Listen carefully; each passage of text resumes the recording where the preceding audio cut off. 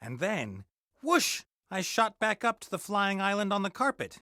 But everything was, I don't know, girlified. And then suddenly Critter clobbered me over the head. Are you sure that's how it all happened? Yes! Or, no! The part with the transformation was later. But I was knocked out, wasn't I? My memories are fragmentary, blurred.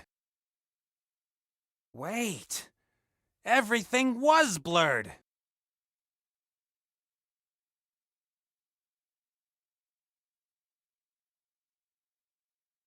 And then I said to myself, why don't you go and visit your old friend the Red Pirate?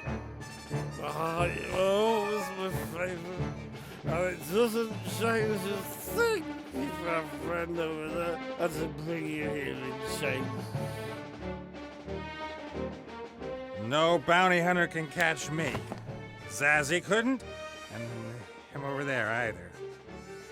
Yeah, and you were nicely tied up when you arrived. Yeah, well, that was just a momentary lapse of concentration. I've been after you since you stole the Mary. And that little demon caught you within a couple of days. Good man. I didn't steal the Mary, and he didn't capture me. I'm not really here.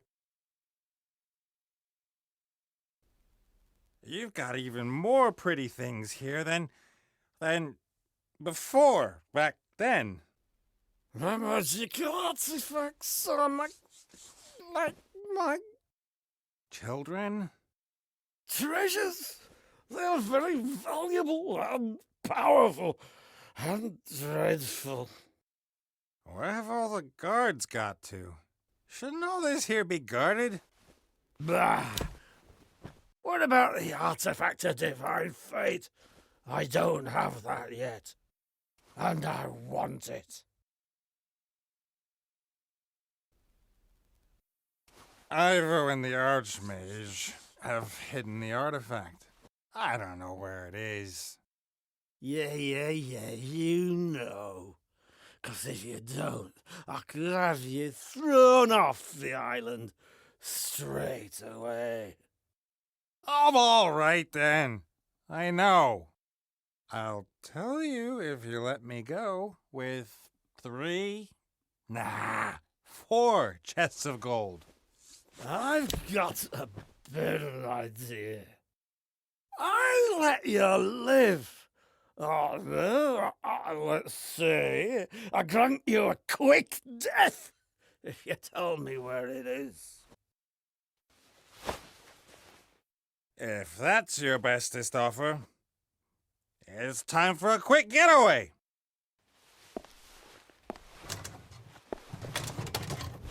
I also hit little people with glasses on, with pleasure.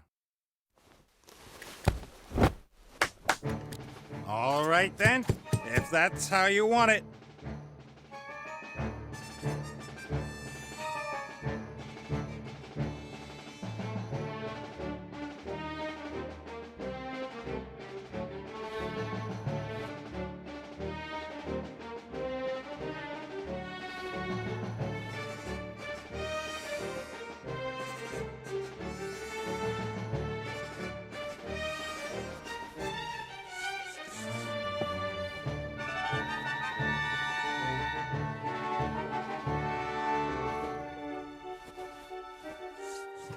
And that, ha, had enough. Oh, what fun. You'll last some action round here. I'll take him outside and stick his head in some cold water. Perhaps he'll start thinking straight again, within the bounds of his capabilities. That's a good idea. And once we're sober, we can get drunk again.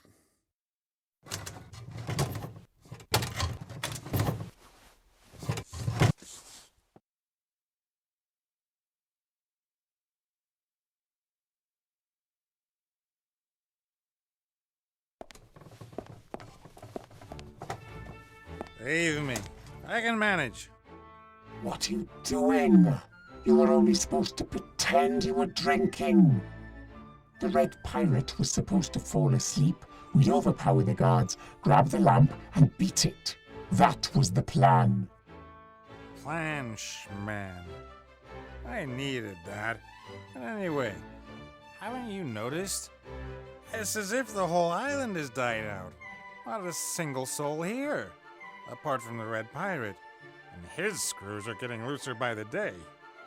And his tasting art leaves something to be desired. There you are! Come, critter! We're getting out of here. There's something seriously wrong with this place. To the Mary! Ow.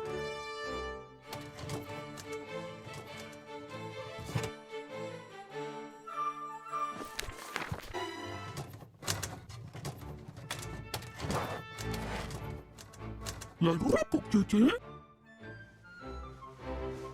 Ow. Look, look.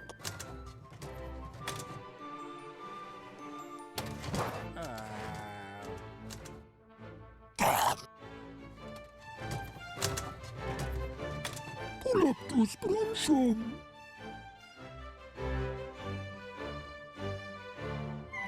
Nox, nox.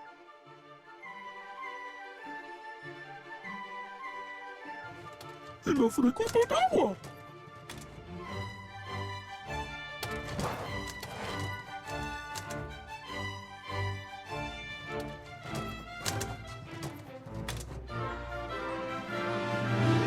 Aufhängen.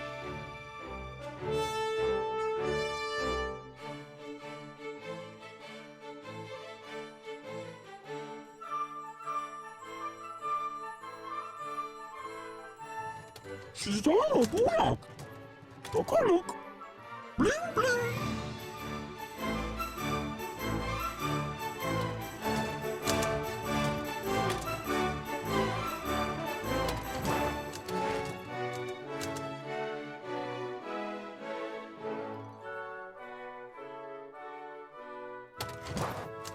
Poco salara.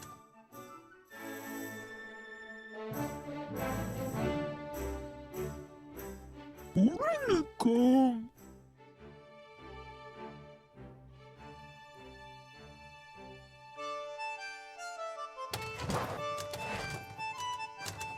Elevators. That is unprofessional. Puralot. The has-been pirate and his bedside rug. Ah, should have known better. Look, look. Babalu. Yes, something's not right. A flying island inhabited only by pirates. The place should be buzzing with life. Put. Right. Instead, there's not a soul here. Just a couple of animals and ugly statues. Nothing. No, I won't leave here without the booty. A djinn who can grant 3 wishes? That's almost as good as your artifact of divine fate. What are you? I'm afraid there's nothing we can do while Nate is incapacitated. You can look, Pregal. You're lucky the Mary's locked up and the old tub only obeys Nate since he saved her life. Otherwise, I'd have nabbed the lamp ages ago and been long gone. You just make sure Nate comes around again, okay?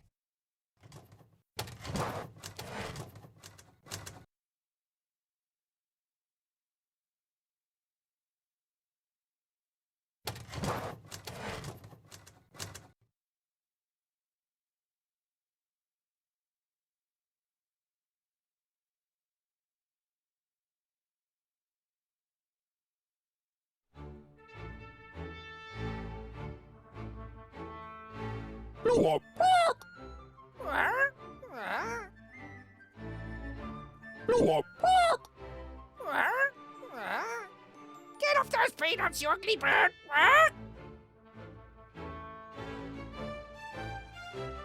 Harsut Quilla! Harsut Quilla! Poco Salara! Ula Dula Ha!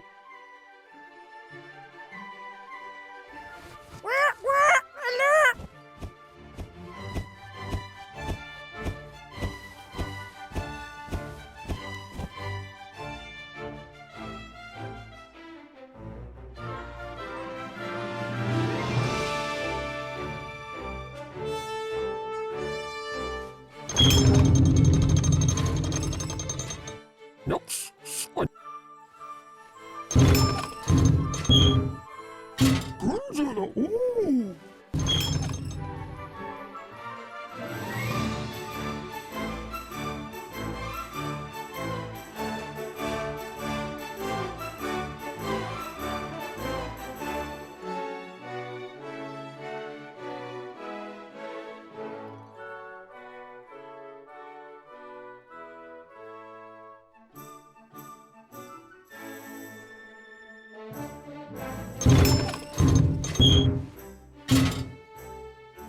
Ula nula, oh.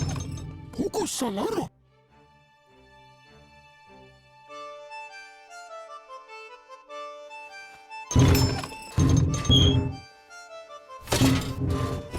Alert! Choco.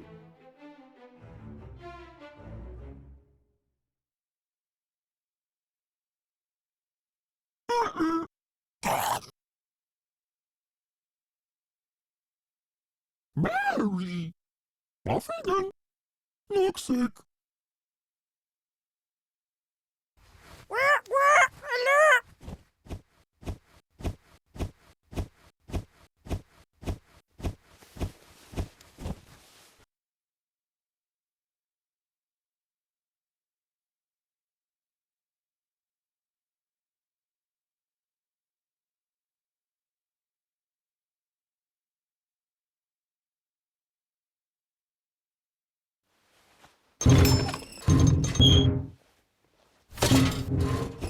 Alert! Alert!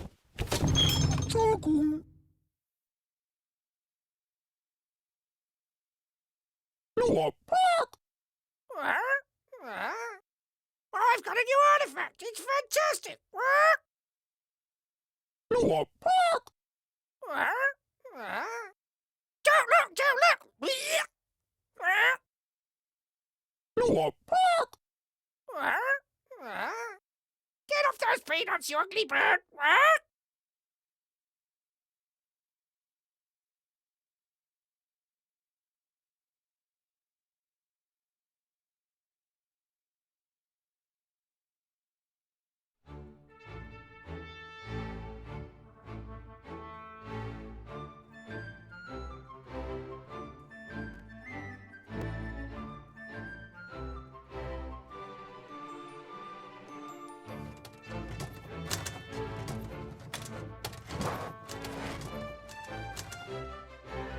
Harsut Quilla.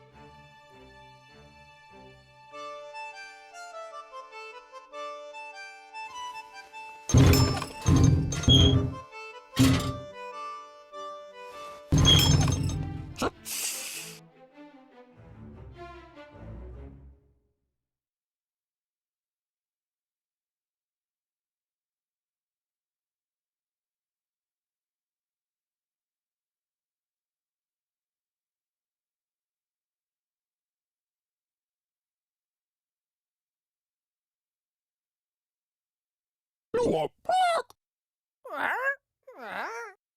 I've got a new artifact. It's fantastic.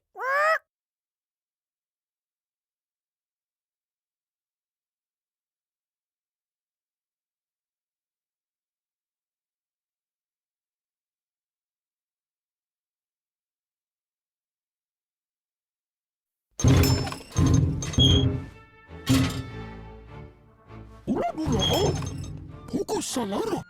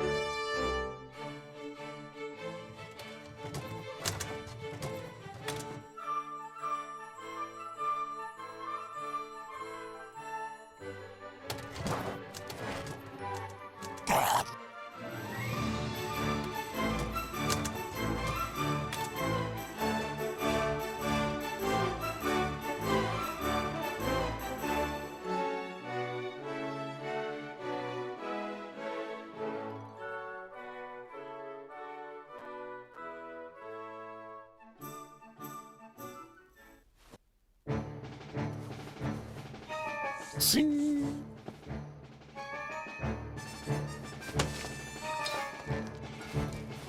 Ula mula.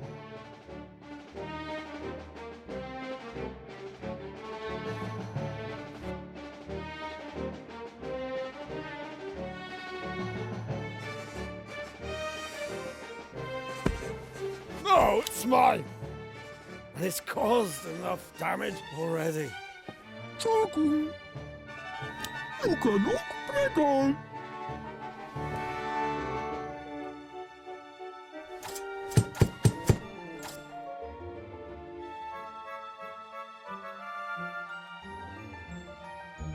Plot.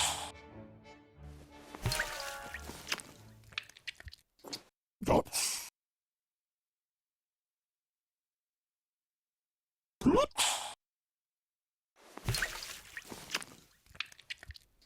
Dots.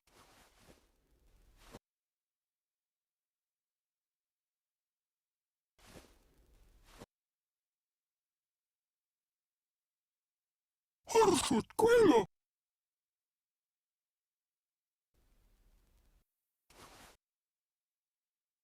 All gone. Left alone. Alone.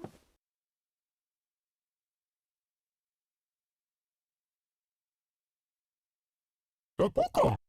Oracle.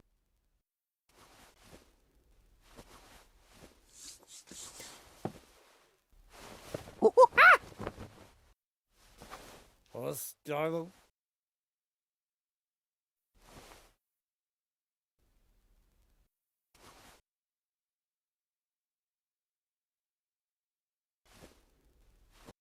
Itok.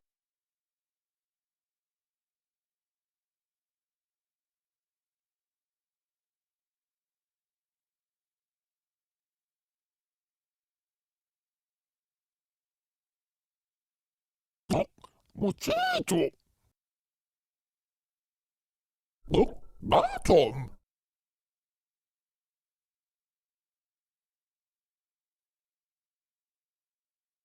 Look, Bronzala Mary. Look, look.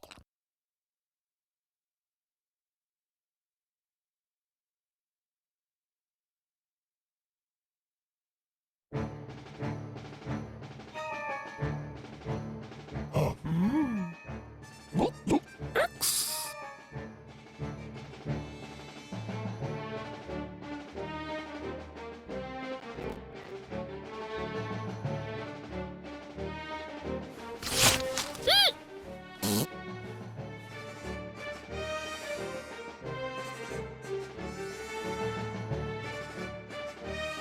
Mons, Fots. Mons, Fots.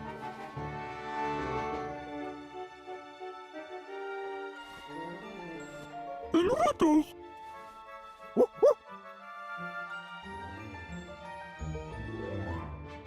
Look, bottom.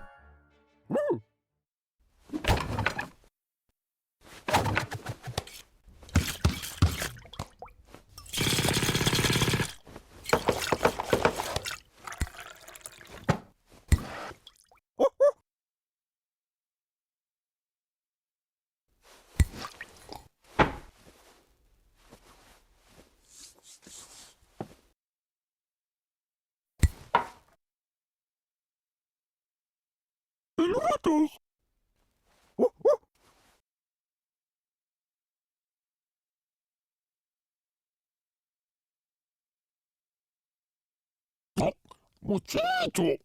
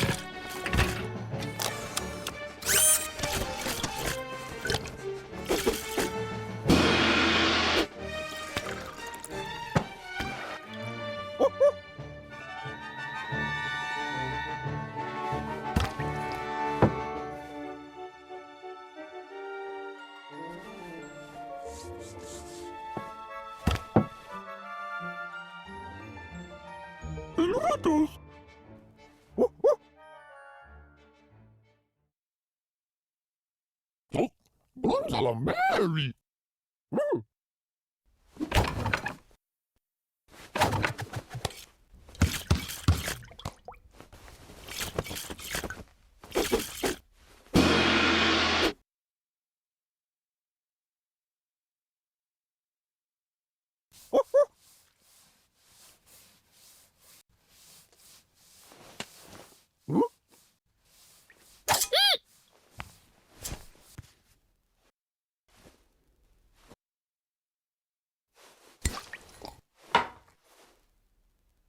Stop this thing!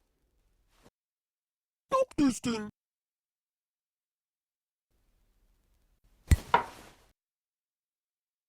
El rato! Not the X! Not the X! Hold up, Herb!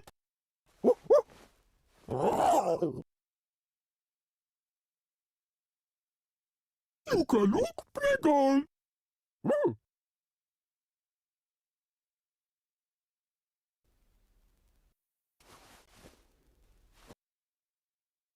Not the X!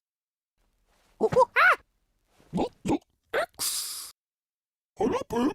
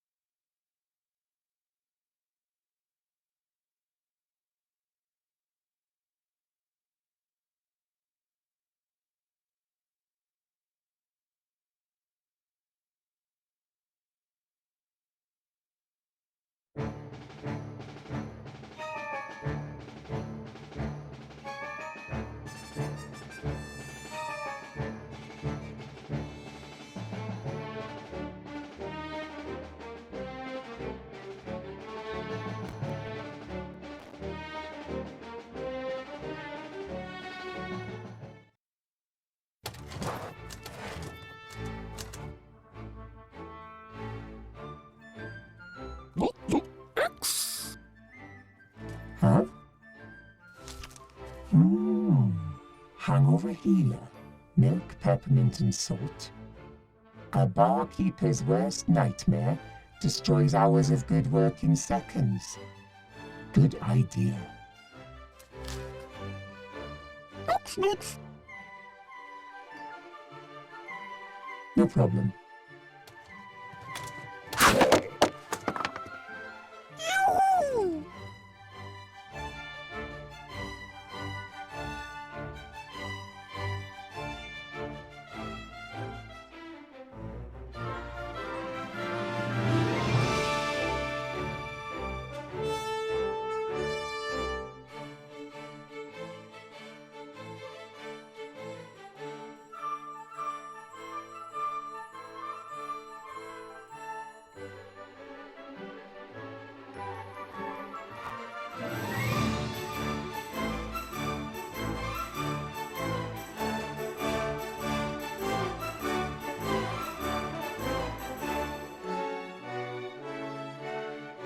Wilbur.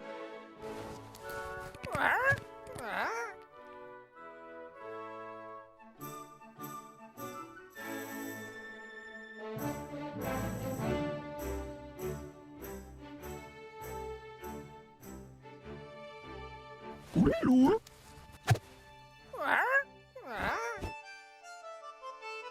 No, bark.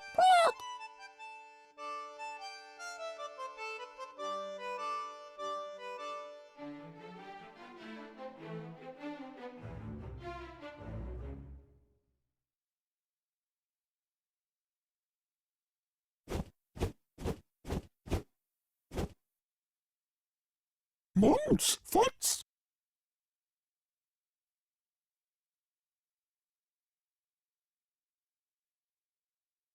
Wilbur.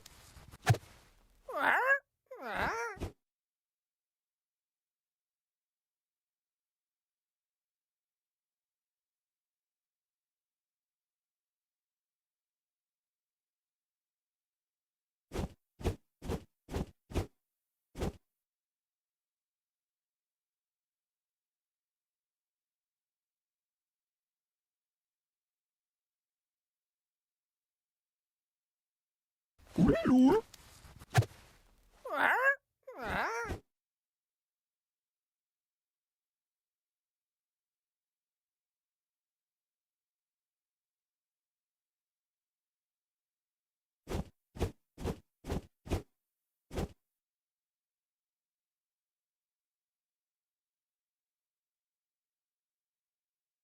Wilbur.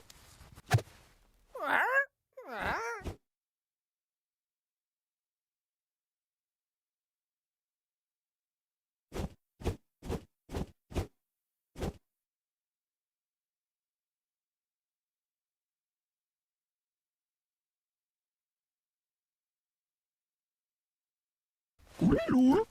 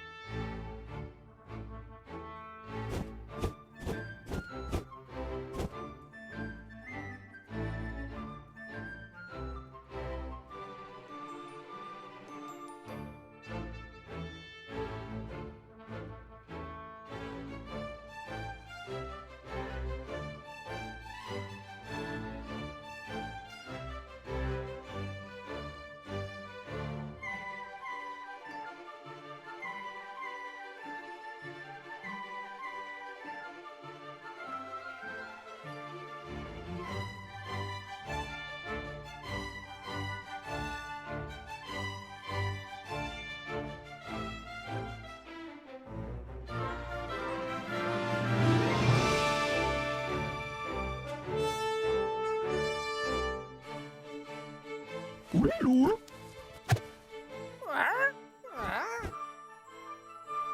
No, bark.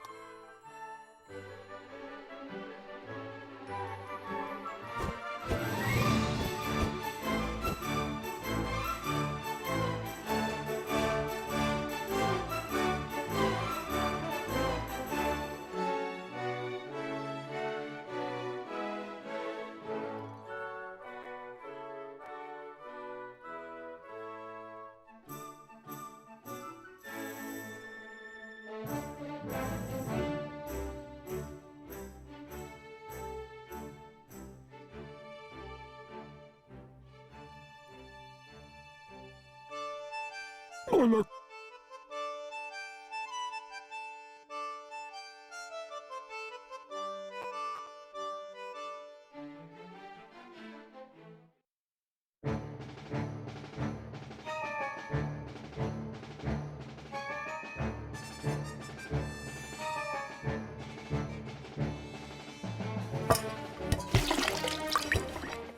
Luca.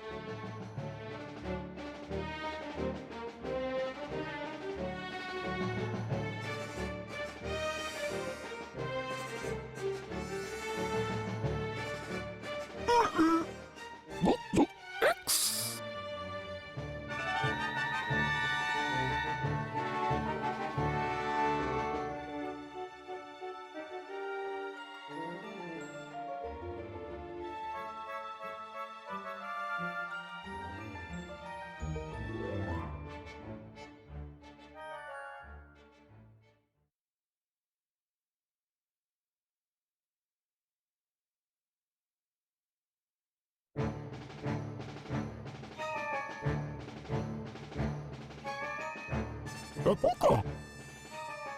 Papuka!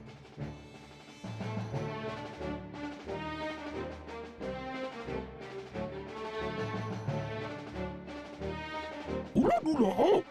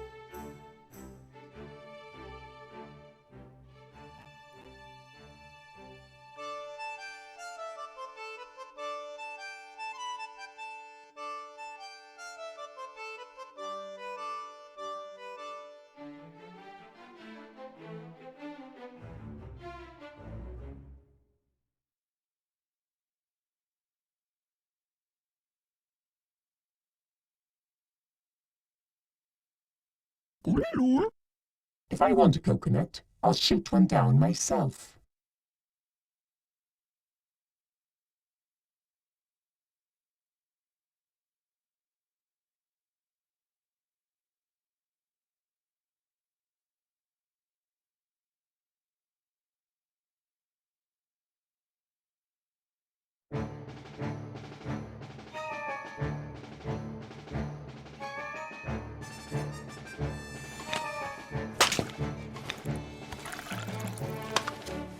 Look!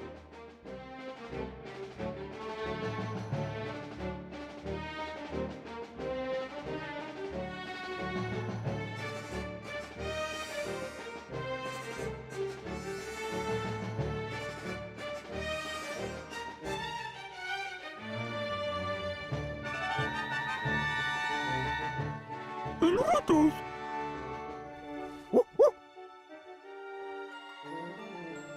You can look bigger!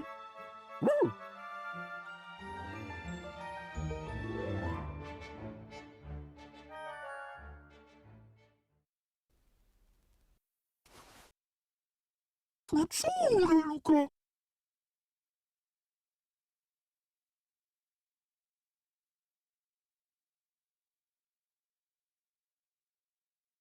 Fazzore, Luca!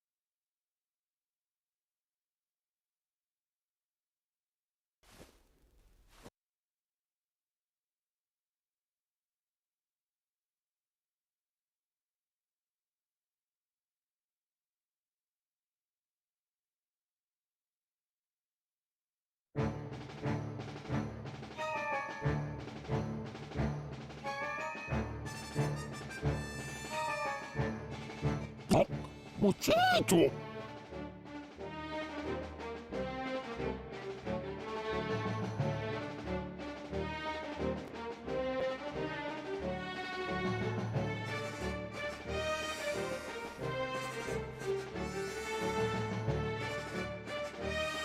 Unwritten!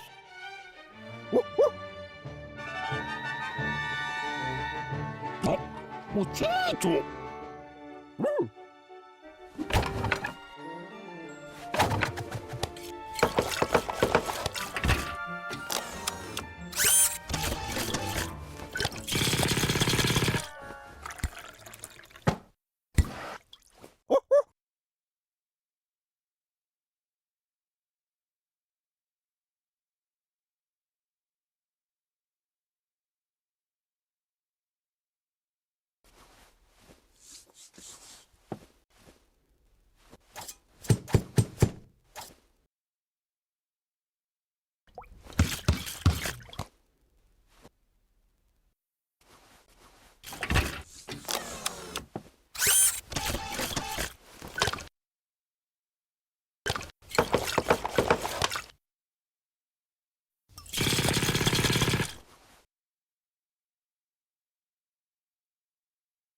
Voodoo!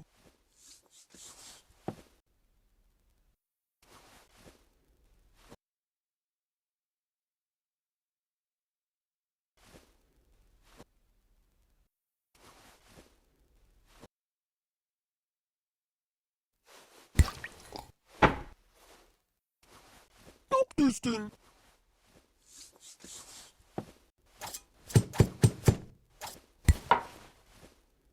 Unwritten!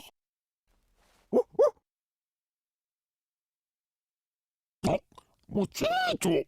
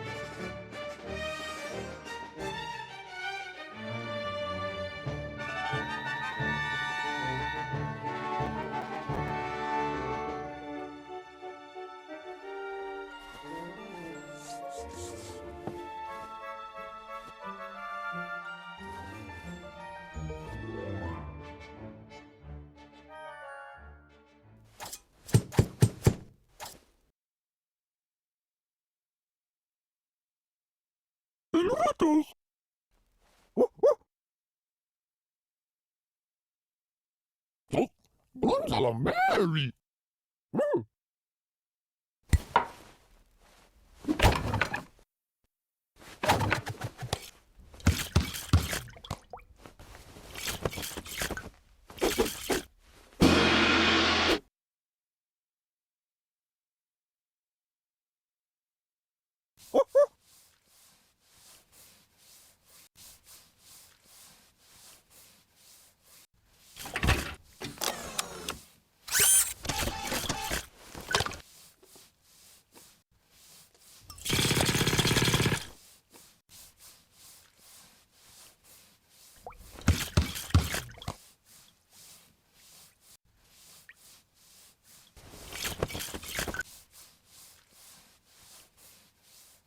Tudo!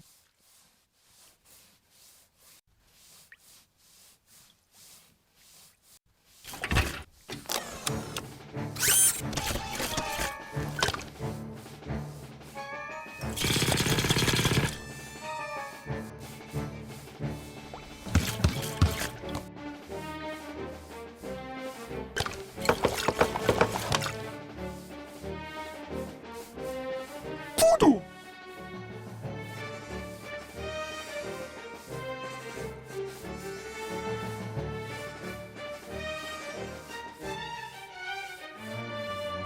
Liksom, poczórka.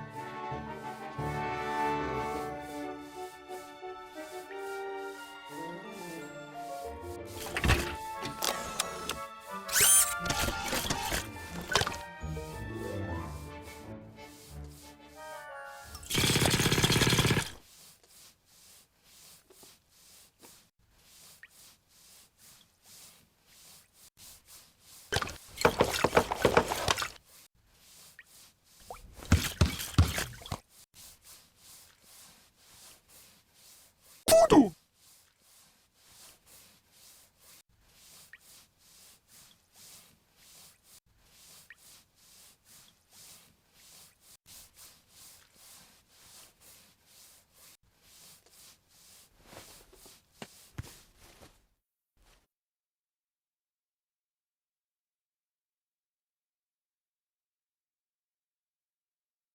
Elevators!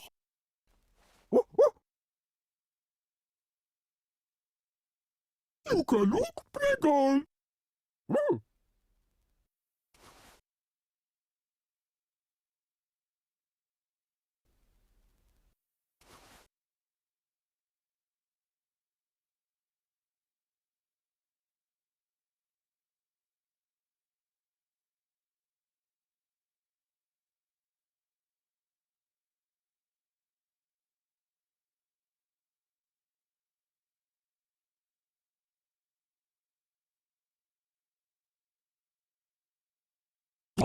Muchacho!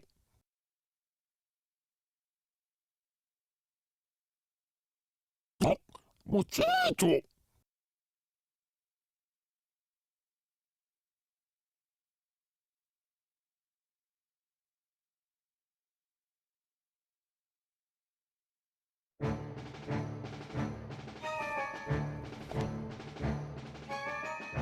Elevators!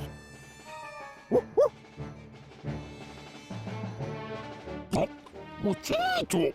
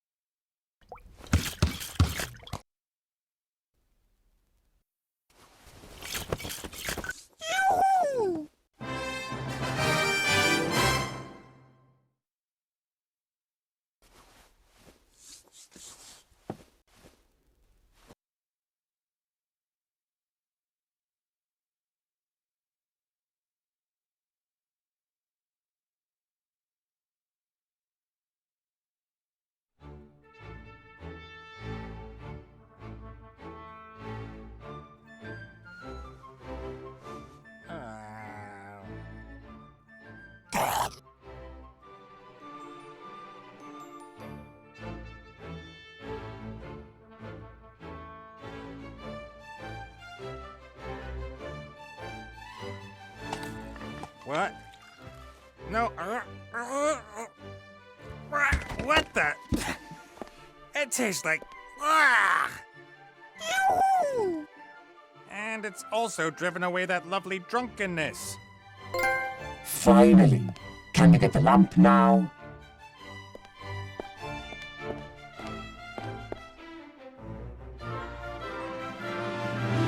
We need to get out of this cemetery. There'll be plenty of other opportunities to find fame and fortune out there. We're here because of the magic lamp, and we're only going to leave this island with it. Says who? This here. There's something shady going on. Can't you see it? The lamp isn't worth it. A lamp with a gin in it that grants you 3 wishes. That's worth pretty much everything. Anyway, we need it to get off this island. Why? The Red Pirate chained up the Mary with a magic padlock. Only he can open it, or a powerful spell. And I take it you don't want to leave the Mary behind. I'll think of something. Huh. 1 wish for you, 1 for me, and we'll sell the 3rd to the highest bidder. That's what we agreed. If we use 1 wish to free the Mary... Then there's still 1 wish for me, and 1 to sell. Where's the problem? But... I don't care what you do with your wish. Release the Mary, or leave her here. Charming. Cool suit. Make it yourself? You don't know anything about engineering. I don't know anything about small talk. Let's leave it at that. All right, then. What was the plan again?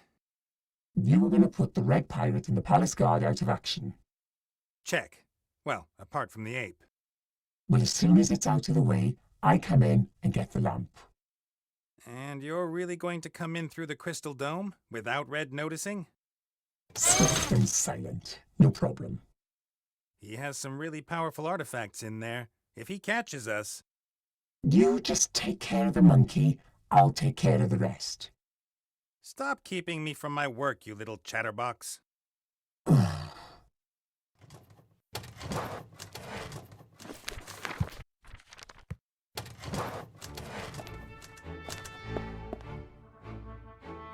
Creepy. They look so... real. I actually like coconut milk, but after that drink Critter gave me, I wouldn't even drink it from the belly button of... I don't want any coconut milk.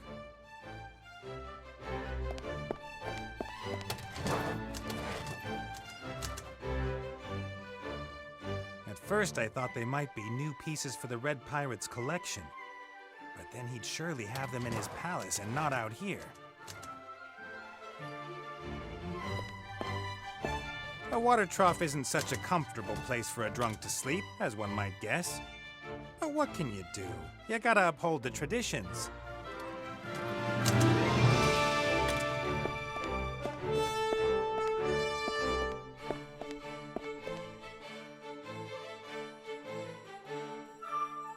Me and the short guy over there were quite sure Red wouldn't do me any harm, for the time being at least. He's a gambler and a collector, and he likes winning. He would have savored his victory first of all. And before he hung me up as a warning, we'd have been long gone with the lamp.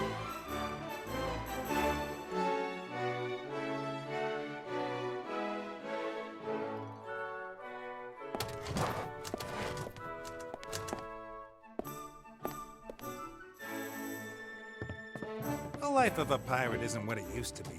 You have to look for alternative sources of income now. Ringtones, promotional events, merchandising, that kind of thing. This shop wasn't here when I lived here. It seems to have been abandoned at short notice, just like everything else. If the clothes I have now weren't of much higher quality than these pirate t-shirts, this would be the ideal opportunity for a bit of thieving.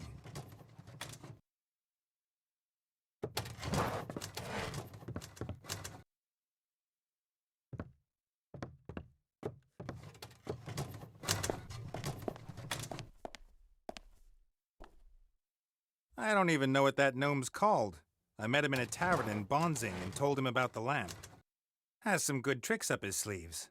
If he says he can open a crystal dome in a flash without making a sound, then I believe him.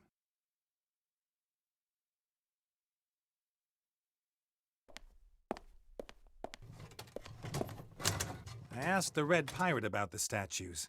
He avoided the question and ordered the next round.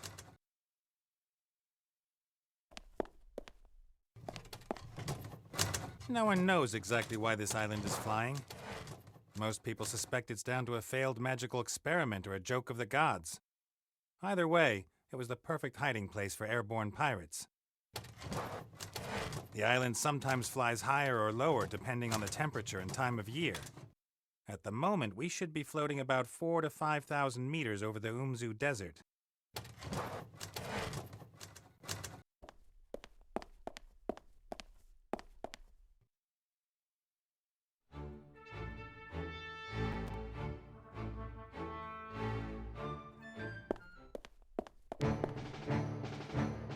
An old sword in a rock.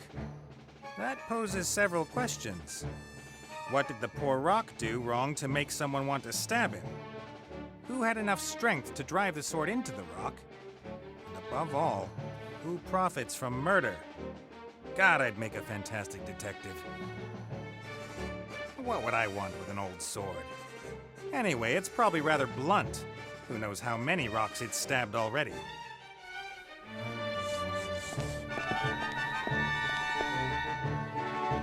He didn't let this bundle out of his grasp all evening and refused to show me what's in it. He was almost shocked when I wanted to see it.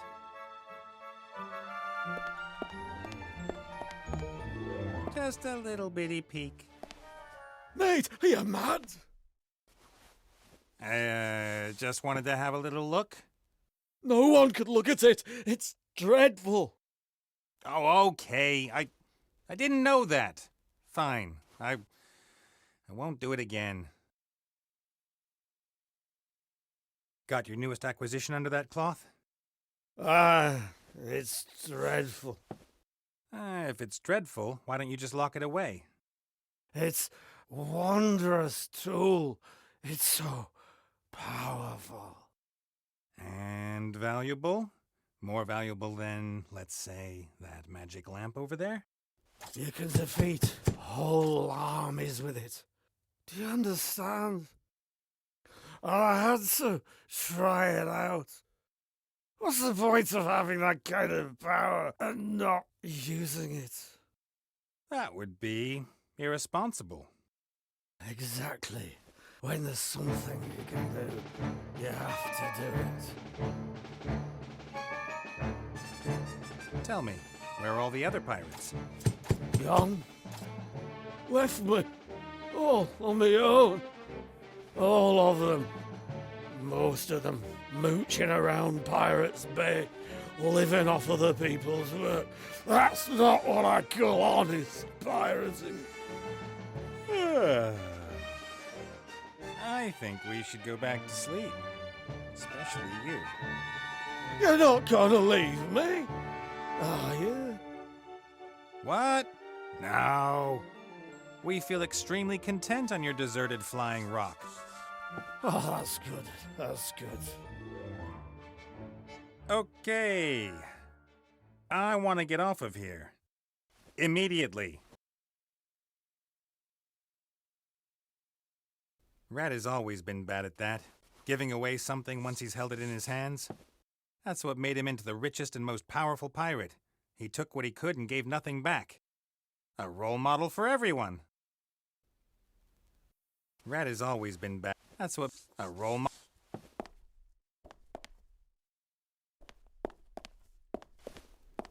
Spirit compass. The needle's spinning all the time. I can't imagine that's worth much. Who would want a compass that doesn't point north?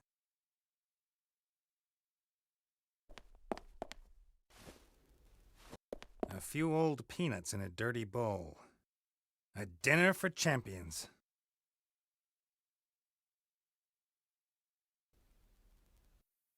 Oh, I'm cured of that. For now. Fortunately, Critter's drink has ensured I got out of this without feeling sick and having a headache.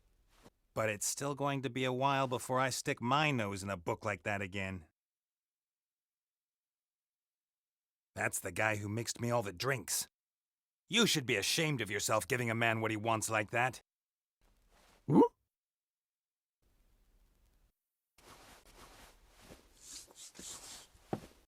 We want to steal the oil lamp without being noticed, so we've got to get rid of that ape. The Red Pirate's got loads of magical toys and an extremely unstable psyche. A dangerous combination.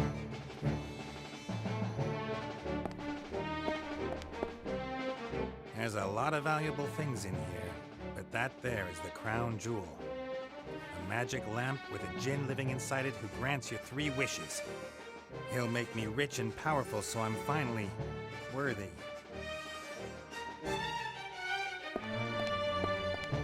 I wonder whether I can just...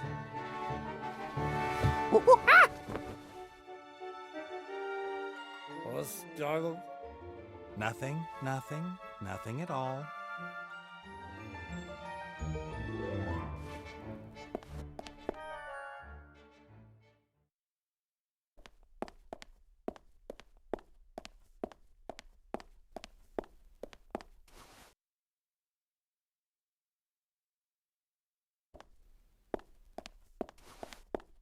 Rat has always been... That's a roll.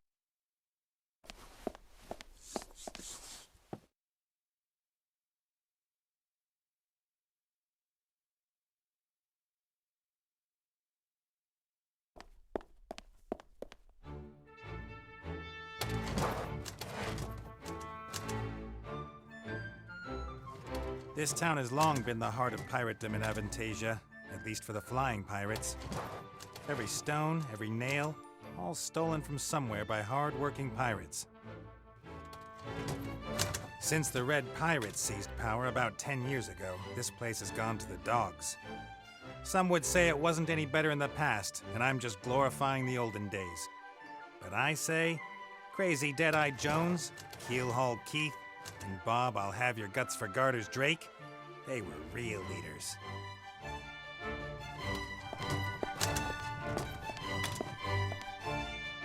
We, the Pirates of Pirate Island, demand that his head disappear from our island immediately. Signatured XXX, XXX, XXX, and so on.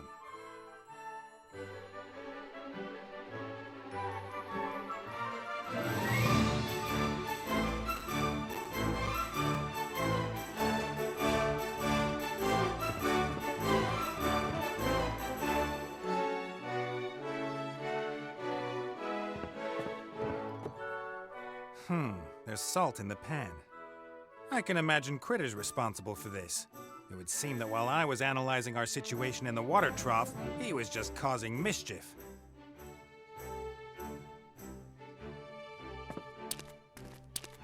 The padlock really does look magical. I wonder whether... Alert! Shh, shh! All right already. Look, but don't touch. I get it. Do you like peanuts?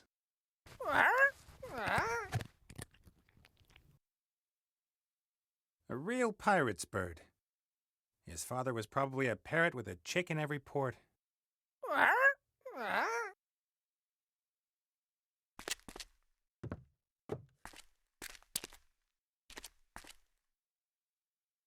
The lens was mostly used to dramatically shorten the getaway of airships whose occupants had incurred the wrath of the Red Pirate.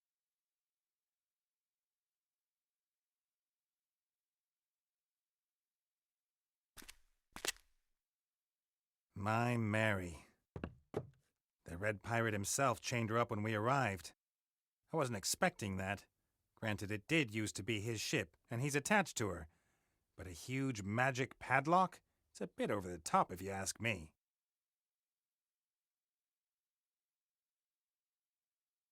Once we've got the djinn, the rest has to follow really quickly. I wonder whether open the padlock and let it rain gold would pass as one wish. We'll see as soon as we've got the oil lamp. Once we've got the... I wonder... we'll... Hey, you ugly bird. Get off those peanuts, you ugly bird! He can talk. Do you think I could persuade you to turn a blind eye while we disappear with them, Mary? Let's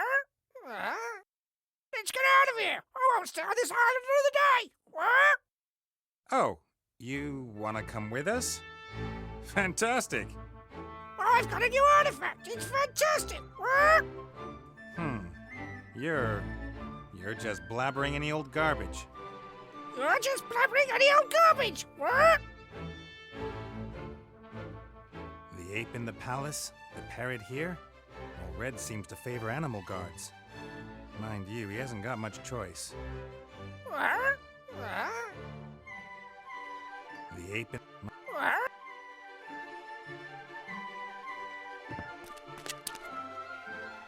Another peanut? Ah!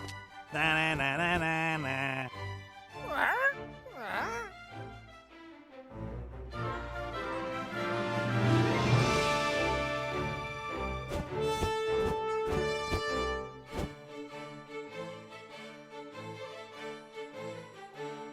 Another peanut? Ah! Na-na-na-na-na-na.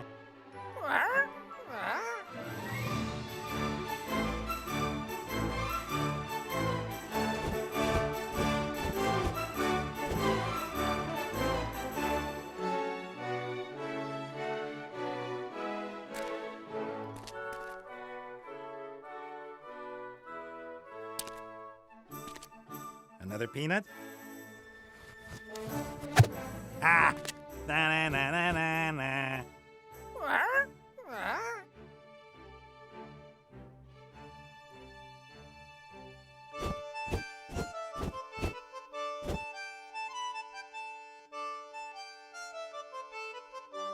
Another peanut? Ah! Na-na-na-na-na-na.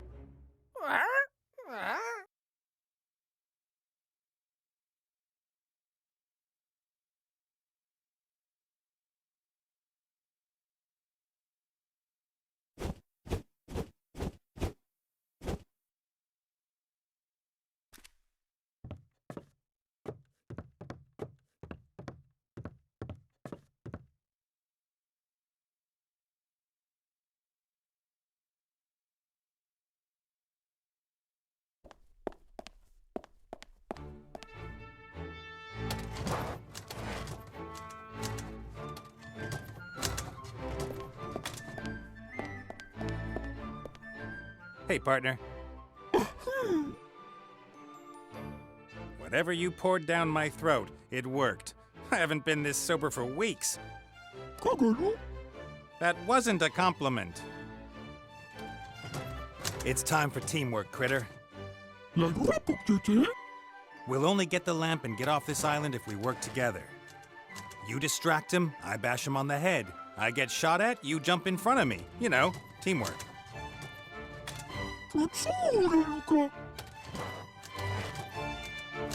I need to think things over. You take over for a bit.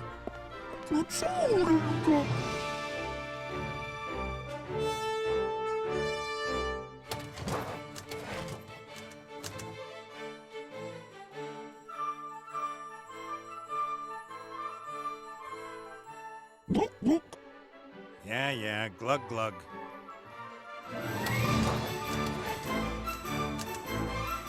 Mounts, fox. El rato.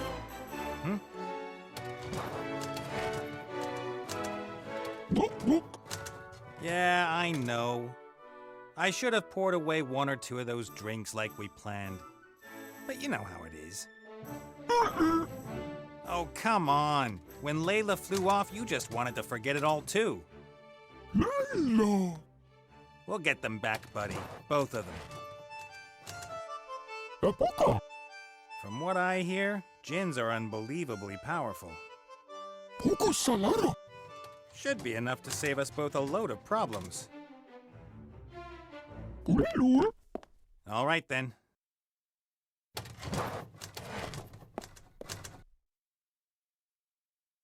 The recipe for that spoil sport drink.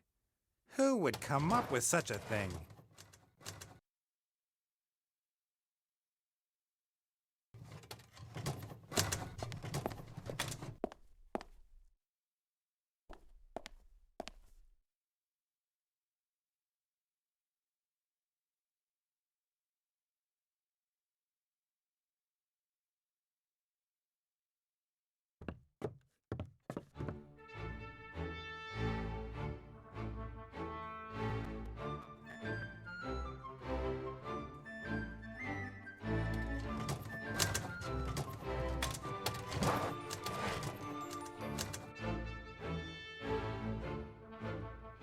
Like a boom boom.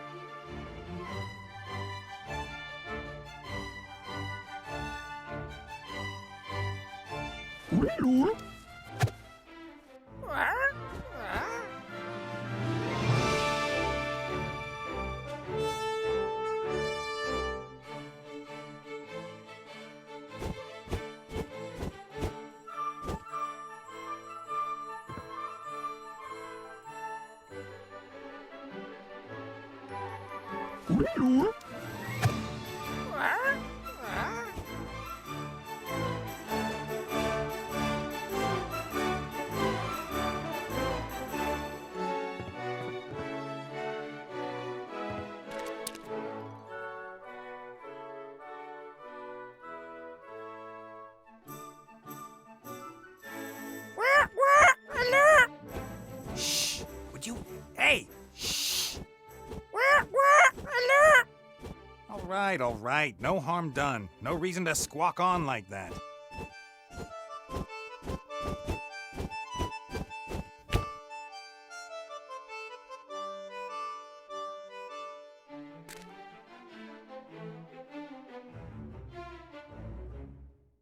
Another peanut? Ha! Na-na-na-na-na-na. Alert!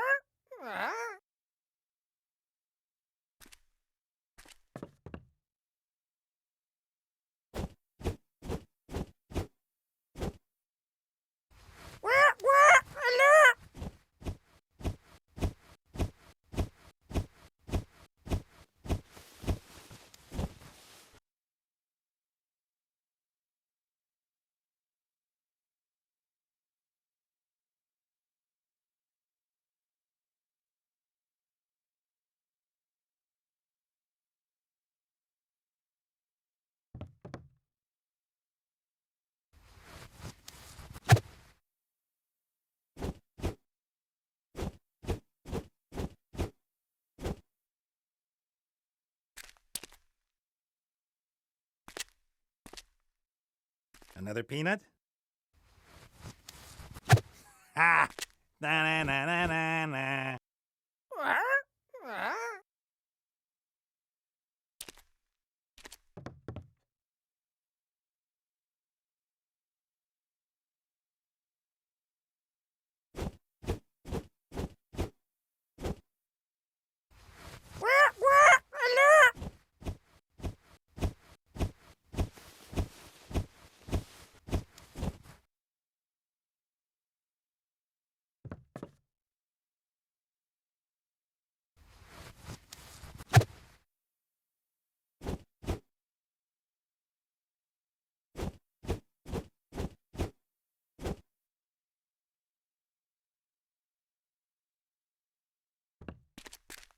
Another peanut? Ha! Na-na-na-na-na-na. Alert!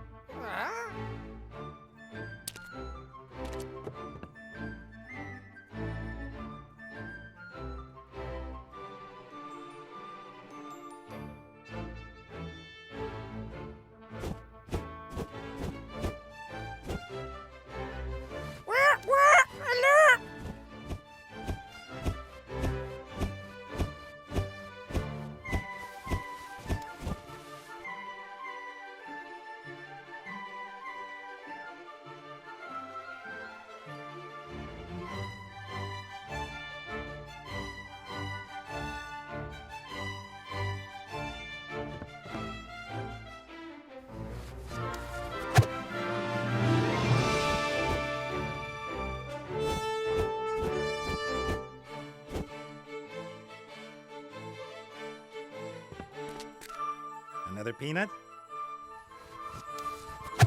Ha! Na-na-na-na-na-na. Alert!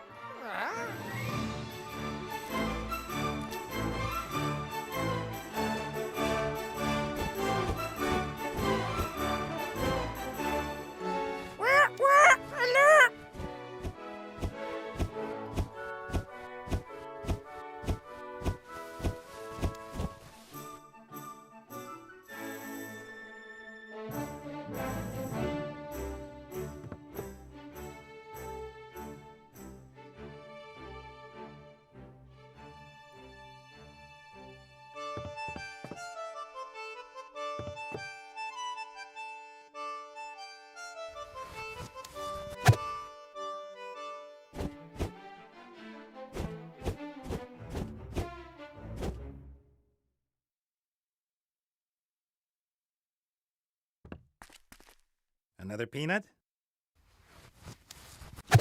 Ha! Na-na-na-na-na-na.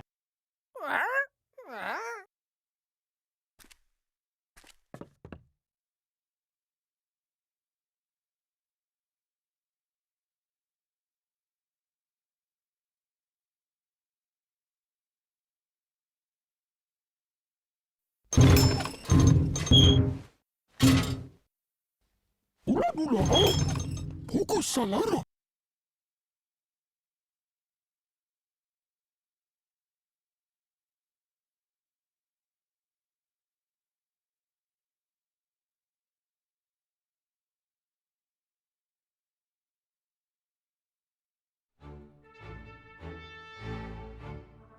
Mums, foots.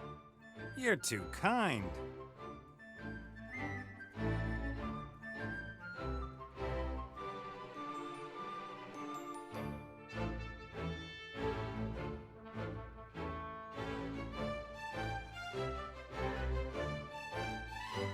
Alert! Alert!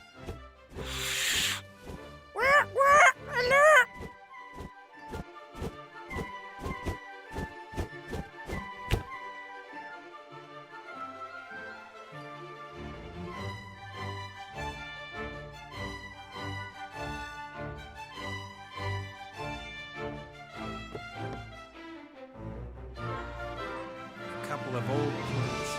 Not even salted.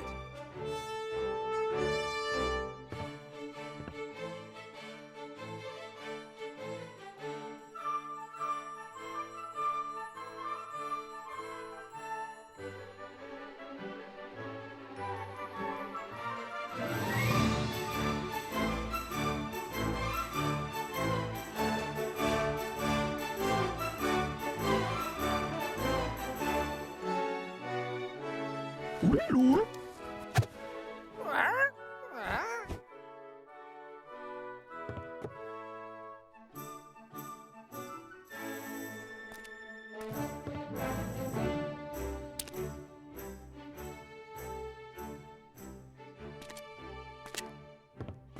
If the padlock really is a real magic padlock, but perhaps the little blanket that strange bird likes to sit on.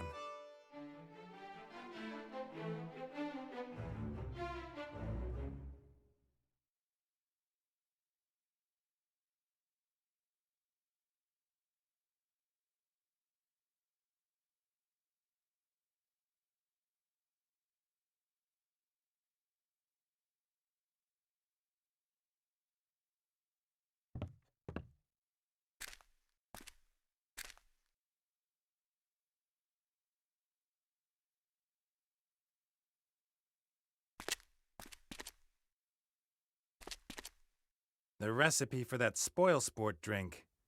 Who would?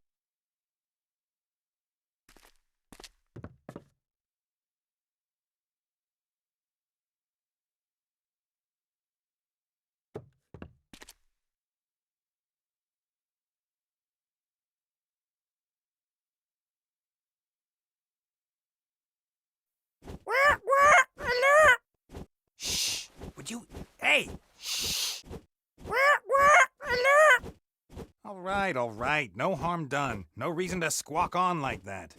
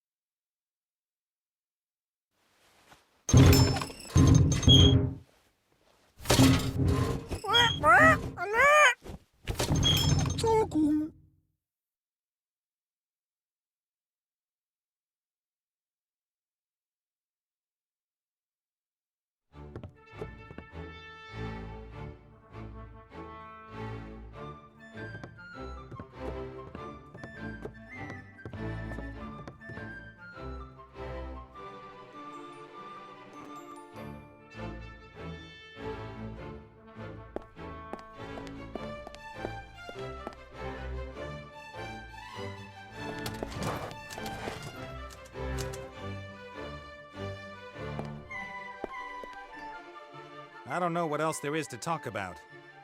Me and Critter will take care of that darn ape. Then Tin Man will quietly steal the magic lamp. It's in the bag.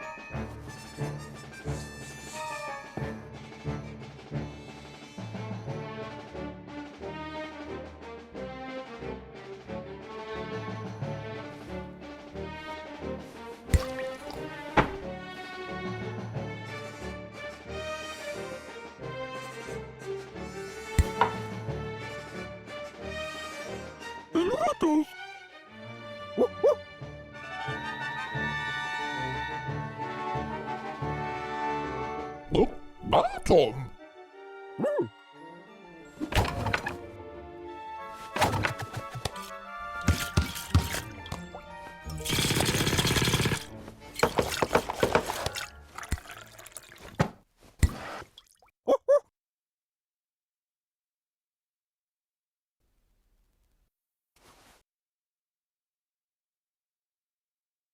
Monks, fots!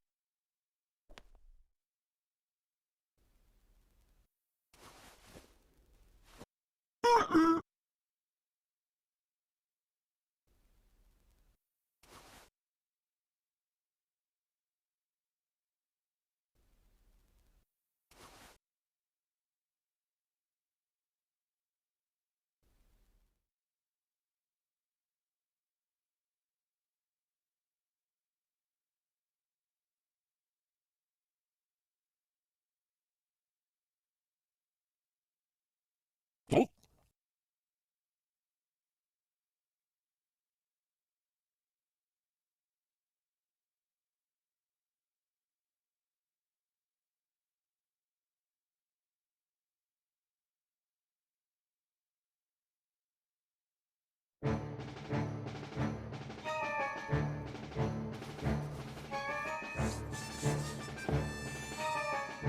Innovators!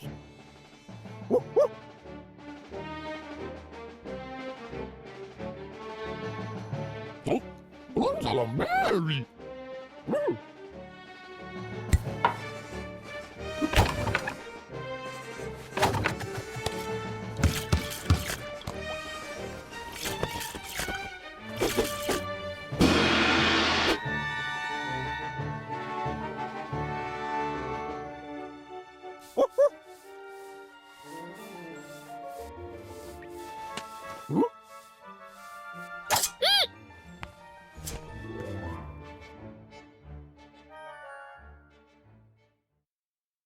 Innovators!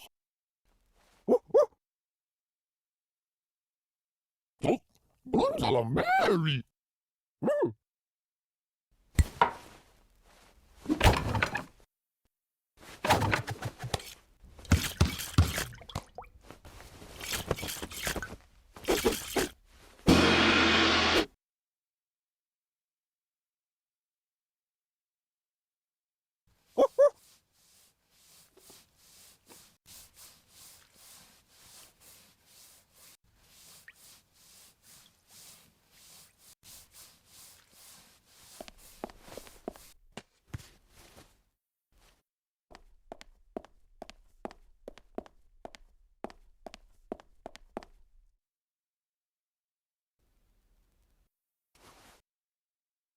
A fight would be too loud and over quickly.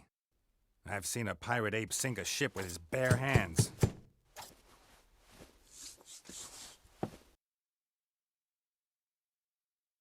We want to steal the oil lamp without being noticed, so we've got to get rid of that ape. The Red Pirate's got loads of magical toys.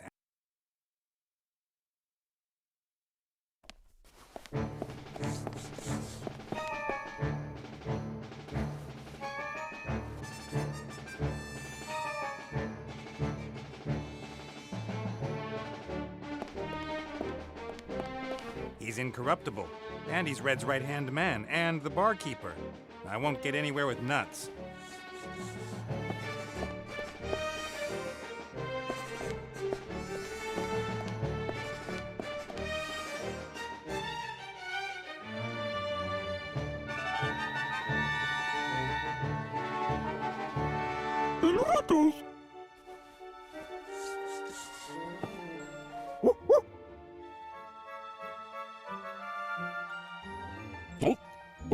Mary!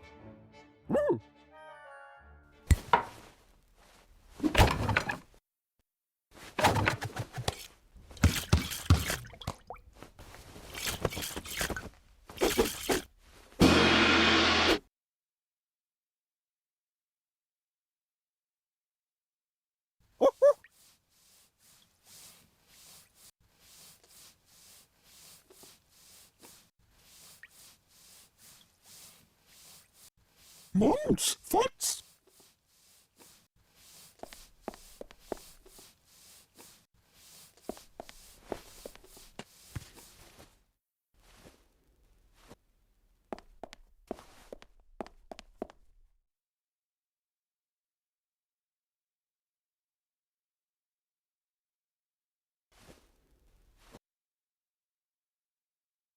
Pilatos!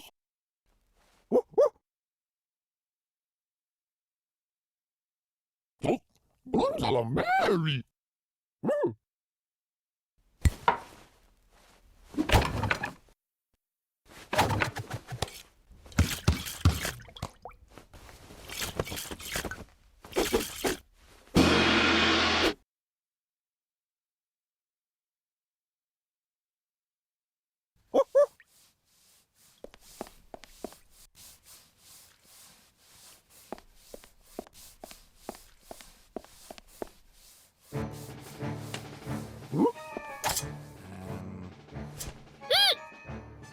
Whoa, take it easy, Pee-wee.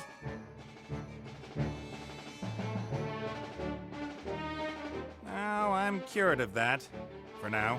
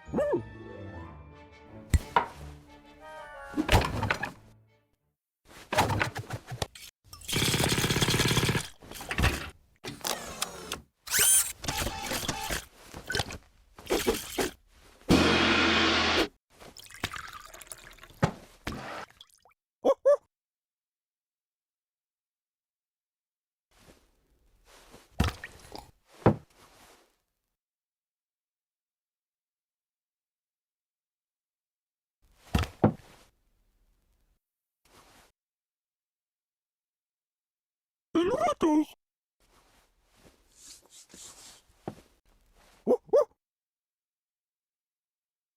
Oh, bottom!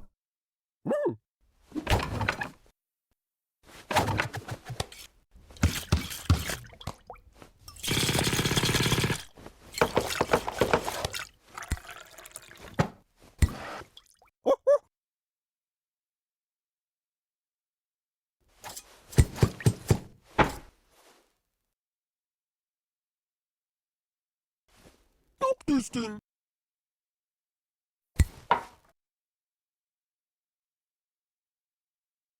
Pilatos!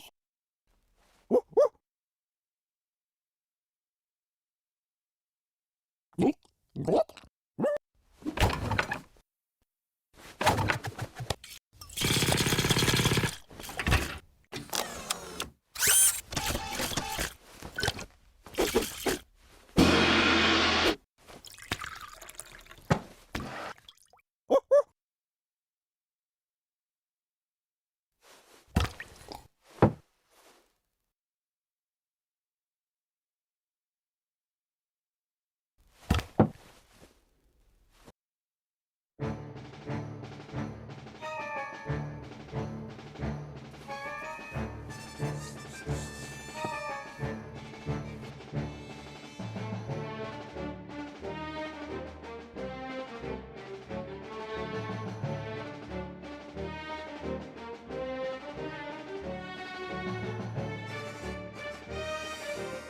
months, fonts.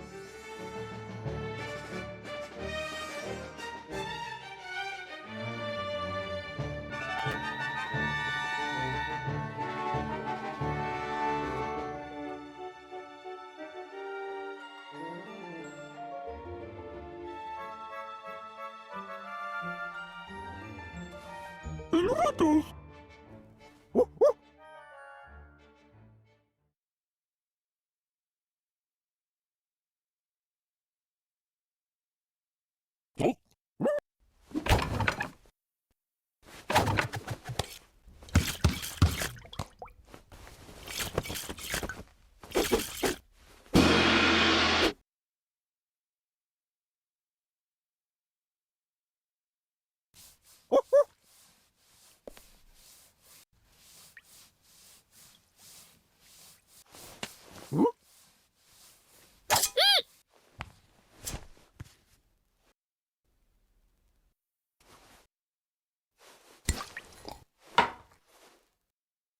Stop this thing!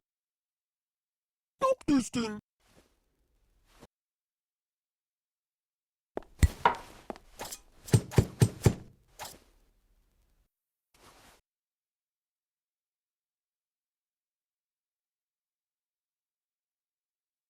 Rat has always been bad at.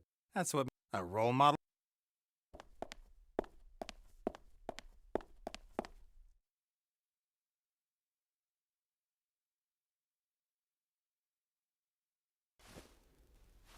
Unwritten.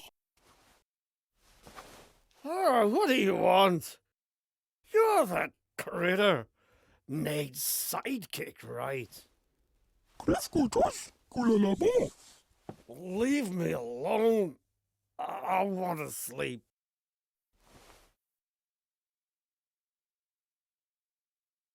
Uladula.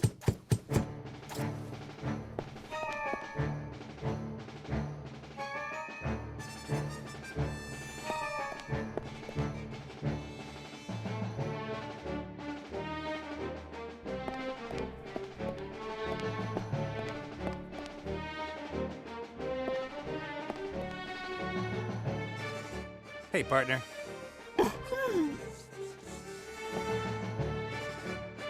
See you later, critter.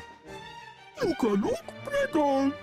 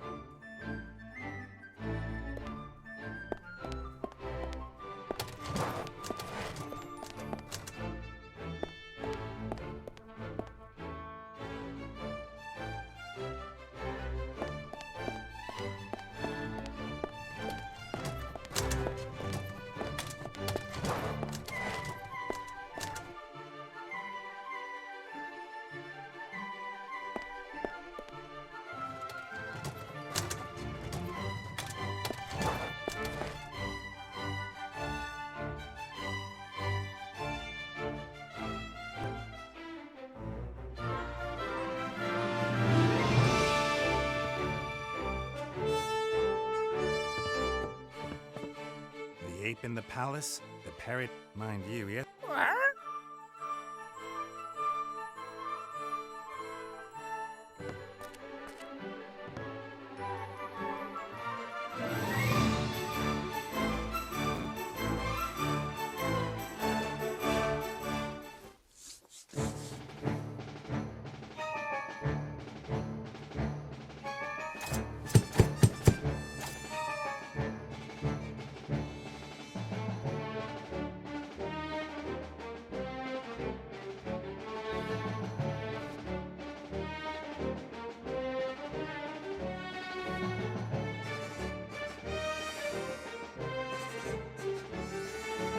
Oh, oh, Mary!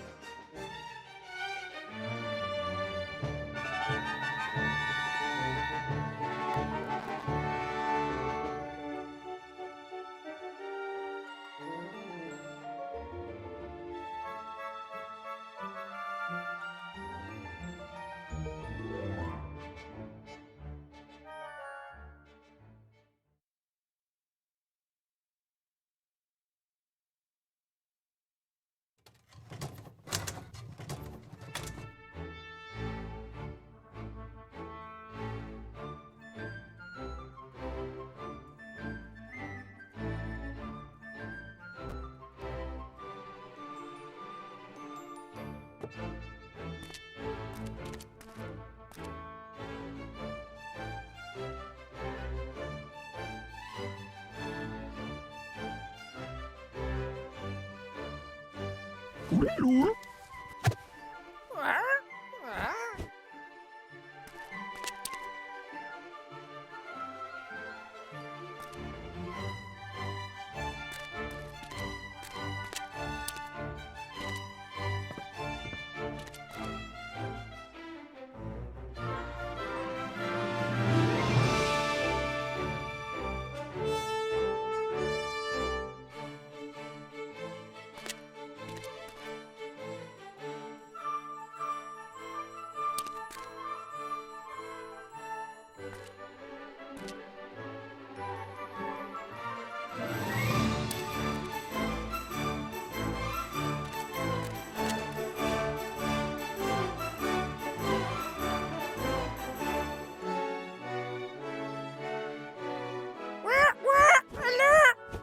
Shh! Would you? Hey! Shh! All right. No harm done. No reason to squawk on like that.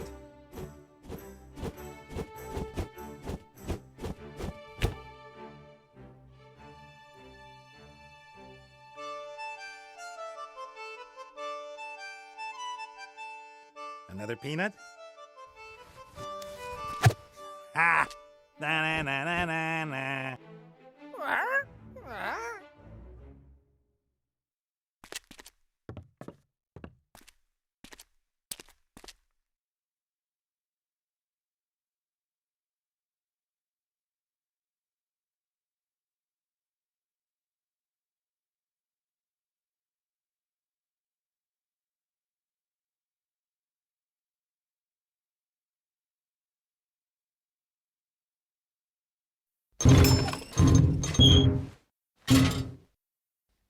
Ula, poco salado.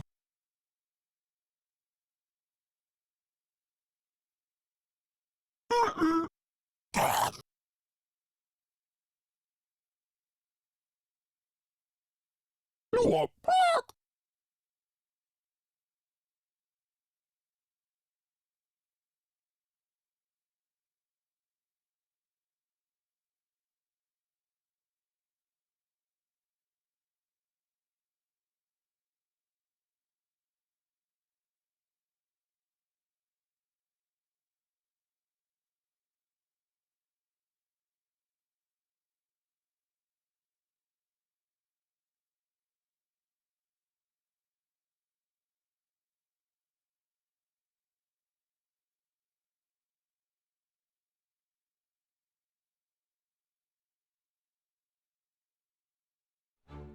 no,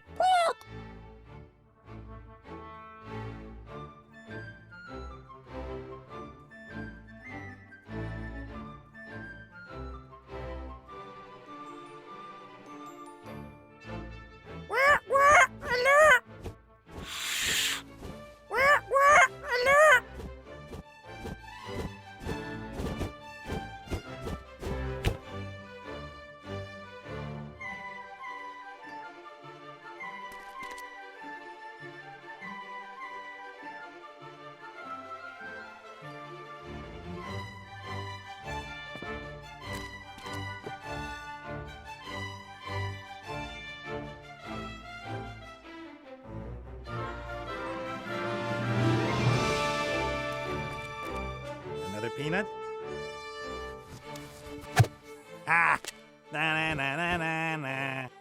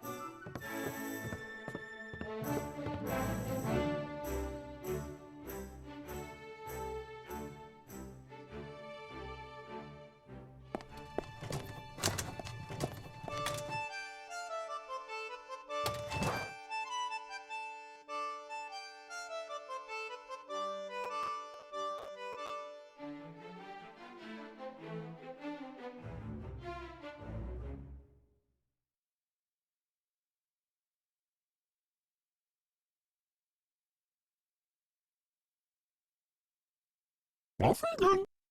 Noxic. Auf Wiedersehen. Noxic.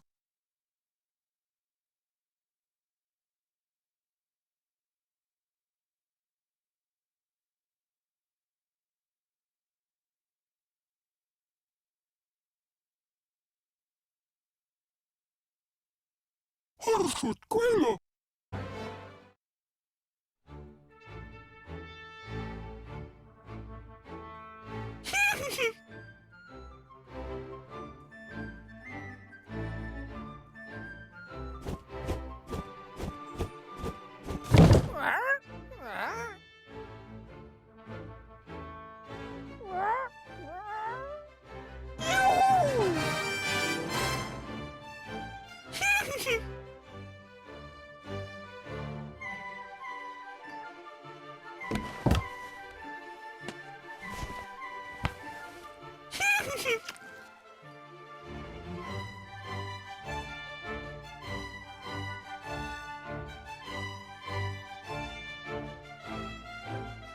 Auf Wiedersehen.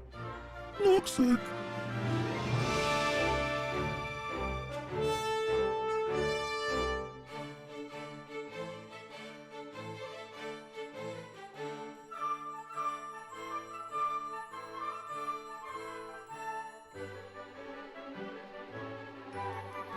Mons, Fotz.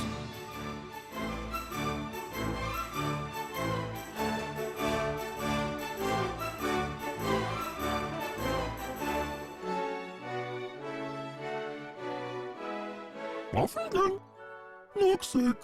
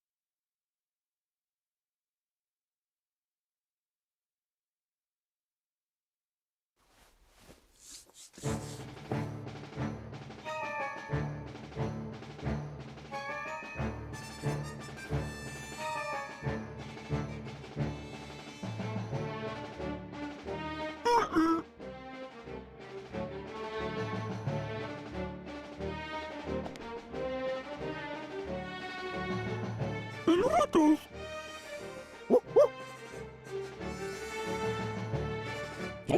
Unser Mary.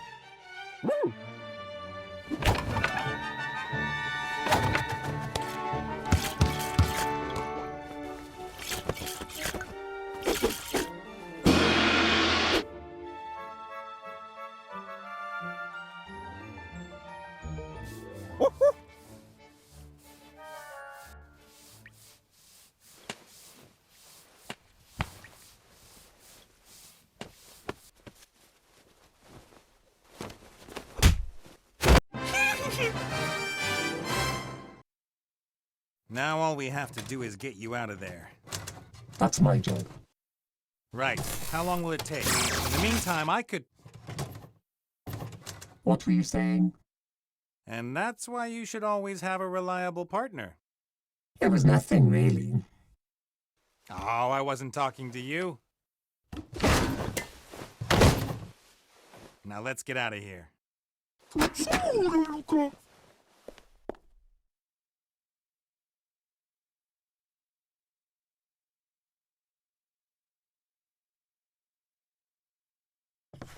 Get ready for the big show, critter.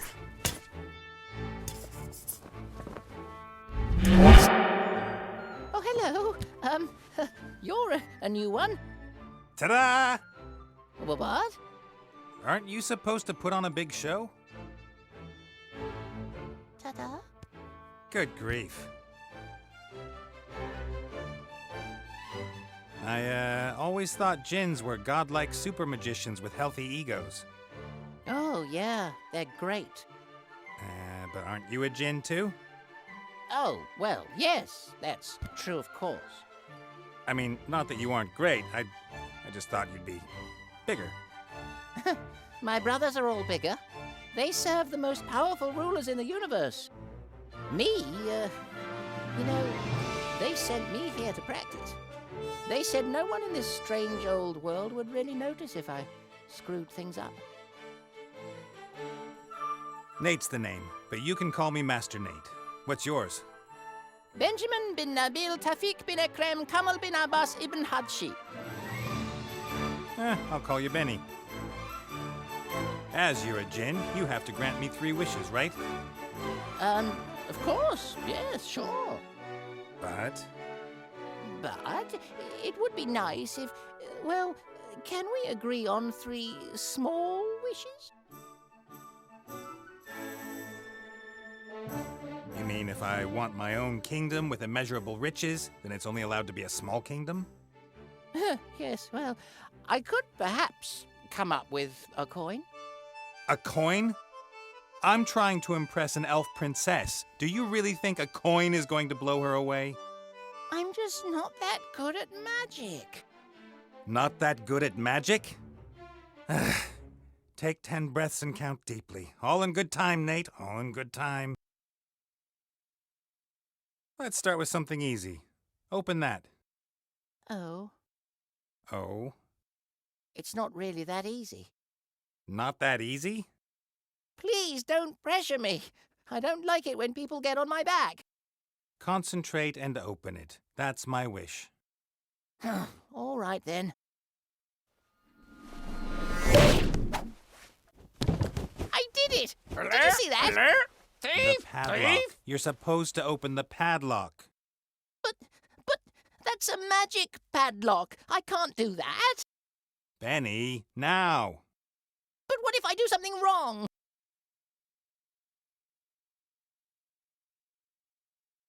Benny, how long have we known each other? About a minute? And in that time, you've only disappointed me once. Really?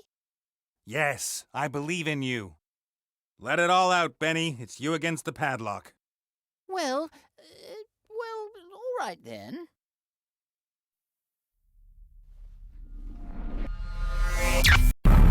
I can explain. The lamp belongs to me. Oh, I'm happy to talk about it. Uh-oh. Uh-oh?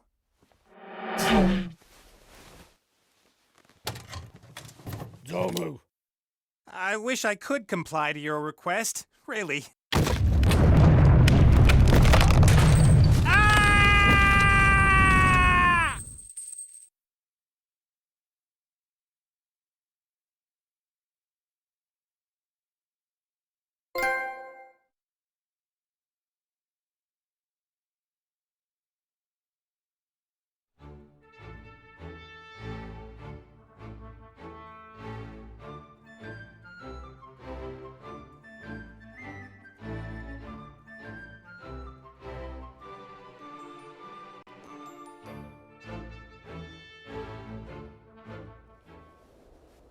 The Archmage claims there are hardly any opportunities for the common citizen to improve their lot.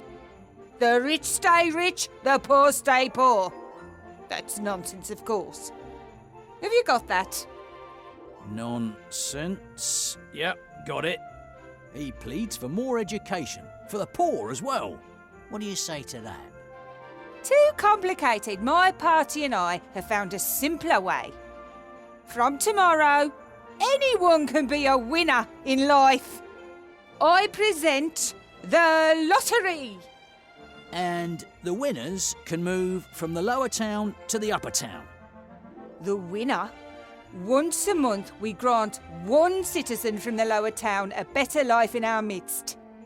And you will report on it, Mr. Fox. The winner's new fabulous life and how I made it possible. The winner. It's singular. The first draw is tomorrow. I expect to see it all over the paper. Very well, madam.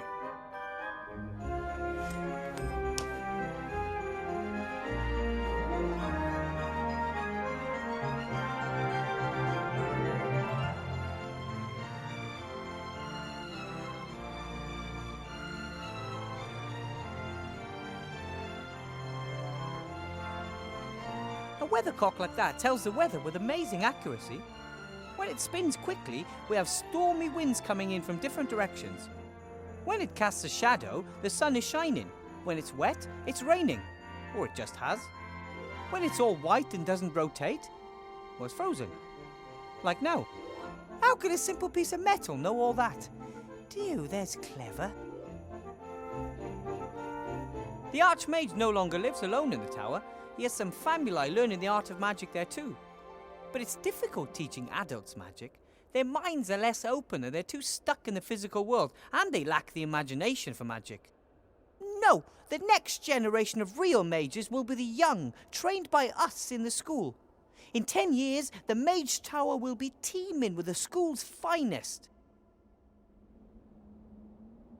For centuries, the Archmage has also been the leader of the Free Peoples, but Archmage Alistair has had this crazy idea that the people should choose their leader themselves. He says it's not good the mages are the only ones to elect the new leader. That's why we're having the election in 3 days. But if things go badly, that loathsome Van Buren will become the Alliance's new leader. It was quite a surprise when one morning suddenly the second tower appeared. The older folk remembered that it had once always been there, until one day it just disappeared. They didn't really pay much attention to it at first because the town housed the mage school. Magic stuff happens. But when it didn't return, they just forgot about it. But I wonder how the tower managed to return unnoticed. I mean, if a tower climbs over the town walls and over the town's rooftops to get here, someone's sure to notice.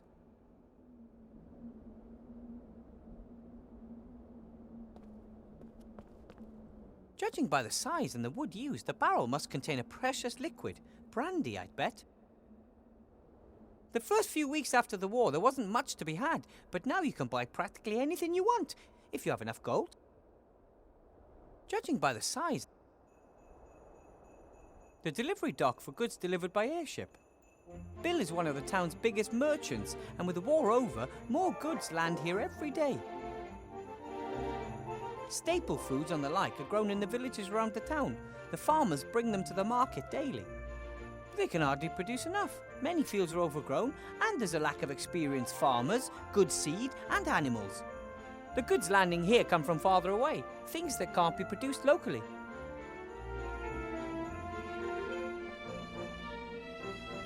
Hello, Bill. Wilbur. How's business? Could be better. I thought business would be booming now that the war's over. It is. But it could be better. Were you in the lower town today? What's the situation like? Those loonies are taking over. What, you mean the protesters? More gold for everyone, they demand. They should work instead, then they'll have gold. But isn't that the problem? They want to work, but there aren't any jobs. There's enough work. I've offered a couple of them work. Yes, but they'd like to be paid. You see, so it is all about gold. You give those layabouts a little finger and they take the whole hand. And who's supposed to pay for it? The honest trader. Then you're on the council leader's side, right? You bet. All the traders are. She's one of us after all, even if only by marriage. Her husband, old Van Buren, was the richest trader in the region. Was?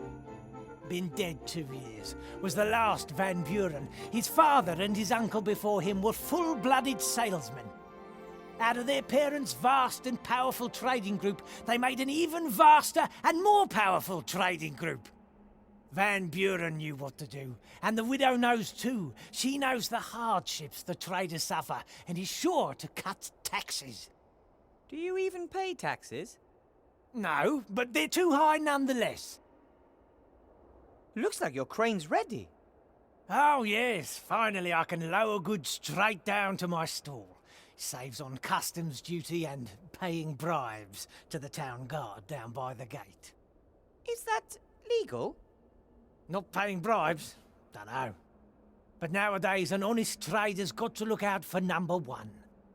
I have to be going, Bill. See you next time. See ya. Bill uses the crane to smuggle things down to the lower town to evade the duty at the gate. Can't imagine that's allowed. Bill uses the crane to... Can't...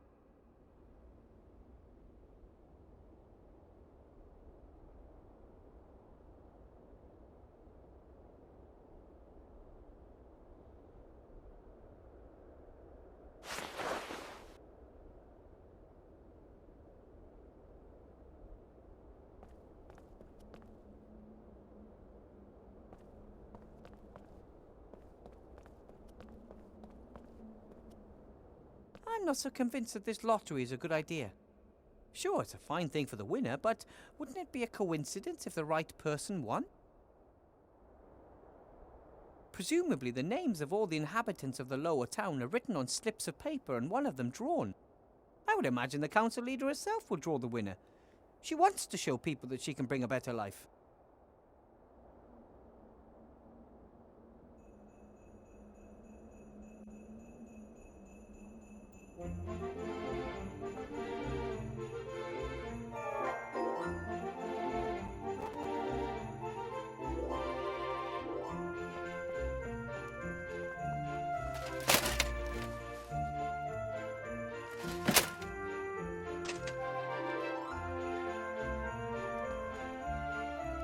The coat of arms of the proud town of Seastone, capital of the Alliance and largest town in all Avantasia.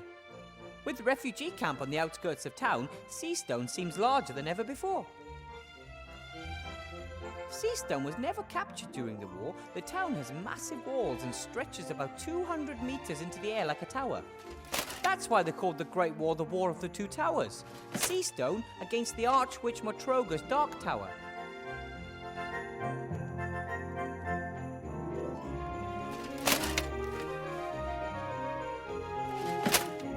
Ugh, creepy. The prison. I always try to get past this window fast. Hello? Is anyone there? You bet there is. My name is Wilbur Weathervane. Who are you? Wilbur Weathervane? Good alias. Call me Mr. X. My friends call me X. X? Strange name. Still, better than Goalpost Head, I guess. Why are you locked up? They want me out of the way. I know too much. But they don't just lock people up for being intelligent. They do if you know the wrong things. We're being watched. By whom? They are watching us. Who are they? The wizards? Them, the ones watching us. They're out there. How long have you been in prison? A few days, but I suspect they'll never let me out. I'm a political prisoner. They want to silence me. Tell everyone. The truth is out there. Here, in Seastone? Yes, probably. Do you really think you'll be in there long? They certainly won't let me go before the elections. That Van Buren wants to show her strength, and it's anybody's guess what'll happen afterwards. Either way, I'm not going to wait until some court passes judgment on me. I'll escape as soon as I have the chance. Well then, I have to be going. Take care of yourself, brother.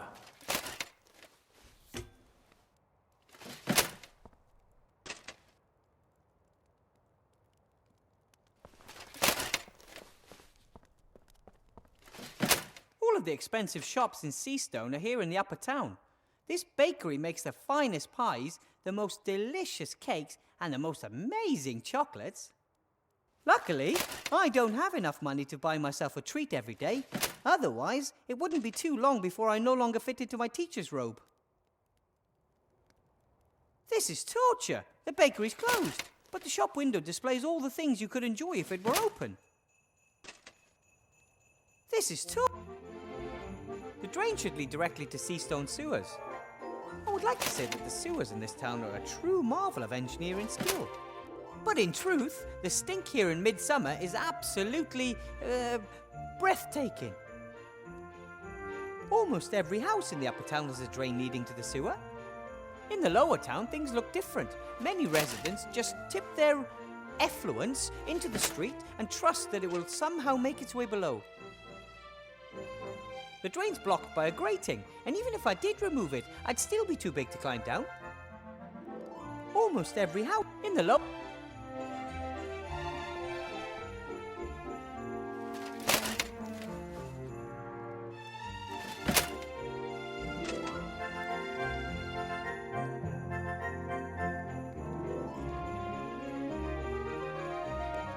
I've never really been interested in magic duels. And even if I had, it wouldn't be right to attack the town guard. Hello, Mr. Shieldhand.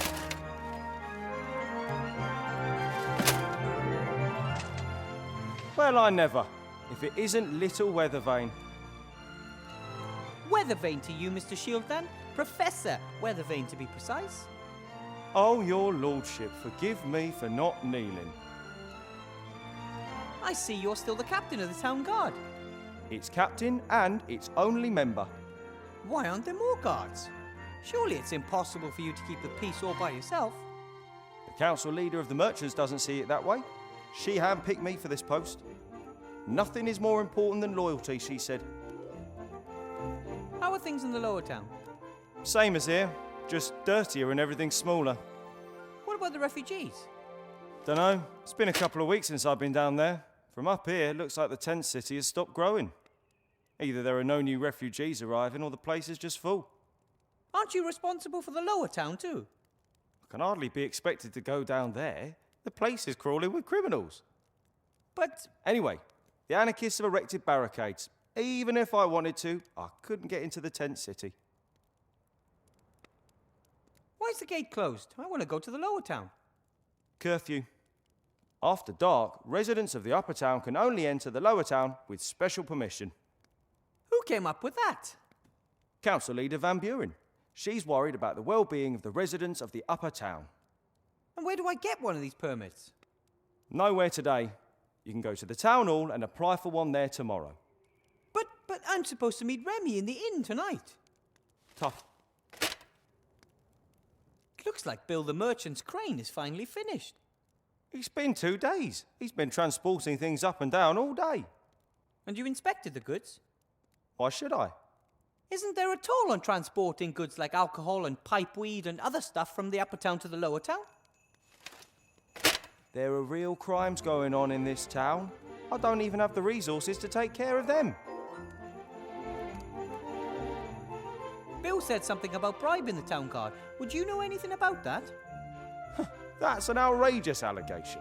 The town guard is not bribable. That's good. Otherwise, you'd probably have too much gold. I mean, if no more goods go through the gate here, then no one needs to be bribed, eh? That's right. So you're saying Bill is cheating the state of its well-earned taxes because he's smuggling goods into the lower town? Do you want to ban him from running the crane? No. Bill and his colleagues are very influential. Anyway, no one said anything about a ban, did they? No. I've got another idea. How can I do it? What do you need to do to stop the smuggling? Someone would have to mark one of Bill's barrels of alcohol and then order it from the lower town. If the said marked barrel turns up there tonight without the tax having been paid, then we have our evidence. You can be really clever, Mr. Shieldhand. The only problem is, I can't leave this place. I have to guard the town, you see. But you can fulfill your civic duty and help the town guard. Civic duty? You want me to do your job? Not for nothing, of course. What do you want in return? I would like unrestricted access to the lower town. For a minute, I thought you wanted a pony or something similarly useless. What makes you say that? You say strange things sometimes. Have you never noticed? Yeah, but a pony? Admit it. You were thinking about it. Maybe so, but I would still prefer to have free access to the lower town. Excellent. You help me convict Bill, and I give you the key to the gate. Yeah, deal.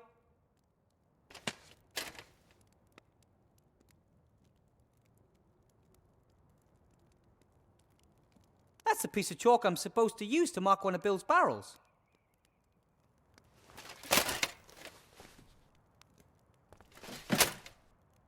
The latest edition of the Seastone Lookout, the local newspaper. Council Leader Van Buren, we are equal opportunity providers. Tomorrow morning we will present our solution to the poverty problem. We are the only ones with simple and efficient solutions to today's problems. There are loads of election posters hanging here beside the paper. Death entered the election campaign last week. His slogans are death to all and death is the solution. What's this? Hey! Archmage Alistair's a traitor. He uses the artifact of divine fate for his own purposes rather than to help everyone. And here, friends of the Archmage claim he never served in the war and he was not born in Seastone. Those are lies. The Lookout is reporting unfairly and someone has glued these fabrications about the Archmage to the wall. No wonder his lead in the polls is disappearing. The Lookout is no wonder...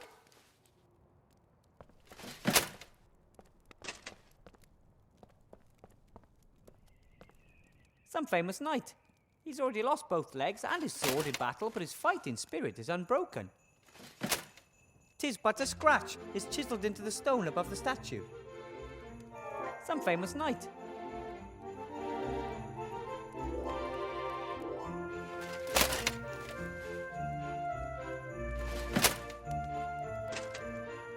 The open loop spell doesn't work on gates, and Shieldtown would object. The gate to the lower town is closed.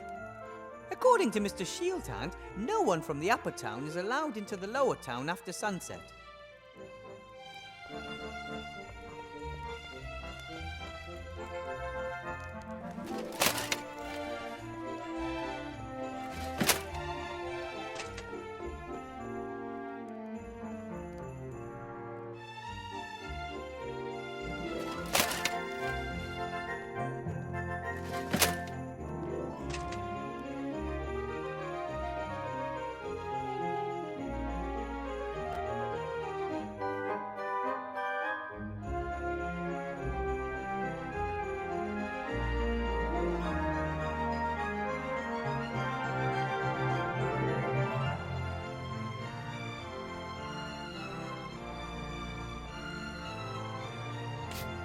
Done.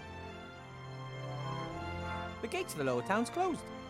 If the marked barrel of brandy shows up down there tonight, we know that it didn't get there legally.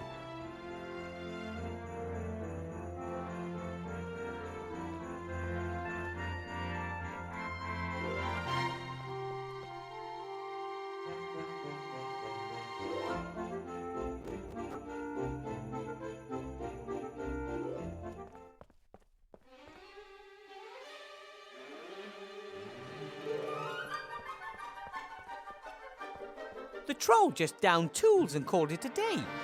I should bring that up at the next staff meeting. Ew, the bucket is filled with some kind of mucus. Half water, half troll spit, I bet. No wonder the floor isn't clean.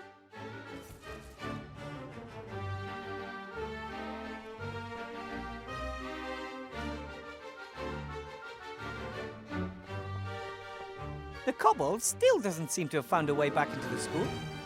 Maybe he's long since given up. Still, I think I'll leave the windows closed just in case.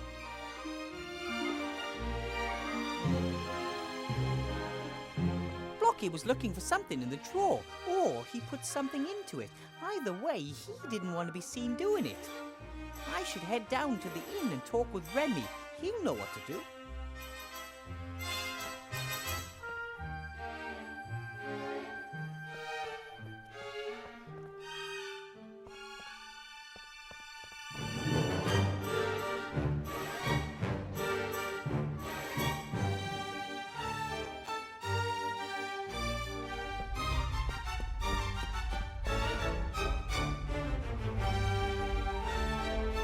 Maybe I can train the plant not to eat the students.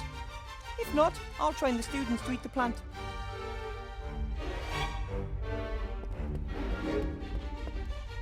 It was so cold in class this morning, condensation formed on the cages and dripped down. Ew. It'd be nice if the stove actually worked. It was so cold in... It'd be nice...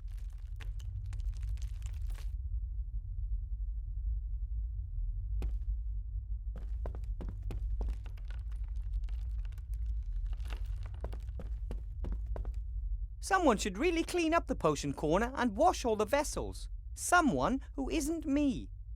Things can go bad when you fiddle with old magic ingredients. That's why I don't touch them until I absolutely have to. Someone should really... Things can...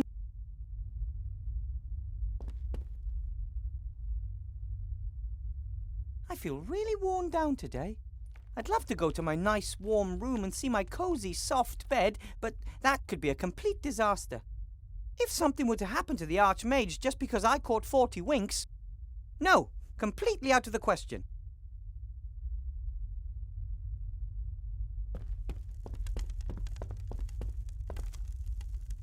As soon as I have time, I might see if some of these books actually belong in the library. Then again, I'd say they're more likely notes from former teachers and learning materials. And what's this? Oh, a class photograph. For a while, photography was very fashionable. A sorcerer unveiled these little devices which could take detailed pictures of the real world. However, it turned out that small demons inside the cameras were responsible for painting the pictures. They stole a piece of soul from those photographed. Photography quickly went out of fashion.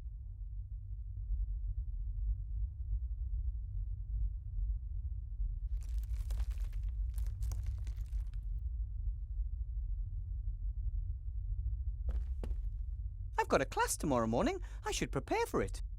Blocky has forbidden me from using magic in class, but how can I inspire my students without magic? I never thought that magic could be so complicated. For me, it was always quite natural. The first time I took my wand in my hand, I felt it. The magic surrounded me and pulsed through me. Everything added up. I don't know if I'll ever understand all of that. I never studied it. For me, magic was just there.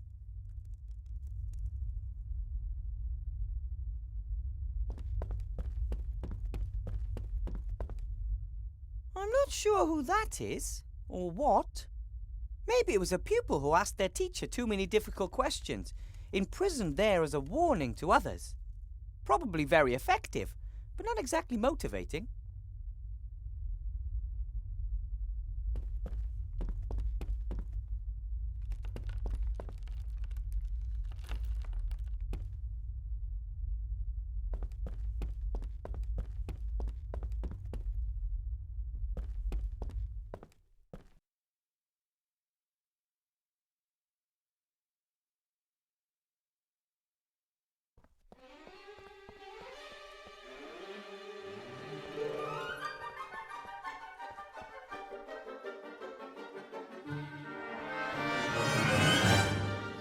I don't think books could help me at the moment.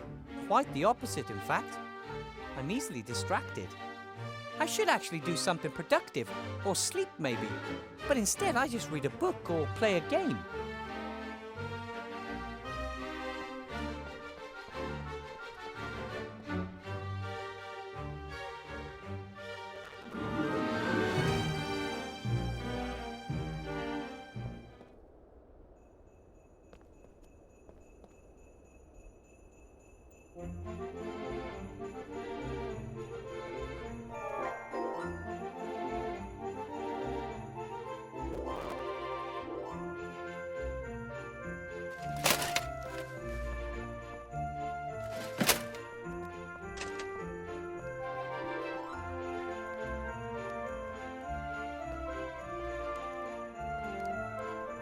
Mr. Shieldhand?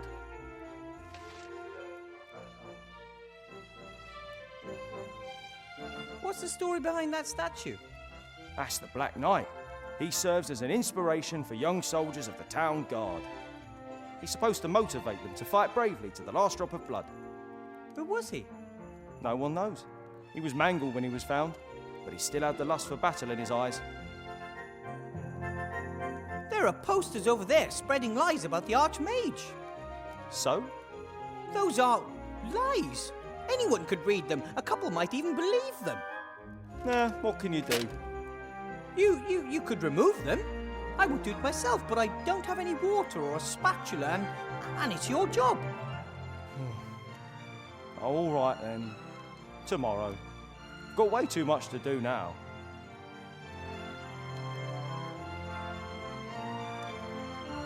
So, what are you doing?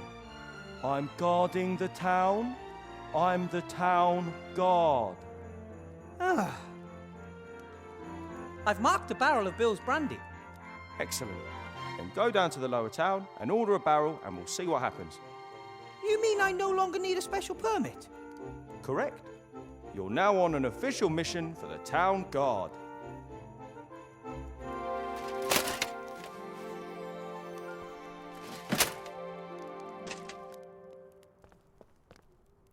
Okay, troll spit isn't as sticky as troll snot, but maybe it'll do as a substitute for paste.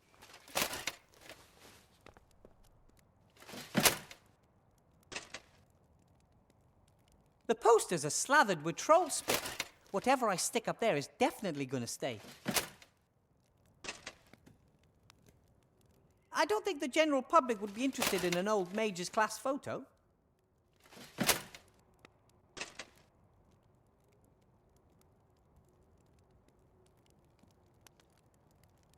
It's done well by me today. I hope things stay that way. The magic slate.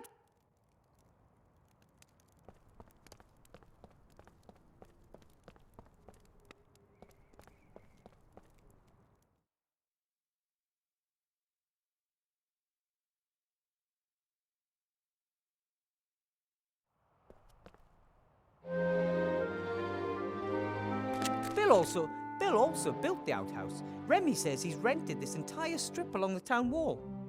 Maybe he couldn't bear the thought of leaving his stand unattended for a few minutes a day. There's a big padlock on the door. If I didn't know who the outhouse belonged to, I'd find that a tad strange.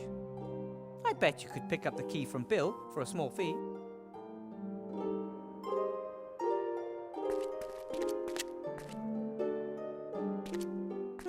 A wooden box full of old tools. Some sort of metal clamps, a hammer, some wire. Probably Bill uses the stuff to maintain his stand. I'll take the hammer. Bill's stall. During the day, he sells stuff from the upper town that you can't normally get down here.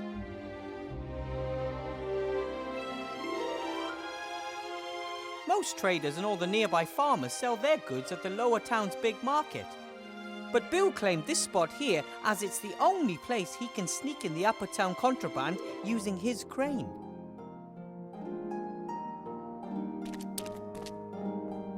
So this is where the crane comes down. And up there's Bill sitting on his crates.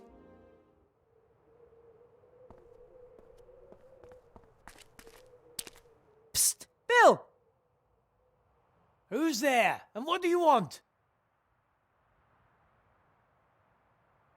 My name is Guybrush, and I want to be a pirate. Hello? I said... Yes, I heard you. I just can't believe you tried that old gag. Sorry. Who are you, and what do you want?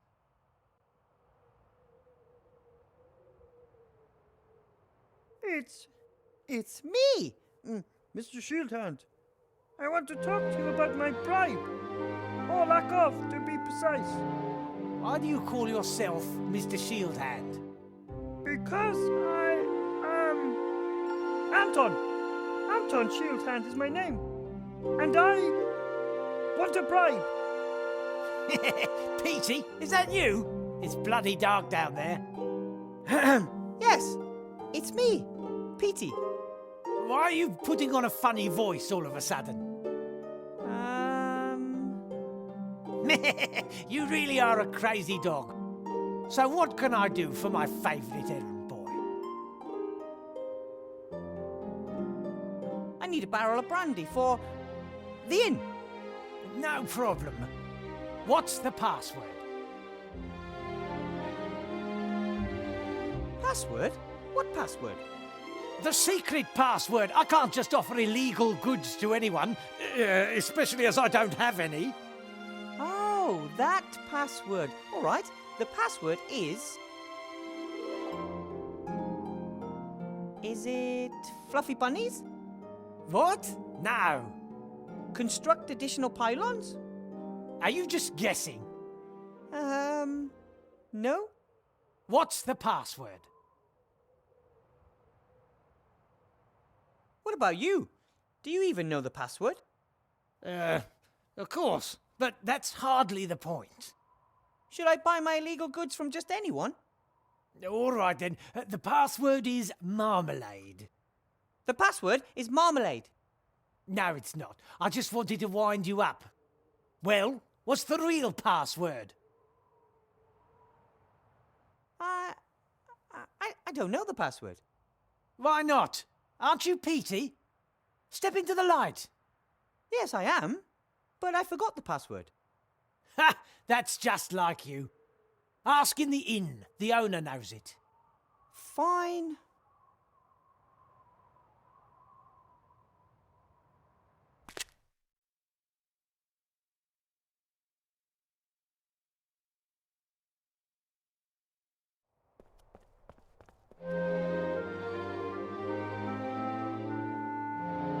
The inn used to be here on the right, and on the left was Master Marcus's mage school.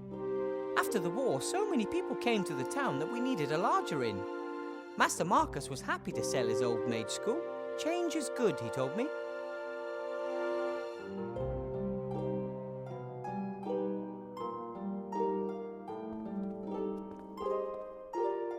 Seastone has grown quite organically over the centuries.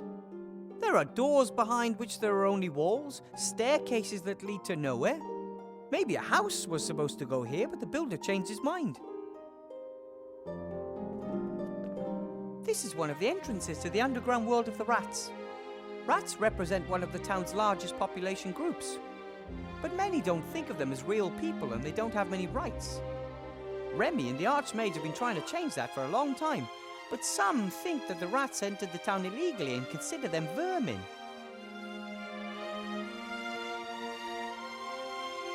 At the moment, more people live outside the town than inside it. Most of them are refugees. There were days when the wagons were lined up nose back to bumper and the road was full of them as far as the eye could see. This cart's been here a long time. Strange it wasn't used for either the temporary tent city or the barricades. When Seastone was almost a ghost town at the end of the war, the rats were unable to find enough food. I helped them. We've been best friends ever since. But since Remy became head of intelligence, I don't see him as often as I used to. So he's doing a good job.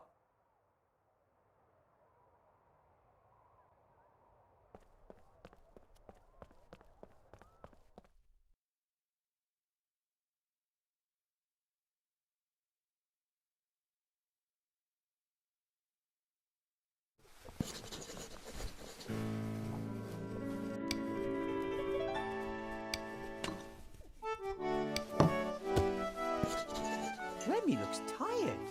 I think the election campaign and the current situation in the town are really taking their toll on him. Someone forgot their jacket, or left it hanging there while they take a nap upstairs. That would be risky. The crime rate in this town is at an all-time high. Someone forgot their jacket. That would be...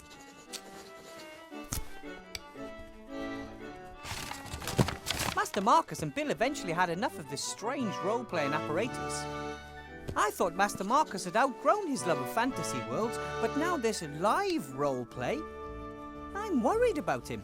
Eventually he might spend all of his time in his fantasy role-play world of bicycles, tax returns, microwaves and branded soft drinks and forget the real world entirely. The thing makes a good fireplace, and the boar's head from the old inn looks good there too. I must say that, overall, I really like this pub. I hope that in a few days I can celebrate the election victory here with Remy and the Archmage.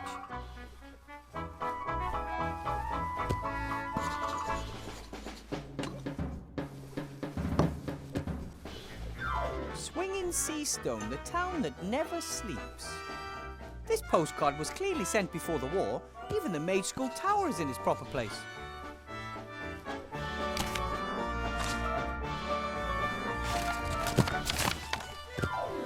I can't enter the upper town, the gate's locked.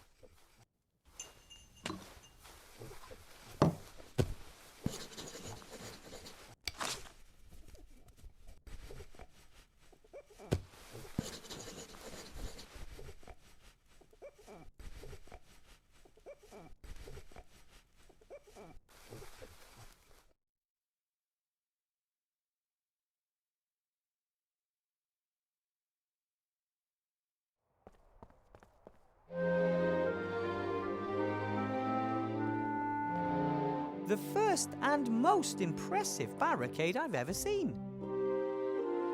The protesters took everything they could find and piled it up to make a huge wall. No one is getting through without a troll.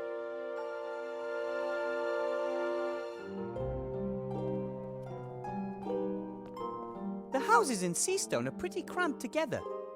And down there somewhere there's a city made of tents and boards. The Archmage is working hard to give people hope after the devastation of the war. Every day you can hear the people down there making music and singing until late at night. They dance, practice dwarf tossing, and hold spelling bees. They know how to entertain themselves, but one day the mood will turn. There might not be enough beer, or too much.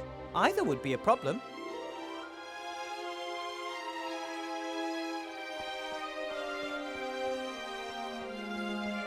Someone has put a bucket of water next to the fire pit.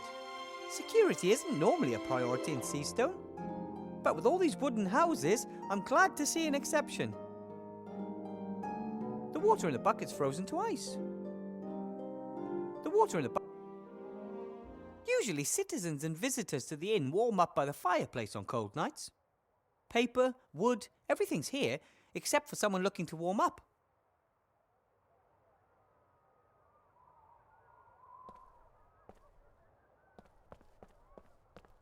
This looks like a hatch.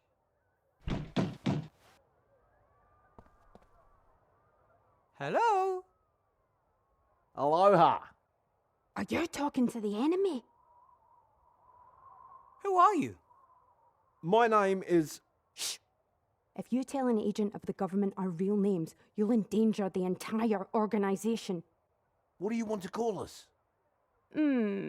My name is... John. No, Paul. Next to me is, J-Stop. Your name is Paul? But you're a woman. Gender is just one of the fictions indoctrinated by the patriarchal society. Oh, really? I didn't know that. What are you protesting about then? We're protesting against exploitation, against discrimination, against poverty, and against the destruction of the environment. Wow, those are all important issues. What do you plan on doing? We're already doing something. We are demanding that things change. We've made a petition. And we're putting together a list of demands. We're still working on the wording. Problems with the neutrality guidelines. How far have you got? Dear brothers, sisters in arms, other forms of resistance are available. Fellow countrymen, countrywomen, country transsexuals, country gender nonconformists. Getting back to the whole making a change thing. If you want to make a difference, you can write "like" on a piece of paper and pass it through the hatch. Then everyone will know you support our cause. I talked to a prisoner in the upper town. He's one of yours, isn't he? A victim of the state's power. Our first martyr. He's not dead yet. And if he got the cake, he'll be back with us soon. Cake? Shh. If you're for justice and change, you'll probably be voting for Archmage Alistair, right? The election's a joke. One corrupt politician replacing another. And behind the scenes, it's always the same people pulling the strings. That may be true of the council leader, but the Archmage... Big Mana's got them eating out their hands. Exactly. the magic industrial multinational that was responsible for the war. So you're entering your own candidate? That's pure daft. There's no point. We're doing the only thing that will lead to success. We're protesting. Maybe I can pass on some of your demands to the Archmage and we can see what can be done. We demand that no one in Avantasia should ever be poorer than average. Isn't that mathematically impossible? Not at all. If every resident got exactly the same amount of gold, then no one is poorer than the average. But if everyone gets the same amount of gold without having to do anything for it, why would anyone bother to earn the gold in the first place? Only someone who belongs to the rich elite could ask something like that. Did you build the barricade? Aye, that's right. Do you like it? Yeah, it's beautiful. But it kind of blocks the whole street, doesn't it? We're gonna dry you lot out till you give us what we want. But the upper town is supplied by airships. We won't move an inch until you stand starving and freezing before us. But we've got plenty of food. And if my rabbit sheep didn't always take my bed, I wouldn't freeze either. I told you it doesn't work like that. We are protesting here, and there's nothing you can do about it.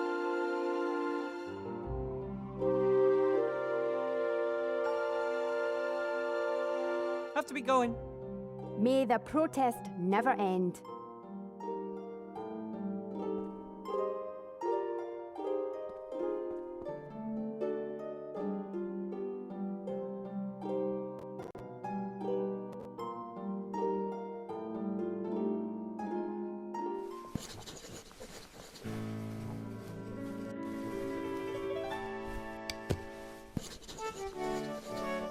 Hopefully I can sleep in my own bed tonight.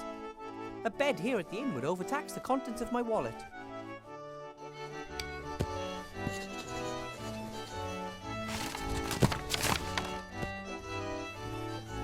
A sheet of paper with lots of paragraphs in small type. It says licensing law at the top. Rules for different drinking games, maybe.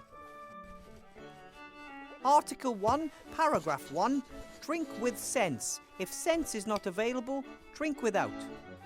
And here, Article 6, Paragraph 5, the feeding of mugwais after midnight is expressly forbidden. That makes sense. Article 14, Paragraph 2, the host is not required to serve vampires. This seems to be a long list of rules that apply to inns and their guests. How practical. This way you can check at any time to ensure that any freewheeling parties still conform to local ordinances. That's one less worry. There are a whole bunch of articles here. The paper is covered in writing so small and closely packed that it's difficult enough to decipher the text sober. Article 9, Paragraph 1. Dwarven ale may only be served in specially secure underground bunkers. Luckily, they don't know about the cellar master back home in the White Ridge Mountains and our dwarven ale experiment. There are a whole bunch of articles here. The paper is covered in Article 9.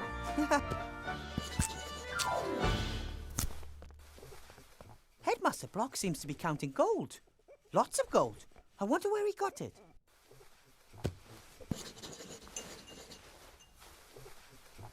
Hello, Headmaster Block. Weathervane, haven't you got things to attend to at school? I'm sort of still on the job. I'm just getting some tools from the town. Fine. I have to admit that your performance today did not disappoint me. Really? I didn't expect anything. Thus, I was neither surprised nor disappointed that your results do not look good when compared to those of a qualified specialist. I think that you're unfairly giving me difficult tasks just so I can fail at them, and then you have an excuse to get rid of me. Oh, I could get rid of you with very simple tasks, Weathervane. It's not your fault. You shouldn't have been put in a position in which you are confronted with tasks that are beyond your schooling and your abilities. What are you doing there, if I might ask? Surely you can't earn that much gold as a school headmaster, right? Of course not. The gold is for the council leader's election campaign. I'm her party treasurer. Some people want the council leader to win the election very badly. Of course. They see their donation as an investment in the future, and they know how to make a difference. Have to be going. I'll be expecting you tomorrow after the opening ceremony for a staff appraisal meeting, so we can talk about your performance. Very well. My golem and I are going to show you.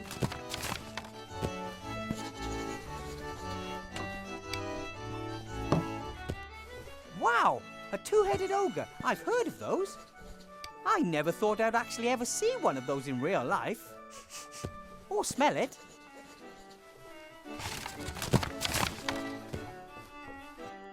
Hello!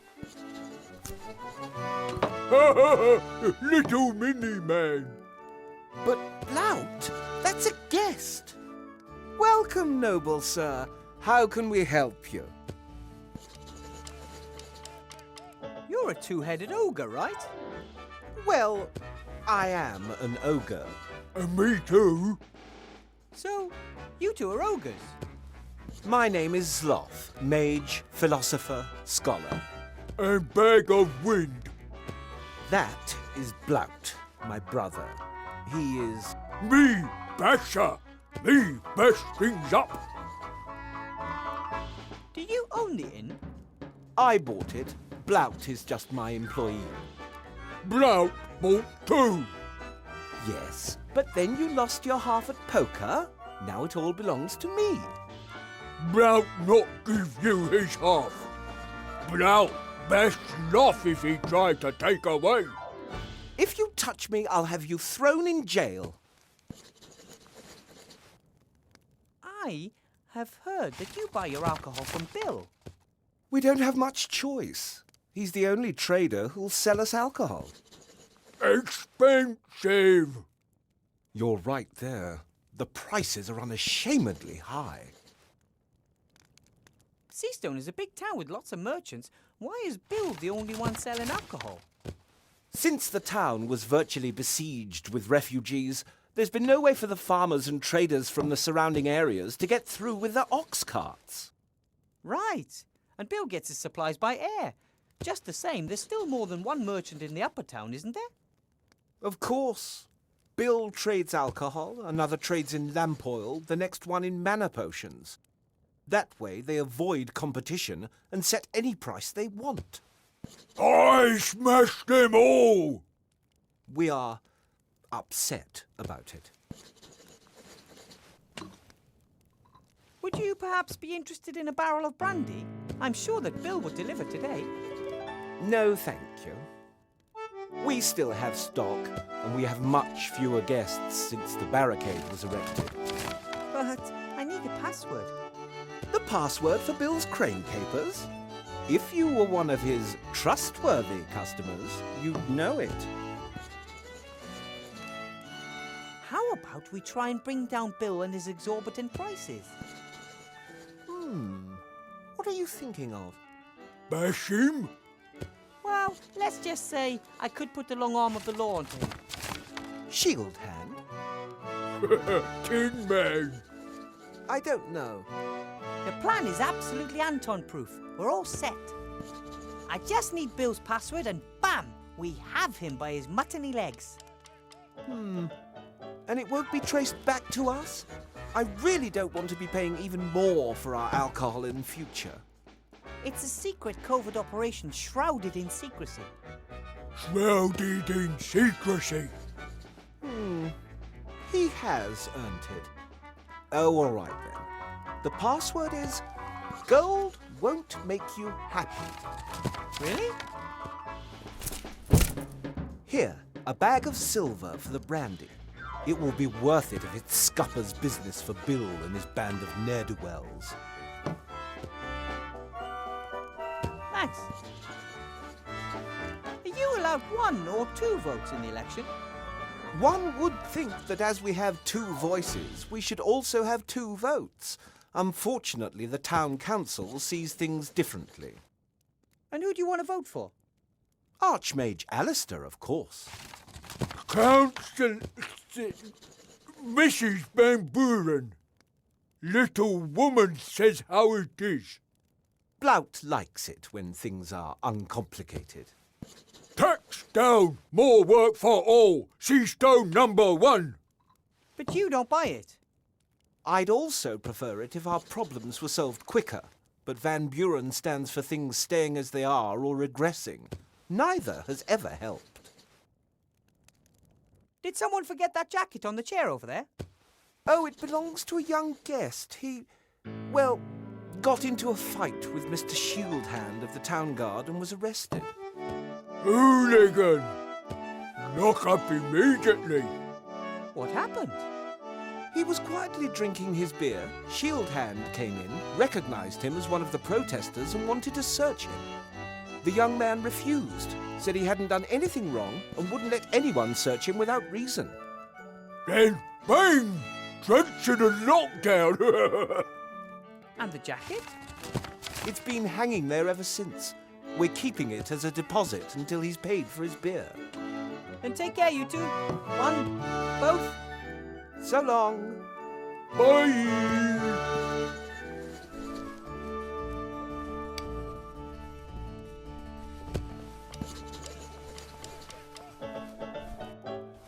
The jacket belongs to a protester. It has several patches and a badge pinned on the front. No one noticed.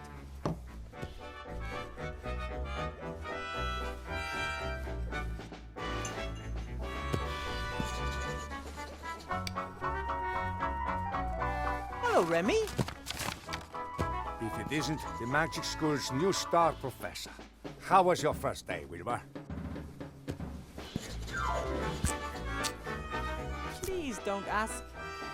But I am asking. You are my friend and you look far from happy. What's wrong?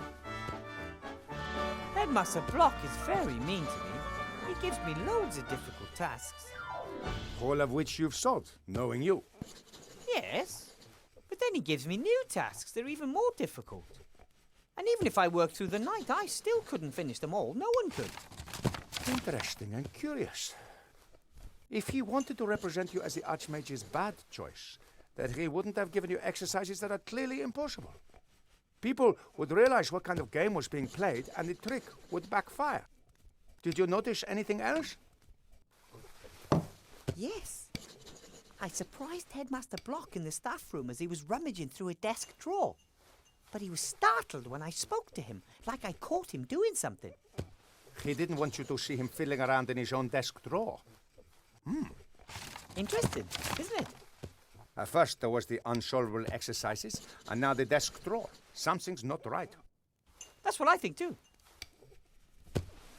You don't look all that happy yourself. Tough day. Tough week. I'm worried about the Archmage's safety. The situation in the town is explosive. He was heckled on the street while checking up on a field hospital down there. But it was just some wound-up idiots. I'm worried about the one assailant who has enough brains, resources, and volition. Someone like Headmaster Block.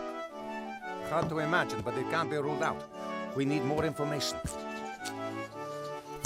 The council leader was standing up by the new lottery drum, dictating tomorrow's edition of the Lookout to a reporter. Yes, she has the Lookout under her thumb. She's a horrible piece of work. Ambitious, stubborn, and unscrupulous. A dangerous combination. Comes from a humble background, but got her feet under old Van Buren's table. Tried to persuade him to do all sorts of new business deals and start a career in politics. Many say he died so young because he finally wanted to be left in peace. How did she end up as the Archmage's most promising challenger? The Archmage doesn't want the most important posts in government to go automatically to the richest citizens anymore, but rather to the most competent people, chosen by the people. And of course the nobility and the merchants don't like that one bit. They were seething when they found out about it, but there was nothing they could do to start with. The Archmage was too popular, untouchable. But then along came Sybil Van Buren, and she had a plan. The election was to be approved and set for 1 year's time. 1 year in which she put up obstacles in the Archmage's way and sabotaged his politics in any way she could. Her only aim was to make him look bad. By the gods, how I'd load it if she succeeded. But we will win the election, right? The Archmage, I mean. Van Buren has used all her resources. They're powerful, rich friends with important posts at the Seastone Lookout, the only newspaper left in town. Simple slogans, simple solutions for patriotism and resentment. She tells the people what they want to hear. And yet, the Archmage will win the election. Every vote for the council leader and a Cronish is a vote too many. But stupidity amongst the voters has not prevailed yet. Why doesn't the Archmage defend himself more aggressively against the council leader? Why doesn't he just tell everyone about her scheming? He wants as many people as possible to take part in solving our problems. He doesn't want there to be two sides at each other's throats. But I don't know if it will work. People are starting to accept the conditions. They blame everyone and everything, and they don't even try to change anything anymore. I asked the Archmage about it. You know what he said? He's comfortable having things stay as they are. That's why many favor it. Progress requires effort. What kind of world would it be if there was glaring injustice and everyone put up with it just because change takes too much effort? But hey, I'm just a rat. What do I know? So what do we do now? Keep an eye on Headmaster Block and see what happens? So near the elections. A supporter of the council leader behaving suspiciously in the vicinity of the Archmage. No, too risky. We can't wait. So you're going to have a look for yourself? I'd like to, but perhaps that's precisely their plan. An officially unofficial employee of the Archmage sniffing about in the office of one of his political opponents. Wouldn't be good if word got out. A first-rate scandal. But what about a teacher looking for a form in the staff room? A teacher who is in the school because the headmaster has given him tasks to be done. Normally I would try to discourage you, but the Archmage is visiting the school tomorrow. If his opponents are planning something, we have to expose them tonight. I'll do it. I'll have a look around and get back to you if I discover anything. All right, but be careful, Wilbur. Archmage Alistair gave me a magic slate. That's just like him. He likes magical playthings. That's not all. The slate advised me to build a golem to help me with my work. A golem? They're very strong, so it could help me with a lot of my work. Yes, but I was thinking of something else. Think about it. We agree the Archmage is the most powerful living wizard. Of course. No one could touch a hair on his head with a magical attack. But brute force, a stone to the head, a knife in the ribs. That could be a possibility. But now imagine that he had a bodyguard, a big chap, hard as stone. Such as a golem, for example. Exactly. Even a troll wouldn't get past the golem. But the best thing, golems are absolutely loyal. They simply cannot help but follow their master's commands. And if I order it to defend the Archmage with its life? Then that's exactly what it'll do, and no one would get past it. That sounds fantastic. Can you manage that? Building a golem and bringing it to life? I'll sure try, at any rate. I'll get it to complete the headmaster's stupid tasks first, and then guard the Archmage. The headmaster and the council leader have come up against the wrong gnome. Then let's not waste any time. I'll build a golem bodyguard for the Archmage and have a look around the headmaster's office. Good idea. And let me know as soon as you find anything peculiar. No heroics, Wilbur Weathervane. I'll be careful. I'll go back underground. I want to find out about the dark magic the Archmage has been sensing for days. Good luck. You and Van Buren will not succeed with your plan. You may have great and powerful friends, but the Archmage has small and cleverer ones.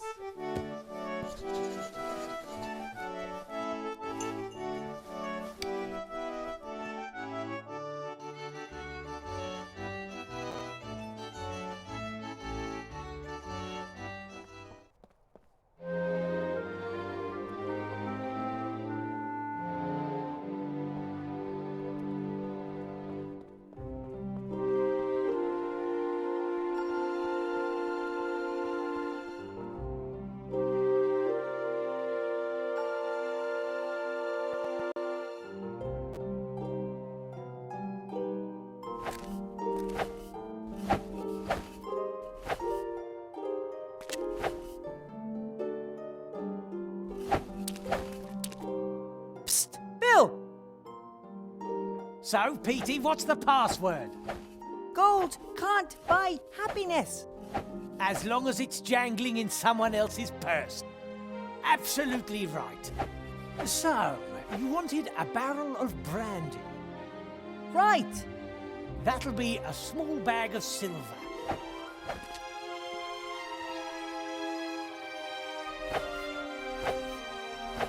One barrel of brandy coming up.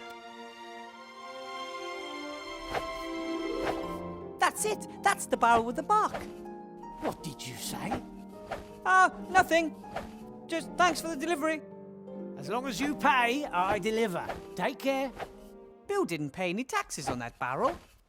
And those taxes build roads, care for the sick and elderly, and pay for my apple. Shield Hand won't be impressed.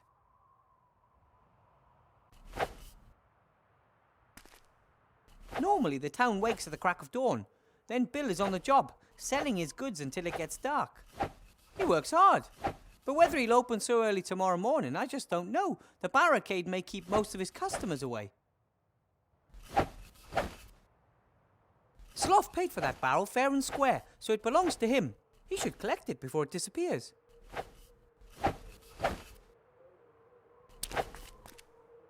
That's that terrible boy from class.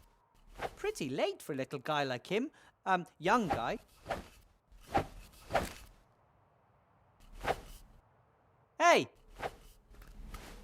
Whoa! You're Wilbur Weathervane! Out to make fun of me, are you? You're probably upset after I proved that I know more about magic than you thought at school this morning. What? What are you talking about, Master Weathervane? You were pretty cheeky at school this morning. Which school? There you go again, trying to make fun of me. But Master Weathervane, I'd never. This morning in the mage school, you were trying to make me feel uncomfortable and look stupid in front of the other students. The mage school? In the upper town? I'm not even allowed there. I wasn't born in Seastone, and I'm certainly not important enough to enter the upper town without a good reason.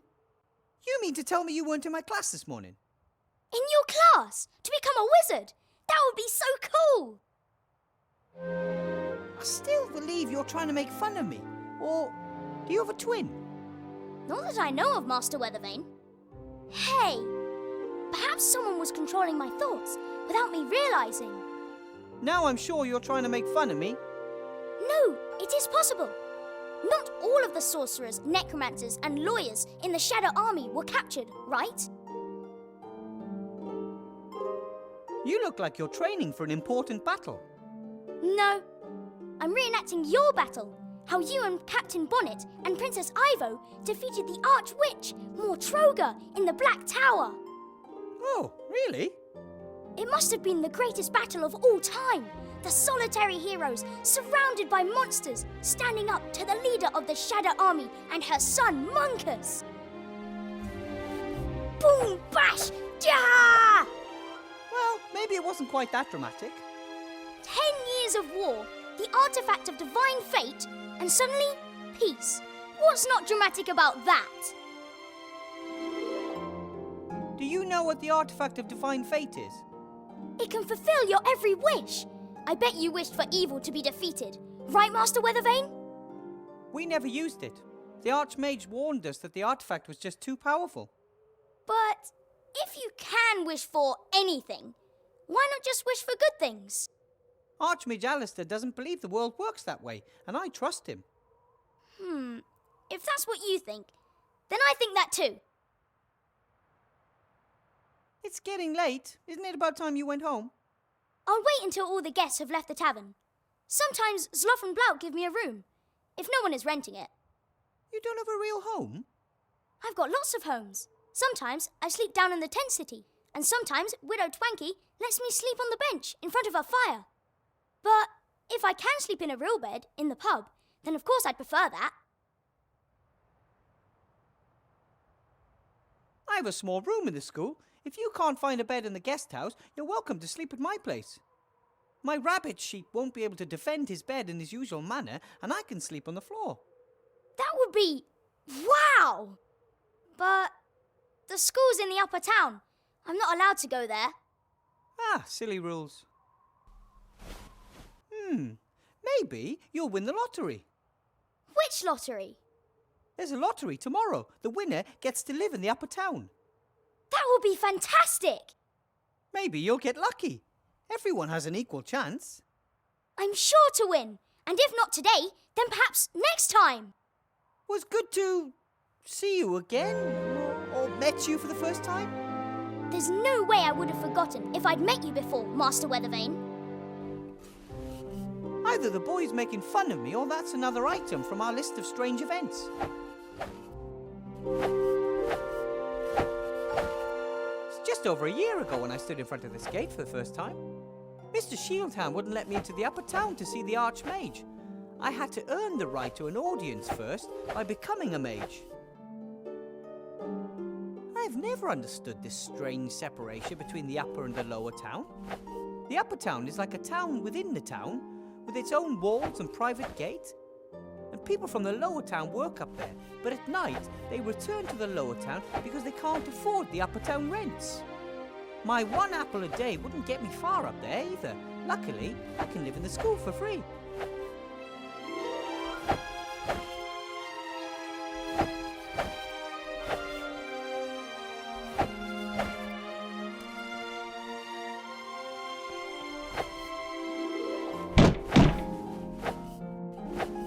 And? Bill has delivered the marked barrel.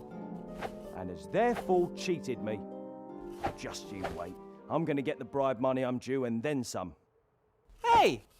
Hello? What about my exemption? Hey, Mr. Shieldhand, we had a deal. And now Shieldhand's busy negotiating his bribe with Bill, and I'm stuck down here.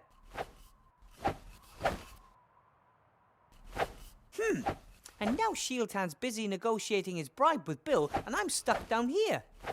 If only there was some way to pay them back.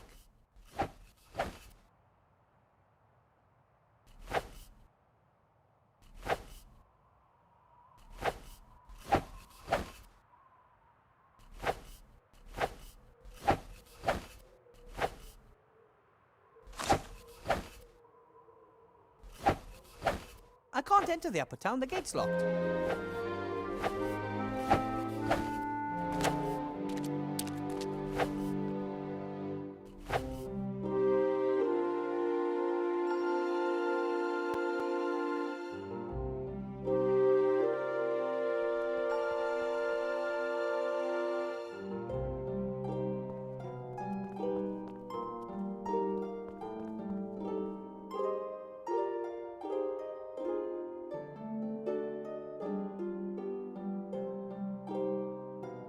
A small fire spell can't hurt. Ignifaxius ignisfero. The fire is warm and bright, a welcome respite on a cold night. The fire is... The water in the bucket's frozen to ice. The water in the bucket...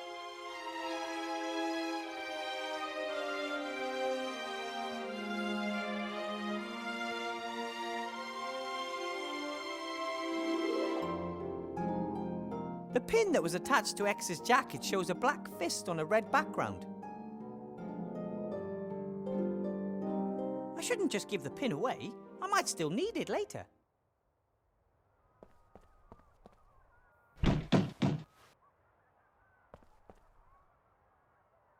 Yes? Have to be... May the...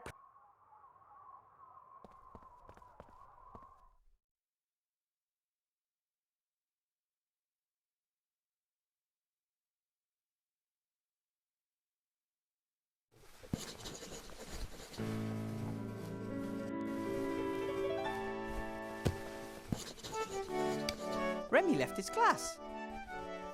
There's a mark. It says 2CL beside it. For most people, that's just a little sip. But for a rat, that's a fair amount of booze, I guess.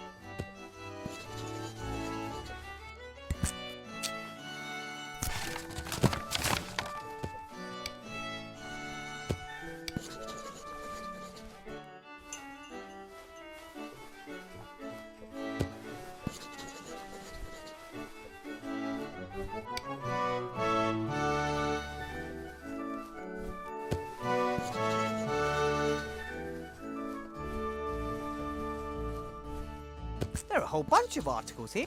Article 9.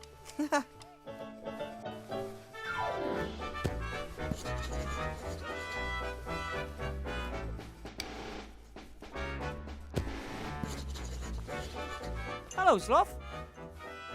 Ah, Wilbur. Greetings. Bill delivered the barrel without paying tax on it.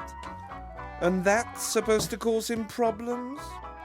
Mr. Shieldhand is arresting him right now. Or talking to him. Oh, something. Those two don't particularly like each other, but they are dependent on the same people. They wouldn't, Blout. Bash each other? No. Bite the hand that feeds. Right. Ah, if only I was there. Then I could make sure they played by the rules. See you, Sloth. So long. Hello, Blout. Wilbur. Are you really sure you want to vote for Van Buren? Little woman with big hair knows what's what. Has lots of gold and lots of success. And you believe that if she's elected, you'll get the same? Sure. Promise. Fine. But I think the little guy is better off with Archmage Alistair. Me not little. And when Blout's soon rich and powerful, little people shouldn't take away his money. Before I became a mage, I worked in a dwarven inn in the White Ridge Mountains. You have stupid boss too? I am not stupid. Blout always have to work much more than Sloth. That's because you're so clumsy. We do the same amount of work. I might even do a little bit more. In too much work. No free time. Bye, Blout. Bye.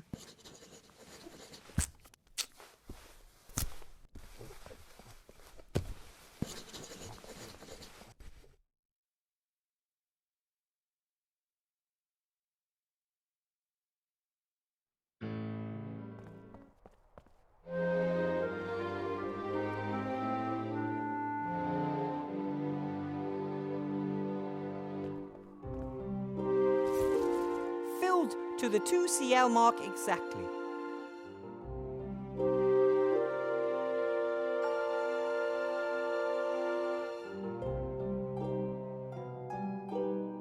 The magic slate from Master Alistair. That golem.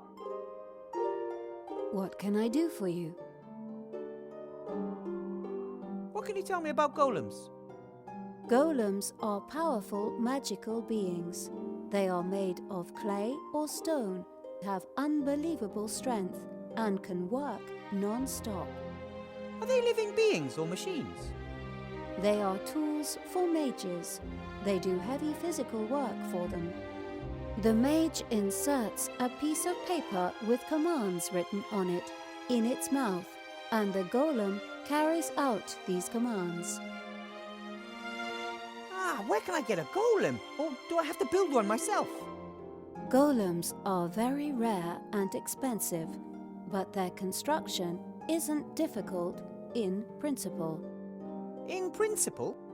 The body of a golem is a kind of statue of stone, clay, or other inorganic materials.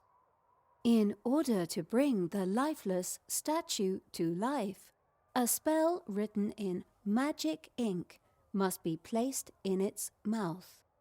And nobody knows this formula. That is not correct. I know the spell. But how? Ah, Master Alistair! He must have sensed that I'd need a golem to help me. The body should be easy enough to build, and you know the spell, so what's the problem? The spell must be written in magic ink. Some of the ingredients are very rare. Ah, piffle, I'm good at finding rare things. What's the best way to go about building a golem's body? A golem needs a torso of stone, clay, loam, or similar. It also needs strong arms in order to carry heavy weights. And a couple of strong legs to move around on. Correct. The head of a golem must be made of clay and needs a mouth in which command notes can be inserted. That means I'll have to make the head myself. Unless I just happen to find a finished golem head lying around somewhere. What ingredients are needed for this magic ink? Does it have to be brewed like a magic potion? Like, stir 3 times to the left and then 4 quick turns to the right? I hope not. No, a simple mixing of the ingredients is sufficient. However, precise quantities are crucial. Okay, what are the ingredients? Exactly 2 centiliters of crocodile tears, exactly 12 drops of dragon sweat, and exactly 2 small seastone ounces of soot. What in the world is 12 teen? And dragon sweat? It's kind of hard to make a dragon sweat. Correct. Dragon sweat is very rare. I'll think of something. Can you list the ingredients for me?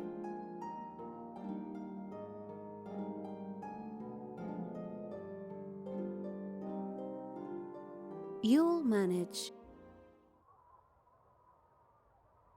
I might have some more questions for you later. And I might answer.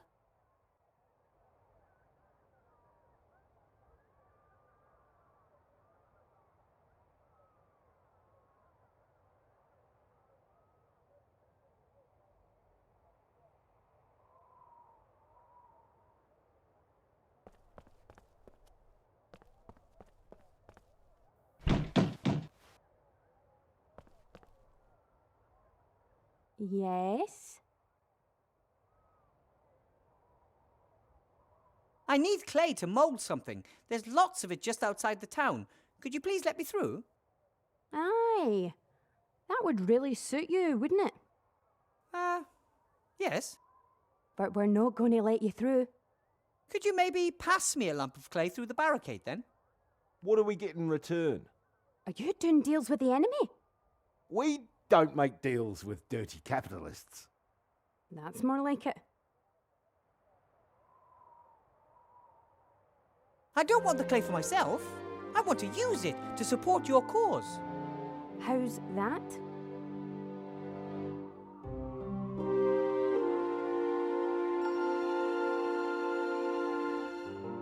I'd like to make little balls of clay and throw them through shop windows in the upper town. Why don't you just use stones? Because I could carve messages and demands into the clay before firing it. I don't know. Anonymous vandalism is tried and tested. Okay then. Truth be told, I need the clay for something else. Oh? Well, I'm an artist, and I could build a sculpture in the upper town depicting your heroic protest. Finally, someone who thinks for themselves. A grand statue that captures for eternity the protests of the simple people in a monumental way. That's exactly what we need. Show us the construction plans and some references. If we're satisfied, then you can produce a model. If we achieve a unanimous decision on the model at the general meeting, we'll supply you with the clay. Great. But first I need a little bit of clay for something else. Oh, for what? If you give me just a few handfuls of clay, I could really improve the barricade. Really? Sure. I can smear the clay between the boards from here and the sunlight would bake it hard as rock. I think that sounds pretty good. The barricade is stable enough already. The spirit of friendship built it, and the chains of suppression are holding it together. But there are holes everywhere here, which need to be sealed. Magic could seep through the little gaps, or gas, or something like that. Perhaps you're right. But I still don't trust you. I am one of you. This pin here should be proof enough.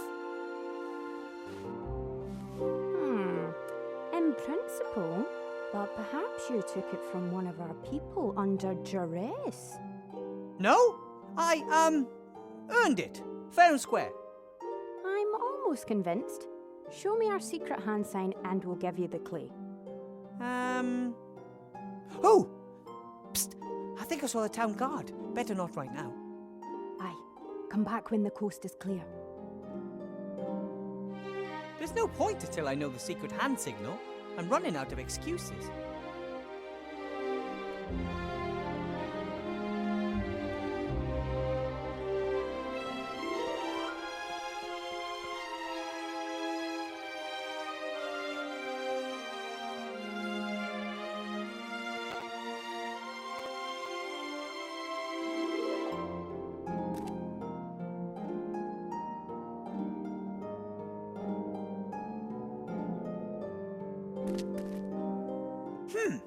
And now Shieldhand's busy negotiating his bribe with Bill, and I'm stuck down here. If only there was some way to pay them back.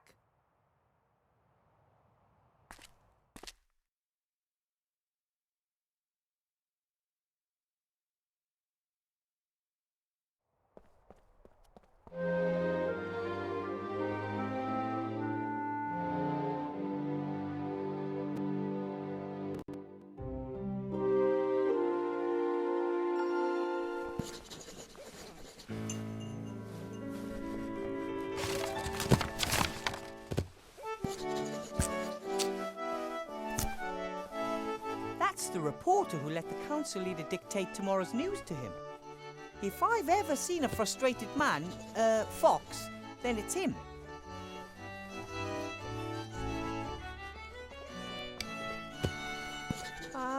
Excuse me? Ah, weather vane, right? You know me? The leader of the council asked me to have a snoop around in your past. Find some dirty laundry.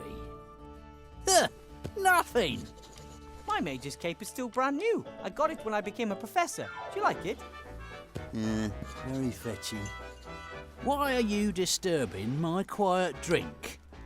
I have a couple of questions. A couple? I saw you up there, at the lottery drum. Council leader Van Buren was there too. Not one of my greatest moments. Letting a politician tell me what I should write about her. So why do it then? Can't drink integrity. Anyway, it's fantastic being able to influence so many people's opinions. What I write becomes a big issue of the day, you know?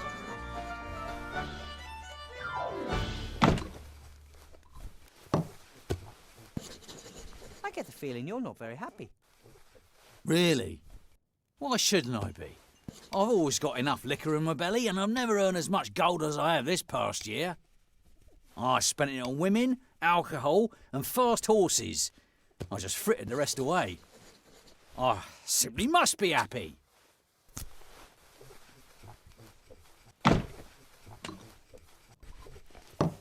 You're the editor of the Seastone Lookout, right? Mr. Fox. Archibald Fox. Your name is really Fox? You got a problem with that? Well, isn't that a little unimaginative? You are a fox, and your name is Fox. Oh, that's just how it is. Must get confusing at family gatherings. Oh dear, everyone's a critic nowadays.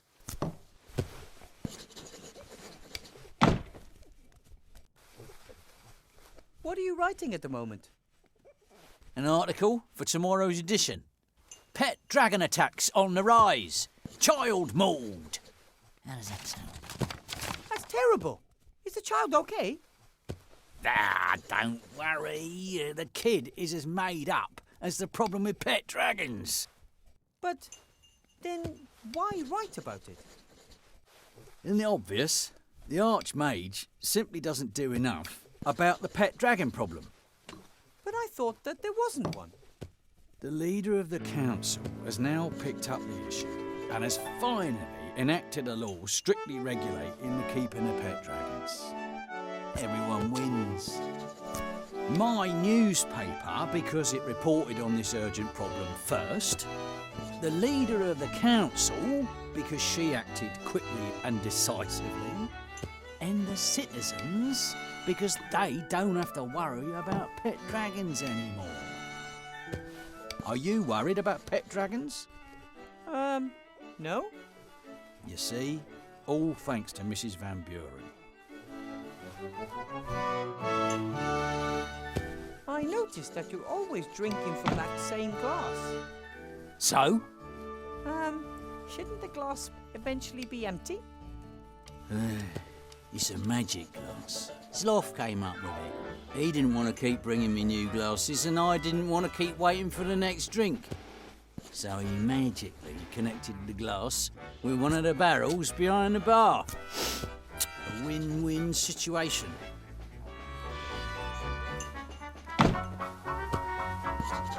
I think I have a story for you, a real story. Yeah?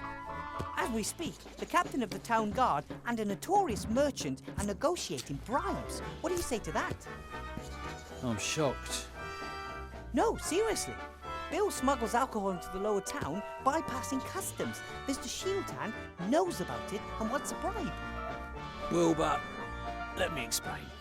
Mr. Fox, you're a reporter. It's your duty to report on things like this. Do you know why you feel so lousy? Because you're a bloodhound. Fox. Because you're a blood fox. You don't want to just make up stories and have propaganda dictated to you. You want to investigate. You want to uncover. You want to expose. Ah, all right then. Come and see how this old fox sorts things out.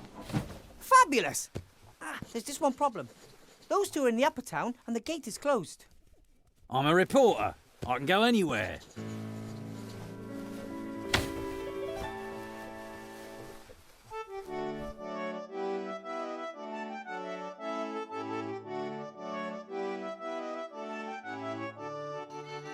That's nonsense. If I gave you a gold piece for every barrel, I'd only be making 6 gold pieces profit on 3 gold pieces outlay. I may as well pay tax. I want my share. Nothing happens around here without my share.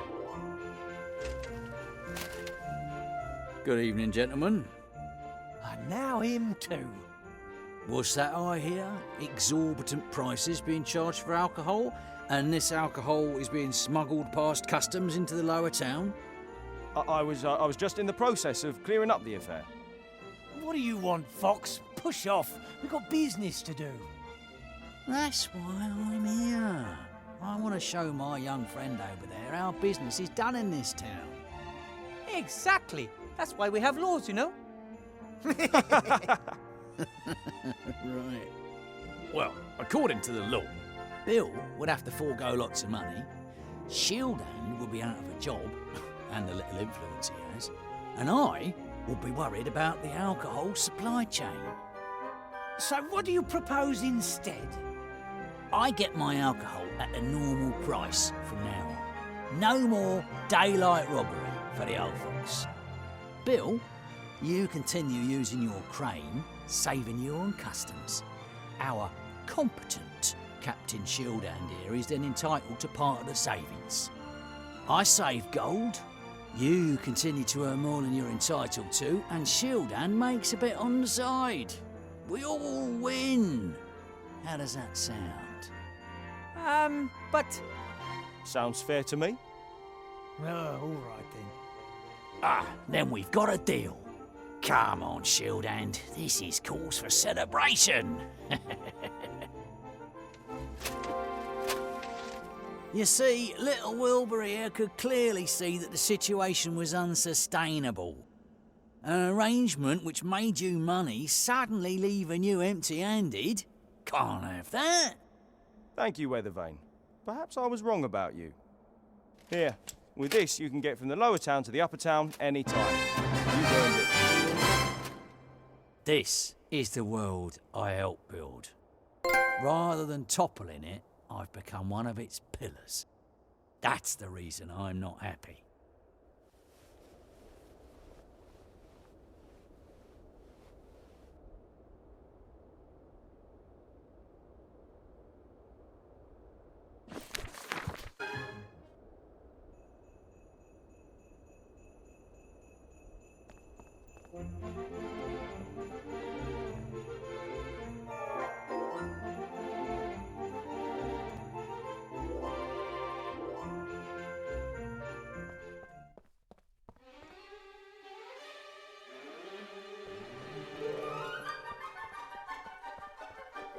Hard to tell exactly what time it is, but the night is still young. If golems really are as industrious as the slate claims, it will have plenty of time to complete the headmaster's tasks. And as of dawn, he could then serve as Archmage Alistair's bodyguard, at least until the election. Hopefully the situation will calm down afterwards. Remy hinted that I should have a look around in there. Something about the headmaster isn't quite right, that's for sure. The door's bound to be locked. Wonder if I can crack it. The door handles look like stupid ears. That was either a coincidence or a silly designer. Oi, I heard that. You can talk. And hear. And who are you calling stupid? You can hear and speak. Certainly. Why? I mean, why must everything be alive? How could I hear the access code if I didn't have any ears? And how could I tell you the code is wrong if I didn't have a mouth? You have a point. I teach at this school and I'd like to get into the staff room. What is the code? I'm starting to get the feeling that someone's deliberately putting obstacles in my way. It's called life. No, I mean that quite literally, it's like there's someone out there, somewhere, who has nothing better to do than think up one problem after another for me to solve. There's no other explanation. I don't think I know the code. No entry without the code. Presumably the headmaster just forgot to tell me. No entry without the code. I have to get that code somehow. I have to go. I have something to do down in the town. I don't care. I'm just a door.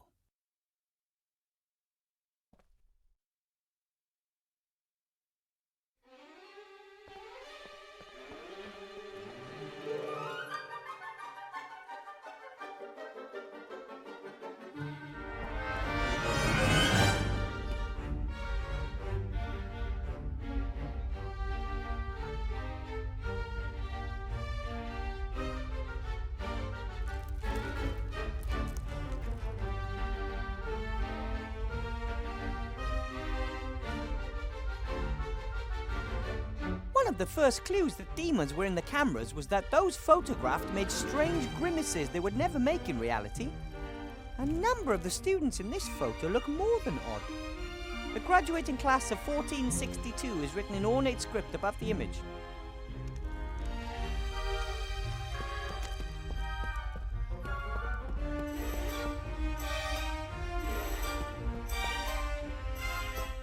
Should be easy to find enough soot for the ink here.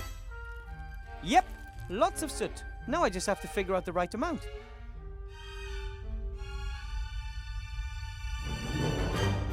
A small heap of soot from the stove. I think the soot is supposed to give the ink its black colour. The only problem is, I need exactly 1 Seastone small ounce of it.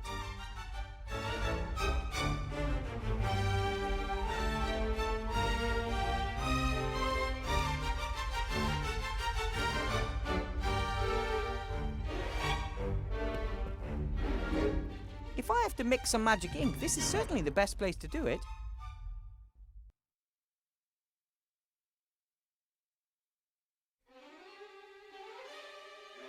Counterweight, 3 Seastone small ounces.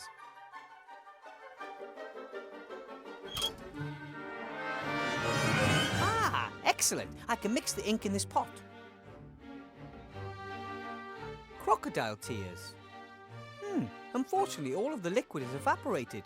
All that remains is a white powder, like salt. All that's left of the crocodile tears is a bit of salt. The recipe calls for a 2 cl of crocodile tears. That means it has to be a liquid.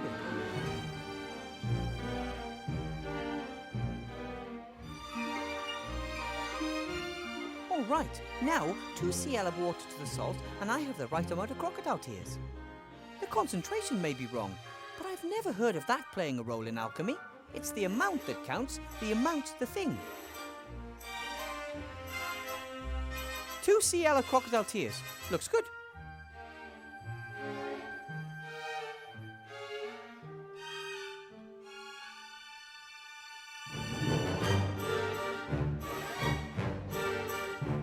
The counterweight weighs 3 Seastone small ounces. But I have to weigh out exactly 1 Seastone small ounce of soot.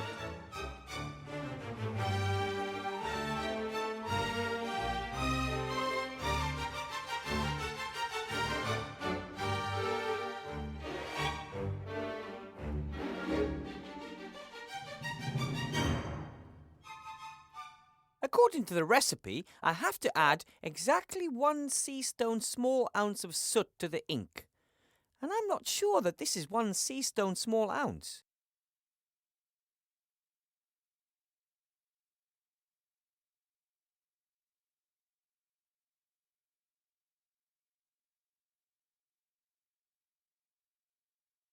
Crocodile tears are already...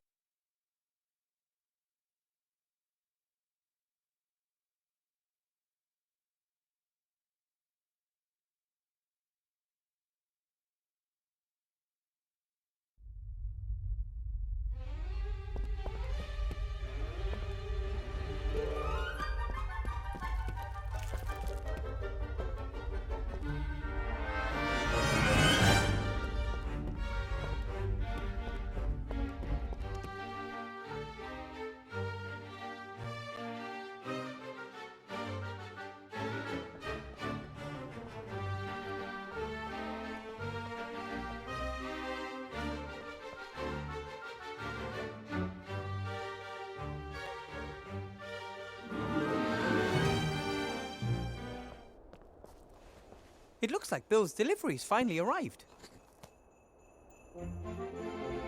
I wonder if this box is supposed to move. I've heard of trunks with hundreds of legs, but this looks like a normal packing crate.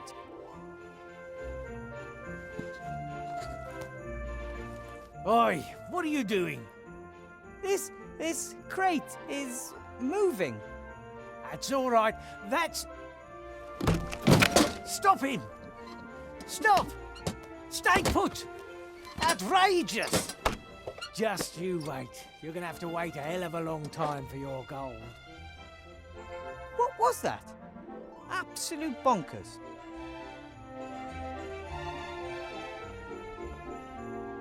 Hello, Bill.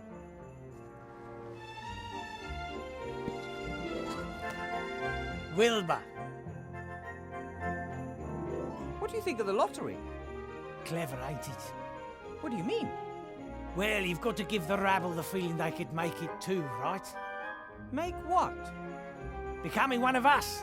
As long as everyone down there thinks their current situation is only a temporary condition on the way to fame and fortune, they leave us in peace. But some actually do make it. Yes, exactly. That's the spirit. Anyone can make it if they just try hard enough. Meh! I hear Mr. Shieldhand caught wind of your smuggling. Someone must have given him a tip. He's not exactly the sharpest tool in the box. Why are you telling me all this stuff? Bit about the customs, Mr. Shieldhand, the council leader. You're one of us. You live in the upper town. You're a professor at the magic school. Hey, tell me, you must have really bled the Archmage on that one, right? I mean, as the only available qualified mage. You probably get your weight in gold every month as compensation. Well, I get an apple, and I don't really like to talk about it much. I understand. In the end, the others want their piece of the cake too. So now you can just keep on smuggling your alcohol without worry? Thanks to you. It was a mistake depriving Shieldhand of his cut. One hand washes the other, and in the end, everyone's got more gold in their pockets. The system works. You're pretty good at numbers and measurements. I'd say. Can you tell me how much 12-teen is? 12-teen is a forgotten number, between 12 and 13. In the past, people counted more precisely, so there were a few extra numbers. Thor and 12-teen, for example. But I have to add exactly 12-teen drops of dragon sweat to a potion. Oh, exactly 12-teen. Well, that's something else completely. That's what mages always write if they don't really know themselves exactly how much of something they need.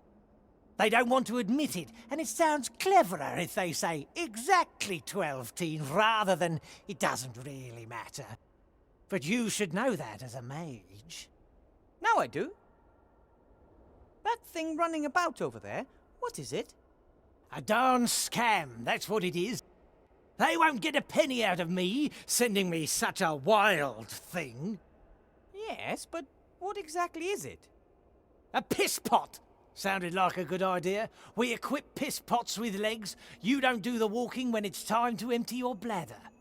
But why the devil give a pot legs that means he scurries about like a boar on fire? I have to be going, Bill. See you next time. See ya.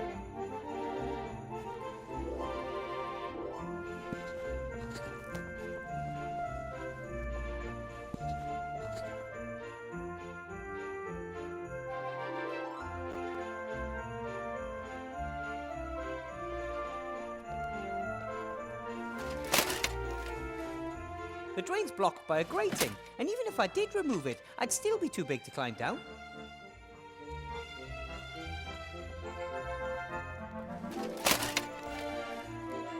Hello? X? Shh. What do you want?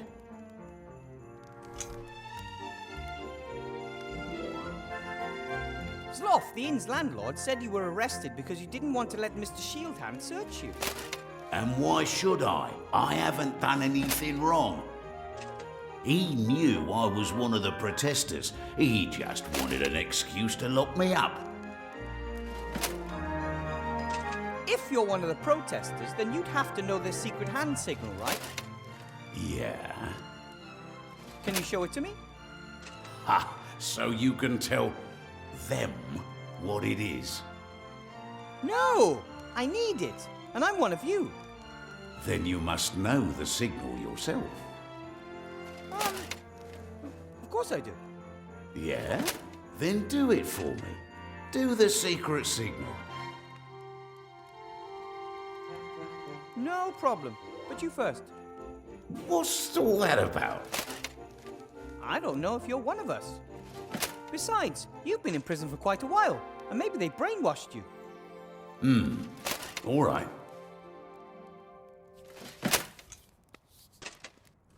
Now you. You are one of us. Is that really you, X?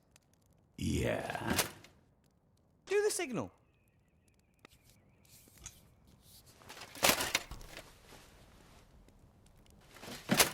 Okay, then. They were saying something about a cake at the barricade?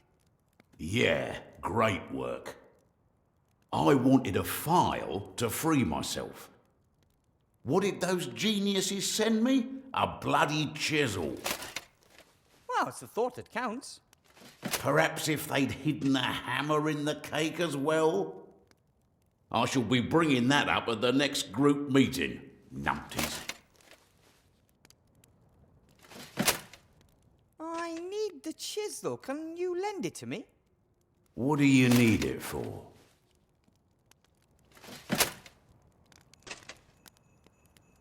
Maybe I could use it to help you escape. Doesn't sound bad. But how about you think up a plan first, and then I give you the chisel?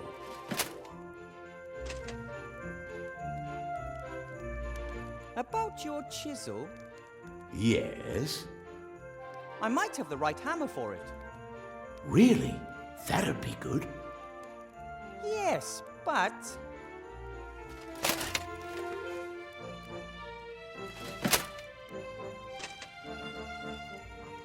First, you'd have to lend me your chisel for a bit, and then I'll return it with the right type of hammer.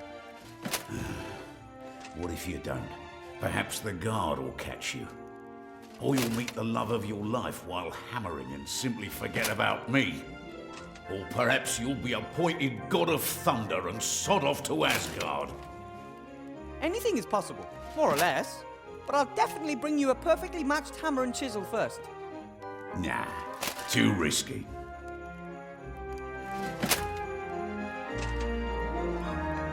What type of hammer do you want? Eh? What type of hammer? Just a hammer. Oh, but there's a whole range of them. I lived with the dwarves for a long time and learned quite a bit about hammer technology. You could have a dwarven steelhead hammer, a common roundhead hammer, a war hammer, an MC hammer. A dwarven steelhead hammer? Yeah, left or right-handed. I just want to knock a few stones out of the wall. Out of this wall? What kind of chisel have you got? When was it made? Oh, what type of alloy did they use? I don't know. Hammer and chisel have to be perfectly matched, you see. If they're not, well, things can get pretty ugly. Really?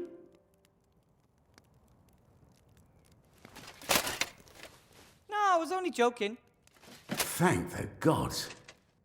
The dwarves only spend their entire lives studying this stuff for fun. But I don't know what kind of hammer I need for this chisel. That's why you should always work with professionals. Give me the chisel, and I'll look for the right hammer. Oh, thanks.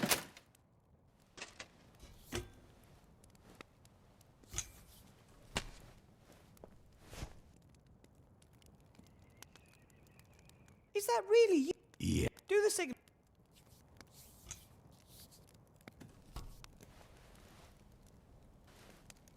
Okay then. Well then, I have to be going. Take care of yourself, brother.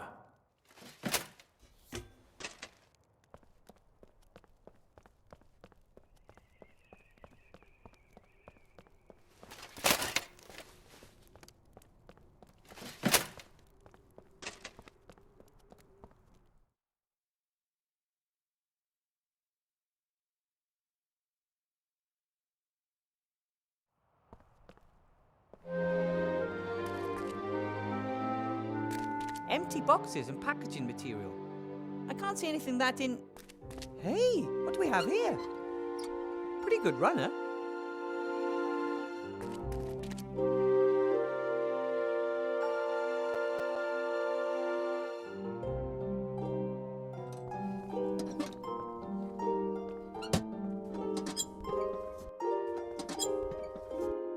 Hey, take it easy. I mean you no harm. Don't jump. I'll stop here, okay? Why are you running away from me? I just want to talk to you. I could use some strong legs. Not for me, of course. I'm satisfied with my extremities. But for others. No, I'll back up a step. I bet it would be strong enough to carry the golem. But the poor little thing seems to be more than confused. I'm afraid it'll jump if I get too close. If only I knew what his problem is, then maybe I could talk to him. I bet it would be strong, but if only I...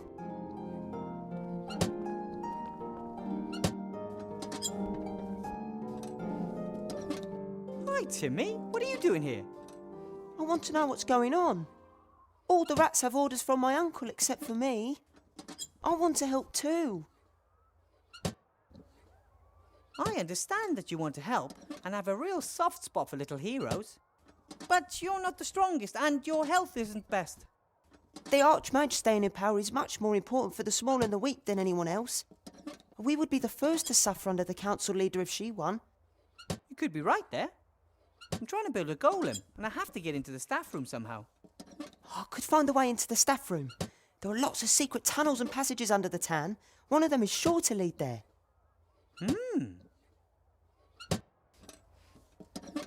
About the staff room? Yes? I need to get in there. But I need your help. Could you look through the notes on the headmaster's desk? He's a stickler for order, and I'm sure he'll have the door code written down somewhere. Why do you need to get into the staff room? The headmaster was acting strange and was hiding something in a drawer. I want to know what he's up to. Perhaps it's a bomb. Maybe. We need to find out what exactly. But you're too small to open the drawer. That's why I need the code. Got it. Tell me about the tunnels that run under the town. Some of the tunnels are old sewage pipes, but there are also lots of caves and old vaults down there. There are even some holes and crevices that rats don't dare crawl in. Some say there's a dark force. That sounds ominous. I've never seen anything myself, but I'm more worried about the zombies. They're spreading. Zombies in Seastone sewers? Yes, there are. But Uncle Remy says sooner or later an apprentice hero will go down into the sewage system and take on the zombies. When I first heard of you, they said you were very sick. I was often ill during the war, and hungry. We never had enough to eat until you came and helped us. Of course. Seemed like the thing to do. Not for everyone. Some people treat us like vermin. Some people don't like it that Uncle Remy works for the Archmage and gets paid for it. But he doesn't even keep the gold for himself. He shares it between the whole family. And it's a big family. I spoke to your uncle today. He looks tired. He works too much. Ethel says that too. He doesn't eat enough and hardly sleeps anymore. He says, I can sleep when we've rebuilt the country. You shouldn't overdo it. He'll be no help if he collapses. That's why we have to help him. He wouldn't have to do everything on his own if you and me pitched in. Okay, you try and get into the staff room, then we'll meet back here, okay? Be careful. I always am.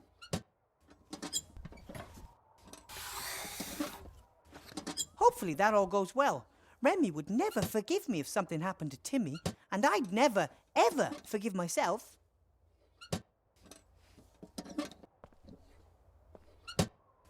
The fire is warm and bright, a welcome respite on a cold night.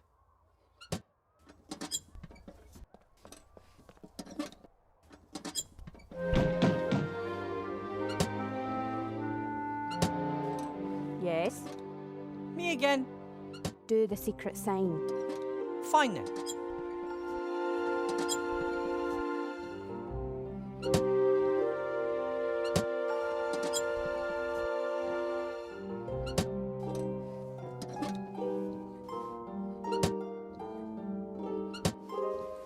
That wasn't right. I know. I just wanted to test you. You passed. See you later. Darn it all to heck, that was not it. The fire.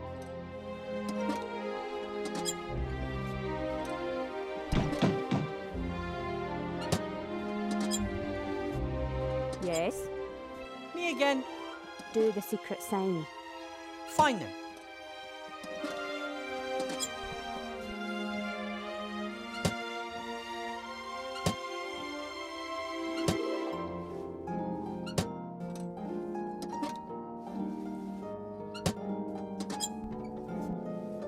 That wasn't right. You passed. Darn it all.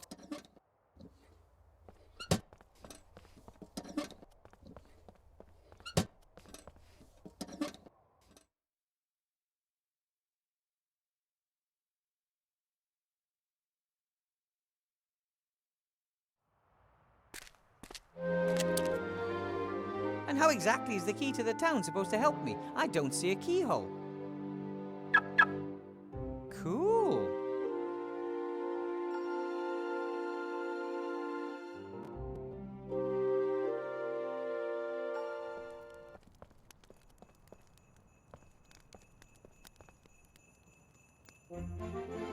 The knight doesn't seem to have legs anymore, but he does have two strong arms of stone that any golem would be happy to have.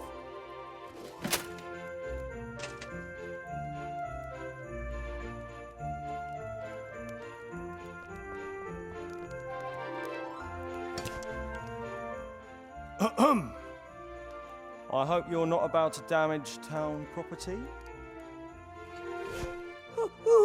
Me? Perish the thought. That's good. Otherwise, I'd have to get up, go all the way over to where you are, and arrest you. Let's spare ourselves both the trouble, shall we?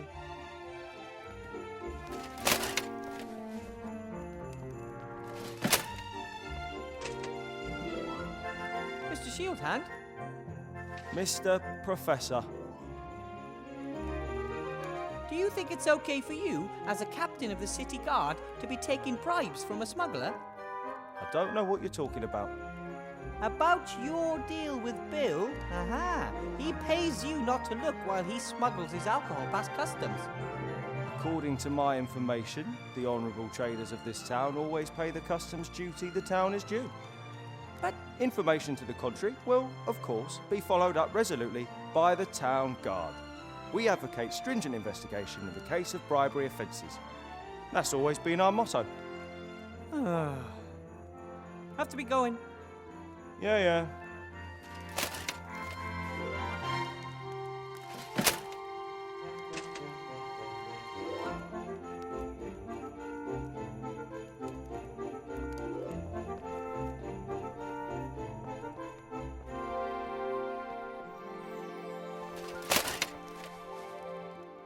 Hello?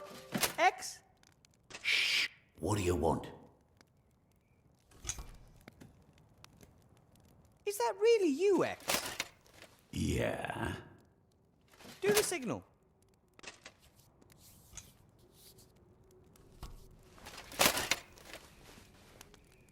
Okay, then. Is that really you, X? Yeah. Do the signal.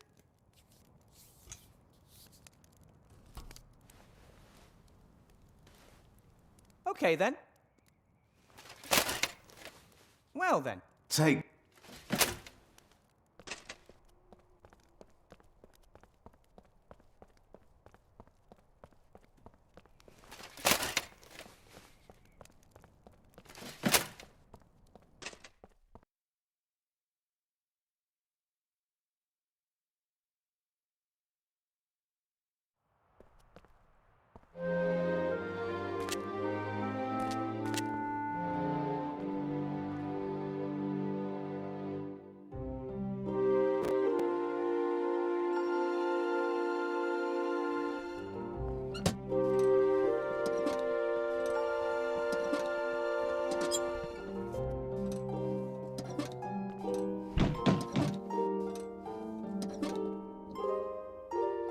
Yes?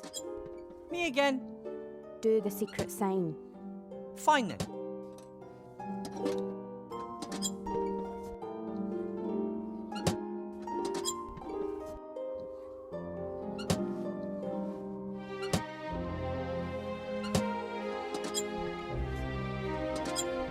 That wasn't right. You pat.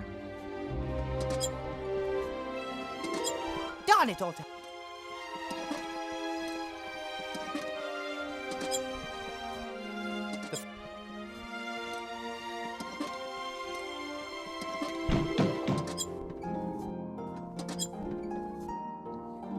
Me again. Do the... Fine.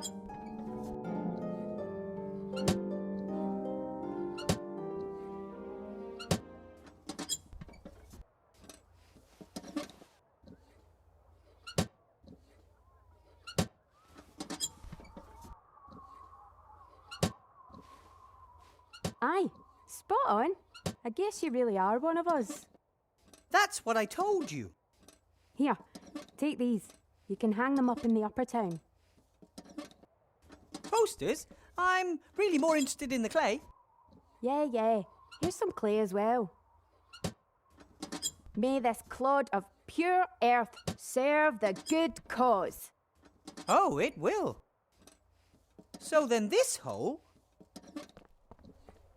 That should keep out any poison gas. The rest of the clay is for the golem head. I think the protesters mean well, but they won't achieve much if all they do is make unrealistic demands and protest. They have to be the change they want to see in the world.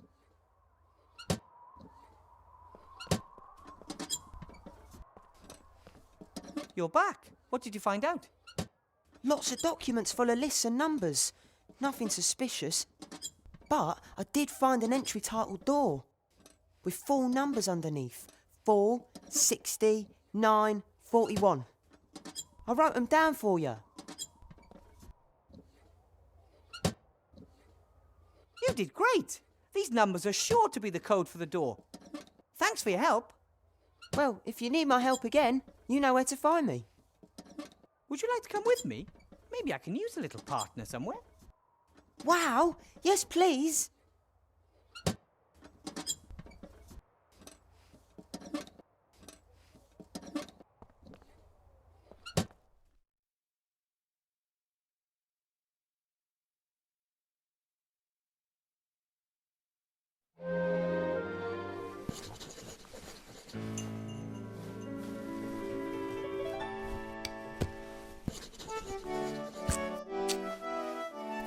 He's unfair to me and pretends he isn't. I'm only going to talk to him if I have to.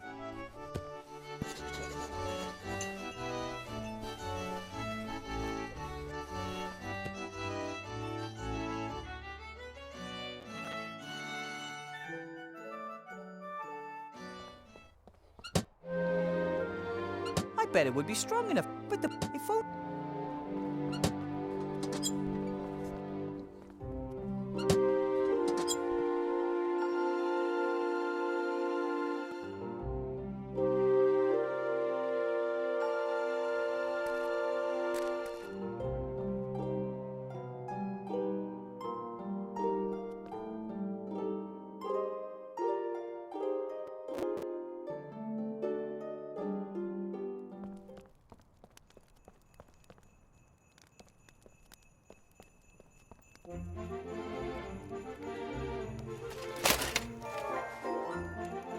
The posters are slathered with troll spit. Whatever I stick up there is definitely going to stay.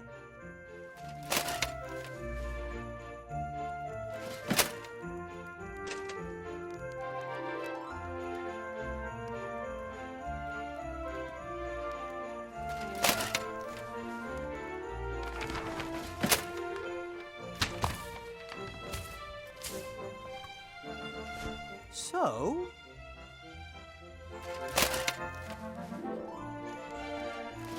Mr. Shieldhand? Mr. Professor. There's a protest poster on the notice board over there. So? It's against Council Leader Van Buren. What filth! That's vandalism of the worst kind.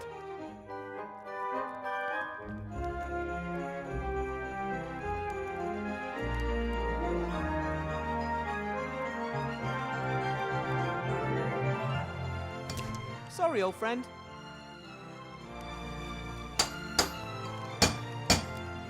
Oh, he still looks ready to fight.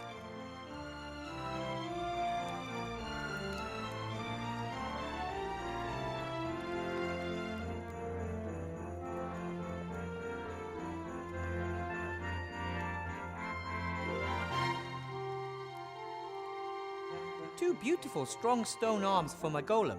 He'll like these.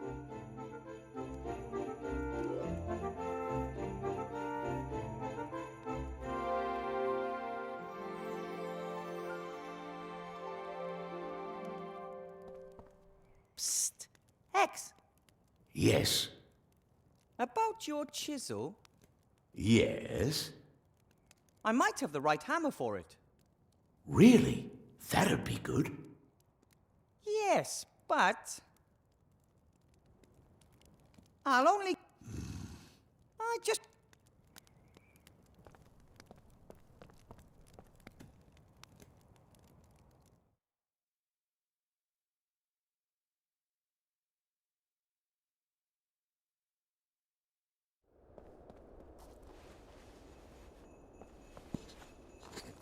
Oh, there's a piece of paper in the crate. Delivery note. Better World Ironworks. 1 piss pot model carefree. 4 pieces of gold. Better World Ironworks. Never heard of it. Lots of new companies sprung up after the war.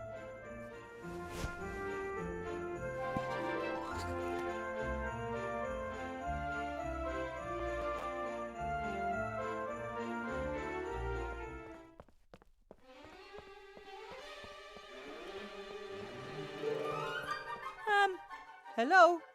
What is the access code?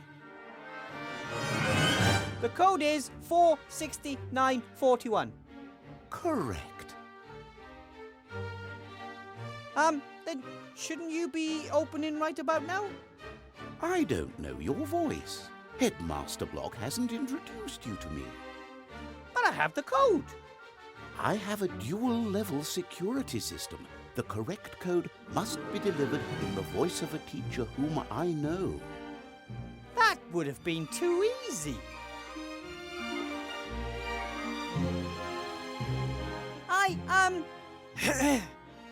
It's me, Headmaster Block. I may not have the power of sight, but I do have an exceptional pair of ears. You are not Headmaster Block. The door won't be fooled so easily. The code has to be spoken in Headmaster Block's voice. That is a bit of a problem.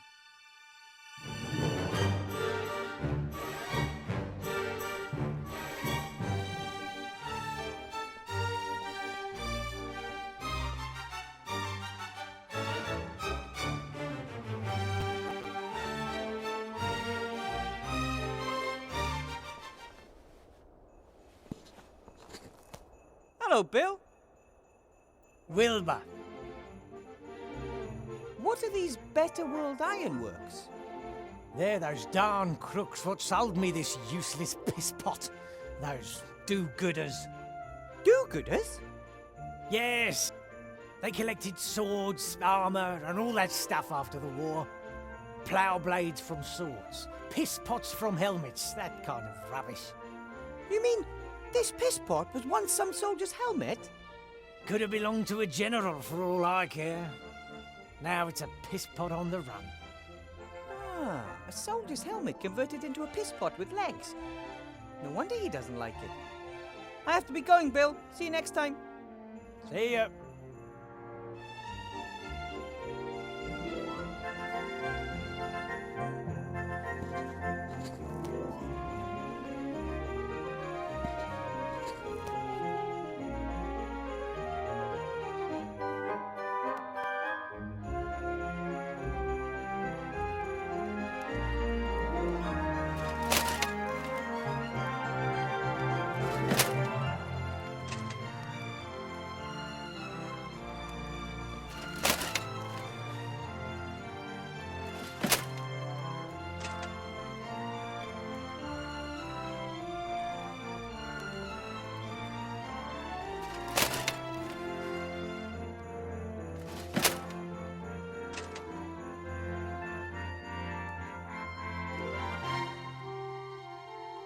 Why should I send Timmy home? He wants to help, and he's braver than most.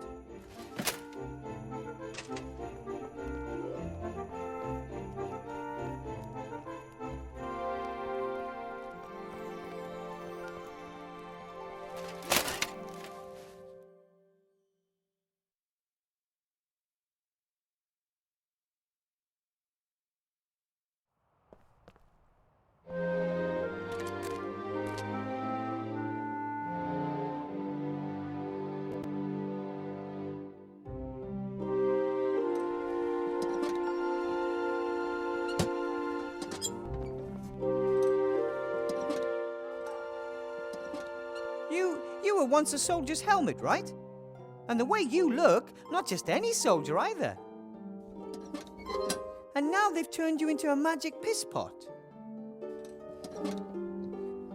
That's a shitty job. I so understand why you ran away. You fought for good, went through so much, and now... How would you like to do great things once again? For your Commander-in-Chief?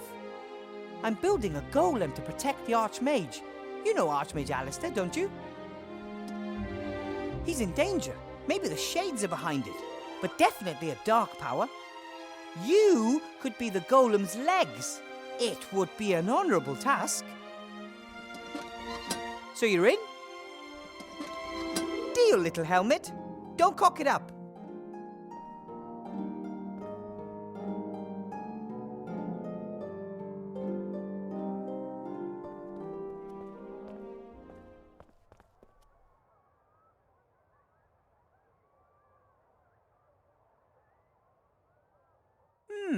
Right then, how should my golem look?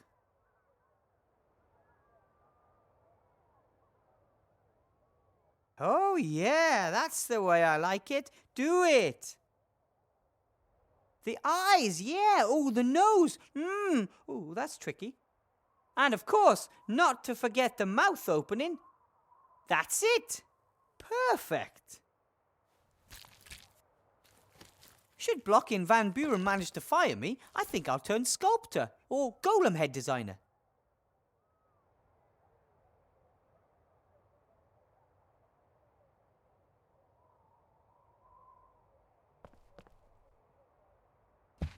I'm pretty sure that clay sculptures aren't usually baked this way. But hey, this is innovation.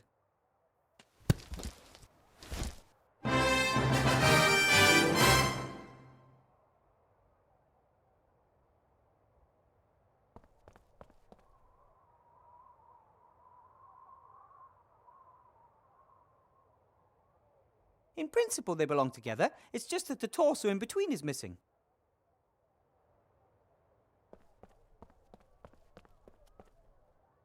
The magic pisspot's legs may not be very thick, but they seem strong.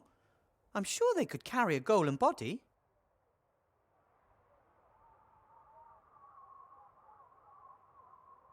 What can I do for you? Can you imitate voices? I can imitate the call of more than 17 birds. I'm more interested in human voices. I am sorry. I only have one voice at my disposal. A very pretty voice. Oh, of course. I can, however, record speech. Record speech? What do you mean? Record speech? What do you mean? Fantastic!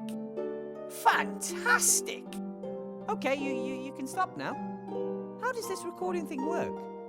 I can record all of your conversations. If desired, I can play back only certain parts of the recording.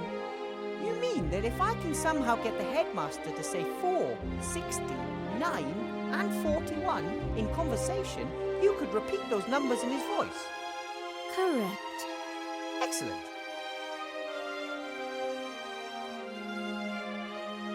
I might have some more questions for you later. And I might answer.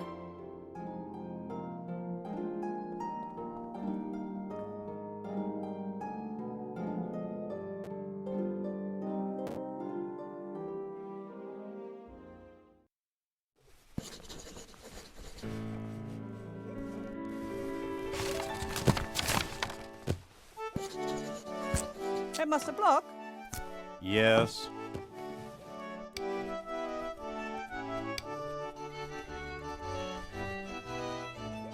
This photograph of a school class was in the wrong cupboard. I'd like to file it away correctly, but I don't know where. Show me that. The year is written boldly and clearly. 1462.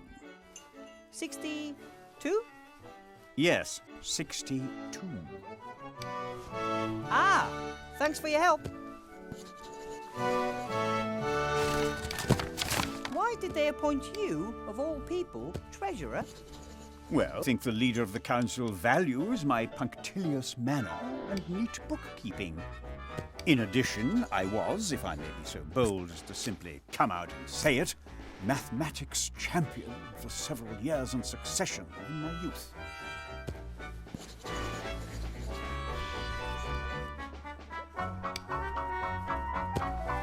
So you were a mathematics champion in your youth? For several years in succession, in fact. Then tell me, what is...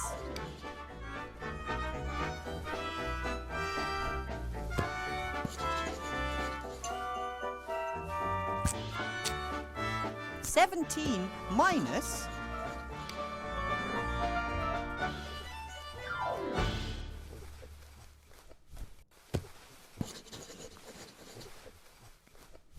$27 plus...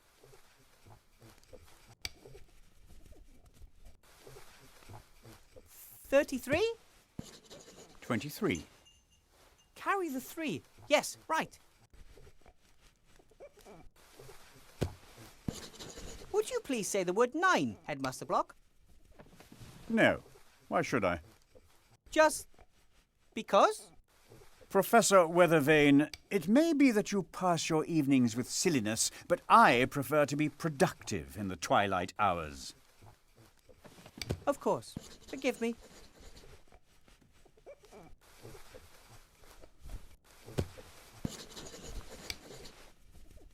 How many rings of power did the humans get again? What are you talking about? In that saying. 3 rings for the elven kings under the sky. 7 for the dwarf lords in their halls of stone. You know. Never heard of it. I wonder whether we should hang up some balloons tomorrow morning for the school's inauguration. Red ones would be best. What do you think? What would be a typical number of red balloons? We don't have scope in the budget for balloons. I also find them rather unsuitable. 98, maybe? 99? I said no balloons.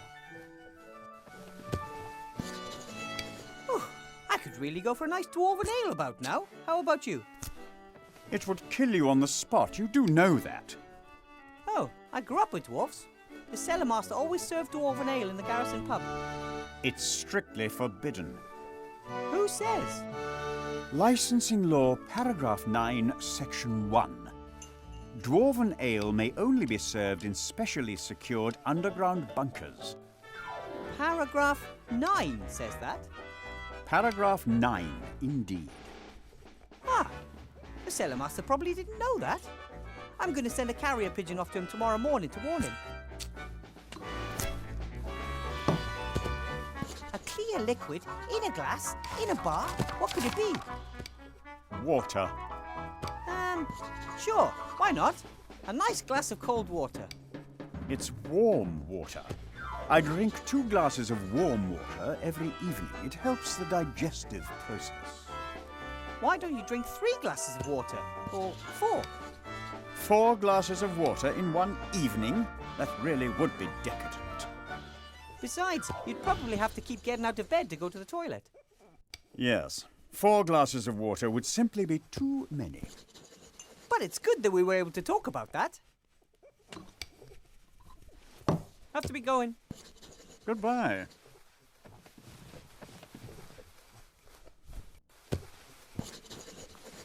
What can I do for you? 4, 60, 9 and 41 are the numbers we need. Which ones do we have? 4, 60, 9. That's all. We're almost there. I might have some more questions for you later. And I might answer. Headmaster Block? Yes. I'm amazed by your math skills. I have one more problem for you. Well, all right then. What is 37 plus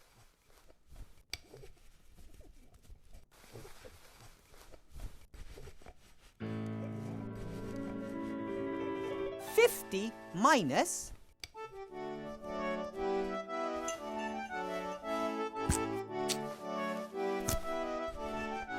45? 42. Carry the 3. Yes, right.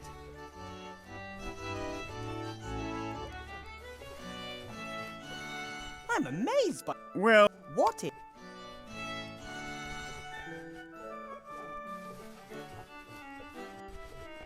65 plus...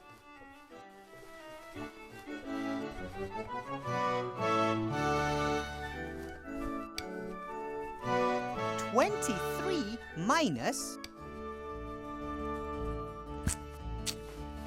47? 41. Are you sure? I get 40.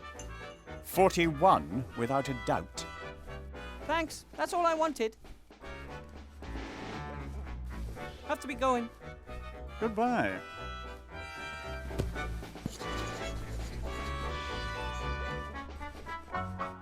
What can I do for you? 4, 60, 9 and 41 are the numbers we need. Which ones do we have? 4, 60, 9. 41. Now we have all of the numbers. Staff room, here we come. I might have some more questions for you later. And I might answer.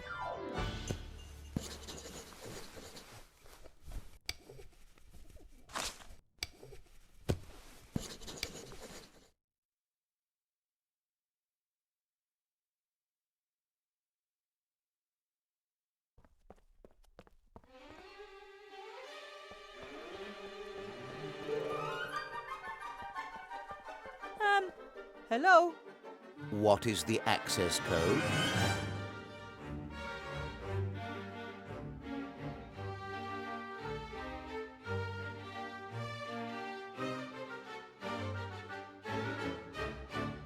Ahem! Would you please let me and Headmaster Block in? I only heard the footsteps of one person. 4, 60, 9. 41. Oh, pardon me, Headmaster Block. That's better.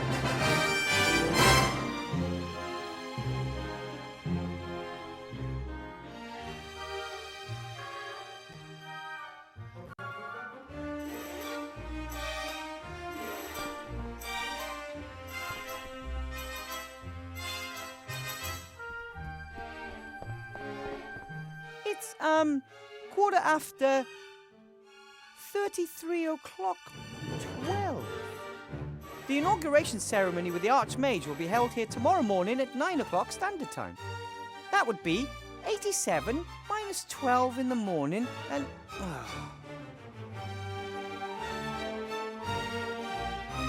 I've just a couple of hours until the school's inauguration. The fire's just embers. Wish I had some potatoes.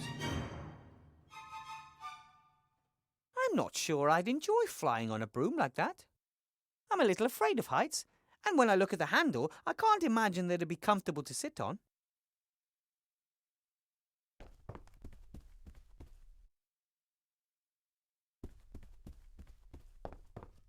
That must be the rat hole Timmy used to get in. I didn't even notice it this afternoon. I think that's why rats make such good intelligence operatives. Nobody pays them any mind.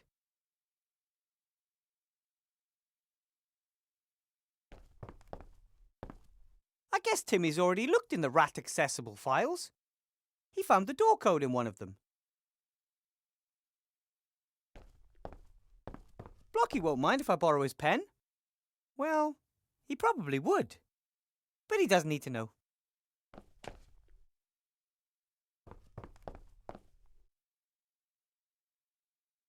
Right then, Blocky was fiddling with this straw when I surprised him.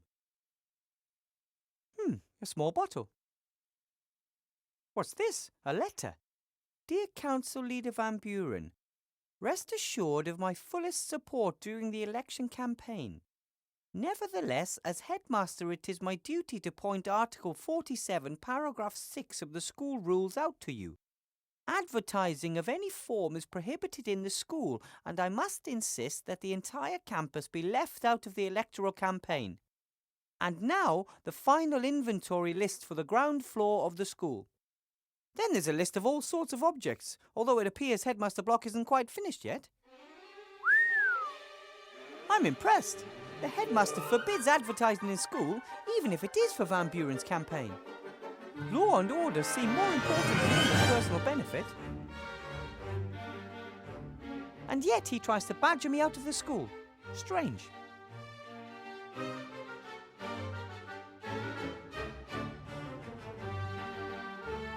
The only thing in this drawer was this bottle. Spidery old-fashioned writing, hard to decipher. Dragon sweat. Dragon sweat! What is the probability of the headmaster having the one ingredient for magic ink in his drawer that I couldn't find anywhere else? Talk about luck. I was expecting to find something here that would interest Remy. Instead, no bomb, no plan of attack, nothing. The headmaster seems to be the most law-abiding man in Seastone. Could he really be a danger to the Archmage? I'm pretty sure there's a law that prohibits murdering the Archmage. Why is he acting so strange? If he's not part of the plot against the Archmage, then who is?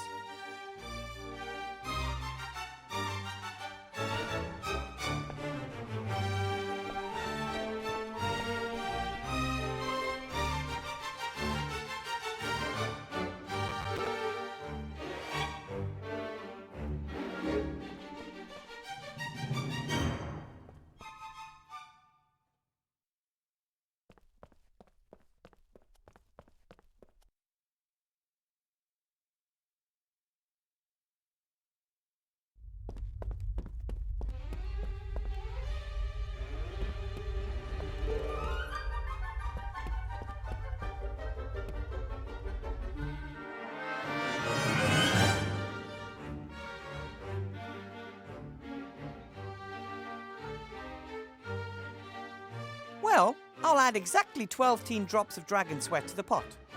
And done!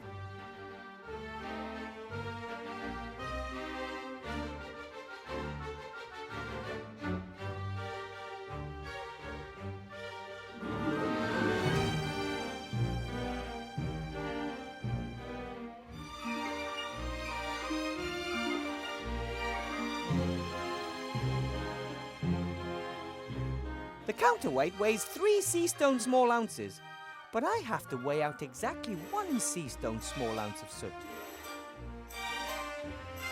On one side of the scale, there's a 3 Seastone small ounce weight. On the other side, nothing.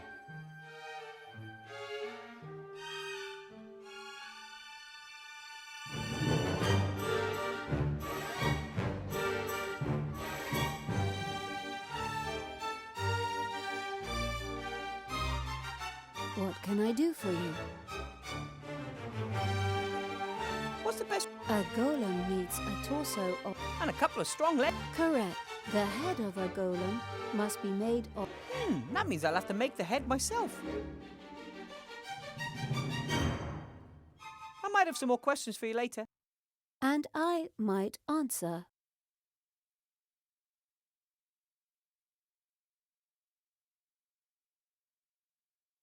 Crocodile tears and dragon sweat are in the pot. All I need is the soot.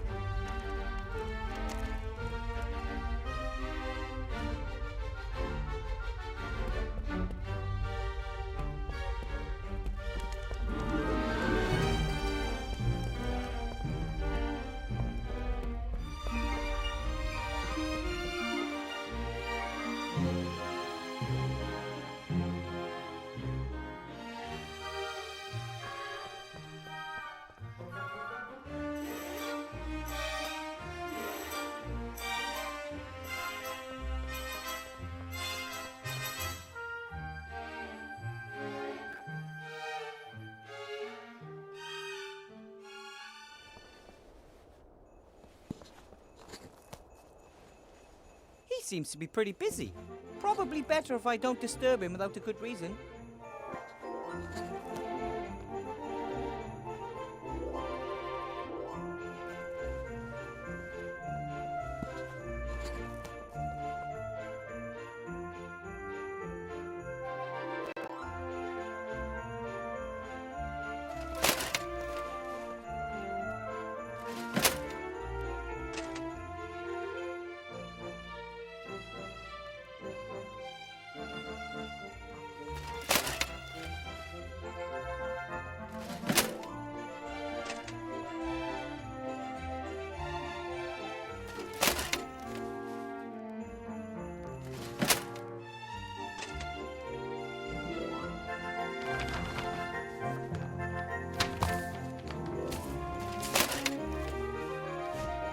So...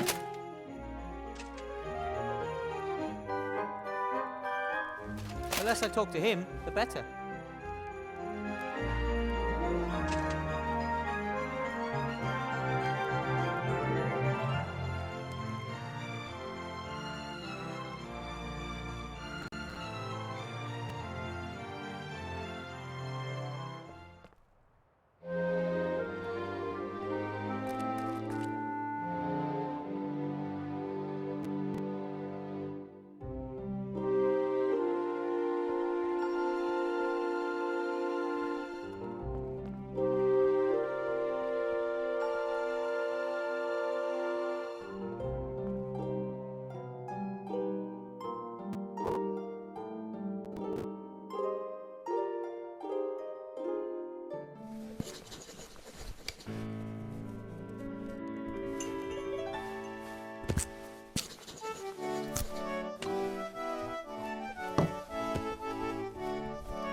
He's unfair to me and pretends he isn't.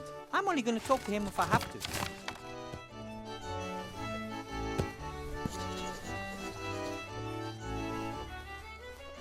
Hello, Sloth. Ah, Wilbur. Greetings. About the whole bringing down Bill thing, Yes? I'm afraid it didn't quite work. Sorry. I wasn't exactly full of hope. And even if Bill did get his knuckles wrapped, someone else would have come and taken his place. It's the system that doesn't work. Broken! The merchants are all in cahoots and fix the prices among themselves. If you're a mage, Sloth, do you know how to build golems? I've never tried. You have? Tried long time to build golem. Just too stupid. That's completely untrue. That was just playing around. So, I want to build a golem and I know the right incantation. Can you help me build one? No. I don't want anything to do with it. Psst. Wilbur? Yes? What are you whispering about? I don't like whispering behind my back. Sloth always eavesdrop. Do you and Blout keep many secrets from each other? Not particularly. I just don't like it when Blout fiddles about behind my back. It usually ends in catastrophe. Maybe you're too hard on him. He was going to juggle with kitchen knives this afternoon. I noticed just in time. Would have worked. No, it wouldn't. And they are my fingers too. Sloth tell Blout off. Sloth always annoyed. With good reason. The pub, all this work, and on top of all that, I have to play babysitter. I lost track of time with all that ranting, and now I've missed the bakery. All your fault, Blout. Blah. A bakery up by the guardhouse? I go there myself. Which bakery do you usually go to? I like the one up by the guardhouse myself. Oh, they have those wonderful chocolates. I treat myself to one or two every night. You see, Sloth got fat. First of all, that's not true. And secondly, it's Flab born of frustration because I have to put up with you. See you, Sloth. So long. Hello, Blout. Wilbur! Psst, Blout. What did you want to tell me? I won't say. You're whispering again. If we talk now, does Sloth hear us? Oh, just stop whispering behind my back, all right? Okay, sorry. Want non-alcoholic drink as apology? Oh, no. You might have tricked me with alcohol once, but never again. So Blout got you plastered?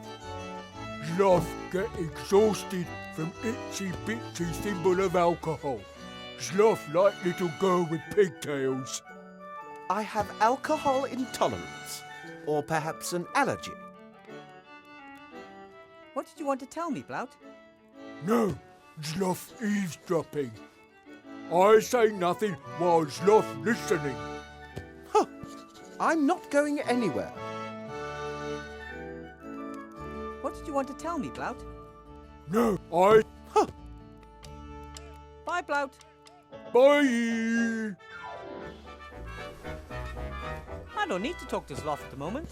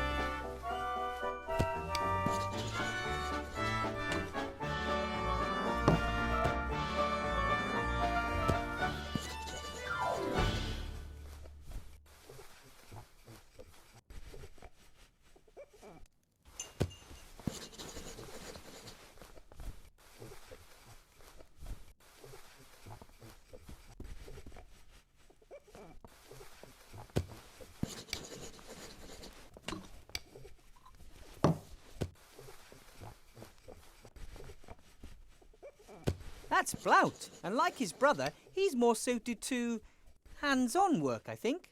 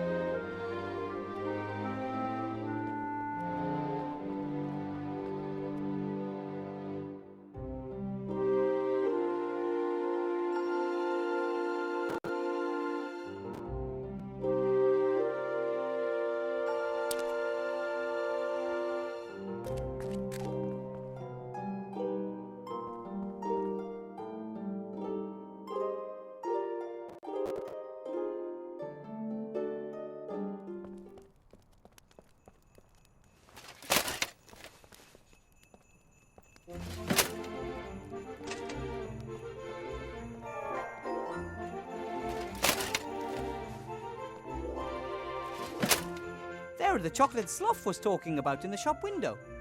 2 Seastone small ounces of indulgence per chocolate, with and without alcohol.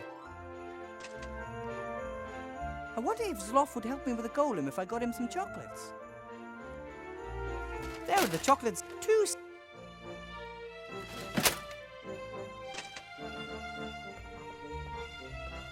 Hey, Timmy, do you think you could find a way into the bakery through the sewers? Of course I can. And maybe you could borrow a chocolate? No, but I could steal one. I don't know. I don't want to incite you into doing something illegal. It's not against the law for rats to steal food. It's expected of us. Really? Have you ever heard of a rat being thrown into jail for food theft? Ah, true. Off you go then. Hopefully it'll work.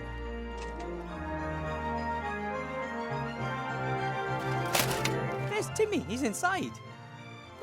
Looks like he can only carry 1 chocolate at a time.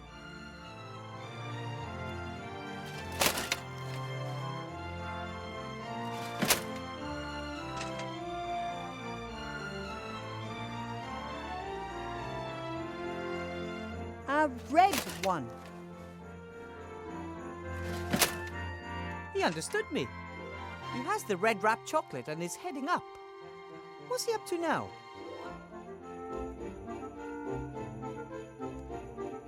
Wilbur? Ah, there you are. The chocolate. Catch!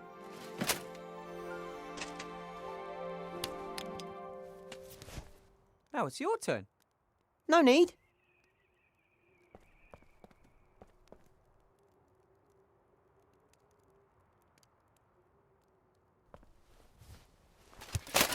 Well, how did I do? Good job, Timmy.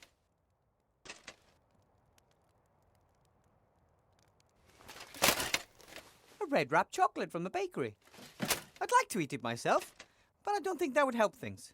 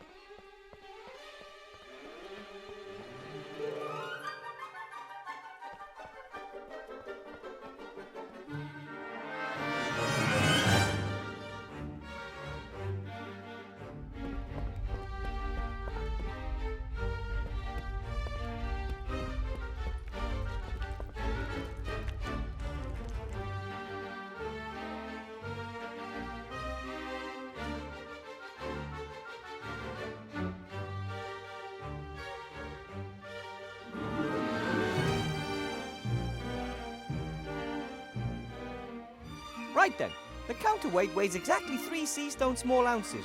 The chocolate weighs 2 Seastone small ounces. That means that when the weight is exactly the same on both sides, I'll have added exactly 1 Seastone small ounce to the pan. And that would be the case right now. Exactly 1 Seastone small ounce of soot, and in you go. All right, that's all of the ingredients in the pot.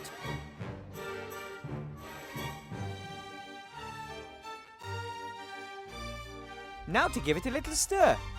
Ta-da! Magic ink.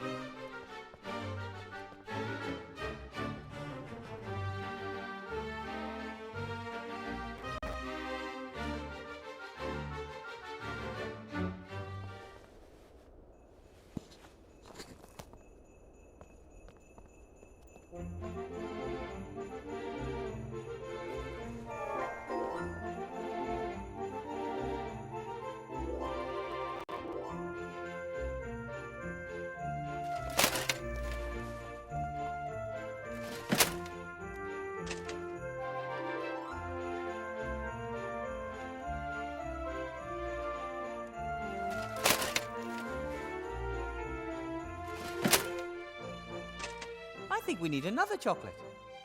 No problem. Which colour? One red one, please. Okay.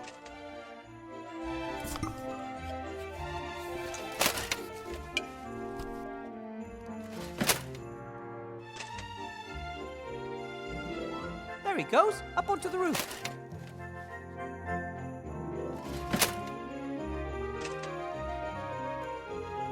Catch.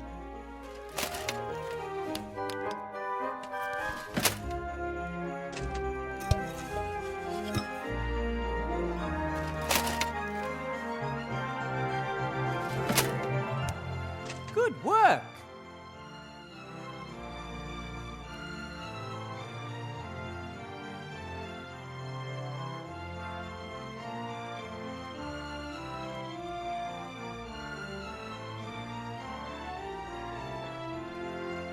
I think we could use another chocolate. A blue one this time. Okay.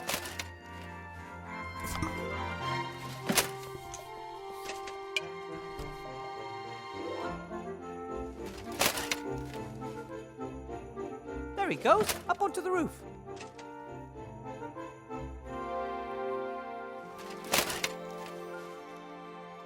Catch.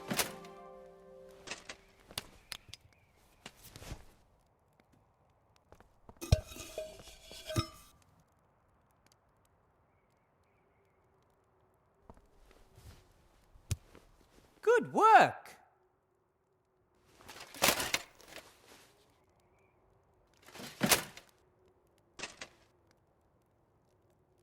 Right, I'll just swap the blue and red wrappers.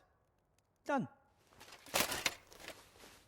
The chocolate without alcohol is now wrapped in the red paper, and the one with alcohol is wrapped in the blue. The chocolate without alcohol...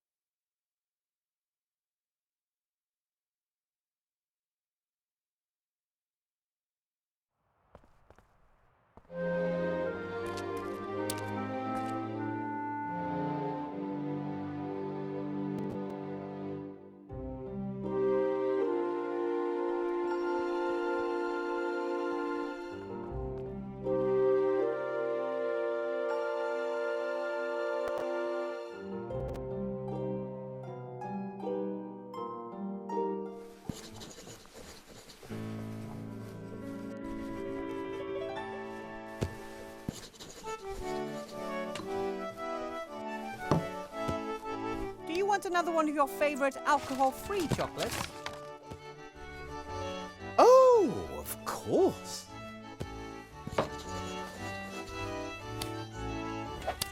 Oops. Ooh, ouch. Sloth KO. Very clever plan, Wilbur. That was a pretty hard thump. Perhaps we'd better call a doctor. No, ogre skull unbashable. Okay, fine, if you say so. What did you want to tell me, Blout? I hope it was worth it. Blout has golem. Or part of golem. Your brother's golem? No, other golem. Blout bought it. Why did you buy a golem? And why don't you want Sloth to know anything about it? Sloth always so much work, much stress, much row. Blout scared if fight more. Sloth leave him one day. Right. That's why Blout buy golem. Should help in Sloth and Blout have holiday. I see. And since Sloth had some bad experiences building golems, you wanted to keep it secret until it's finished. Where is the golem? Or the parts? Here.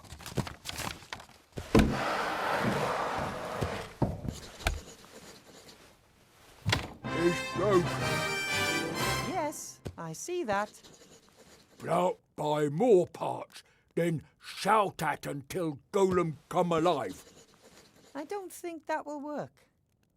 Yes, Sloth hear and complain. Blout should not play with magic thingies. Wilbur must build golem, then Blout stop making fun of Wilbur's size. But you've never made fun of my size. Wilbur so small, mice call him dwarf. Blout not say again if Wilbur help. Okay, fine. How about this? I'll help you out and build the golem, but it's mine until the election, and I can do what I want with it. I'll bring it back after the election, and the golem can help you and Sloth here in the inn. Okay. Ooh, oh. What happened? Sloth sleepyhead. See you later, Blout.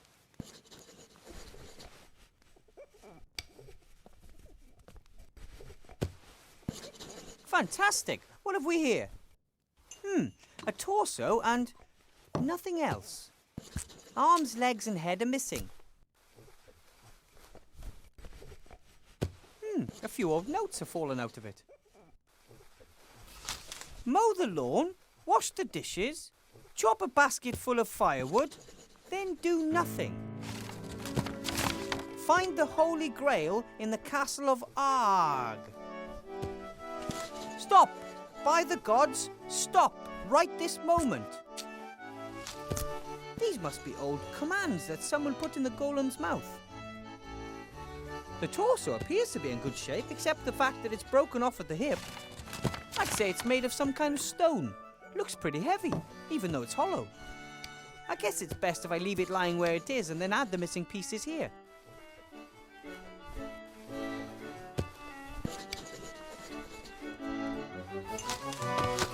I think I did a pretty good job on the head.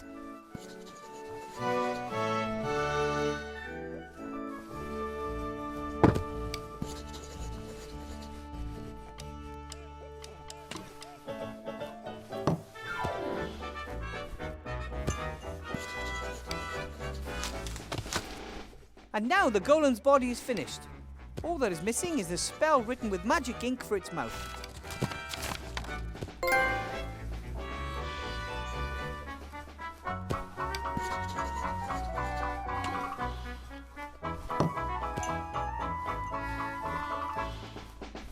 Right then, what do I need to write on the piece of paper to bring the golem to life? Just live? Yes, in principle. But in golem language, and that's complicated, I'll dictate it to you. Grolop Grishna Kalabeb. Wait a minute. Grolop Grishna Kelabeb?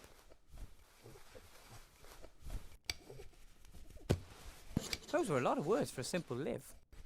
Bringing dead material to life requires precise instructions. Sounds logical, so what now? Put the piece of paper in the golem's mouth. The rest happens automatically, but not before. Bringing half-finished golems to life is strongly discouraged.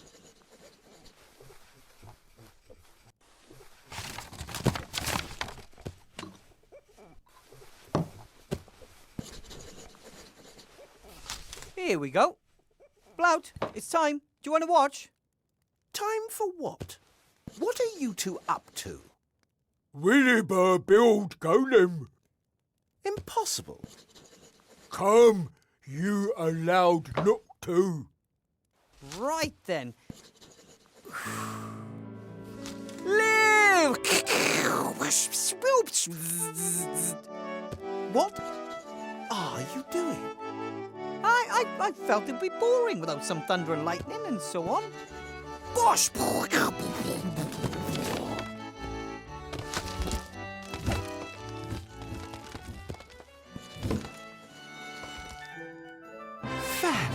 Fantastic! Wilbur done it. A real golem. Help in inn. We have holidays. But first, remember, he's going to be the Archmage's bodyguard until the election. It's just too bad he can't speak. Unless, ooh, wait a minute. Can you write?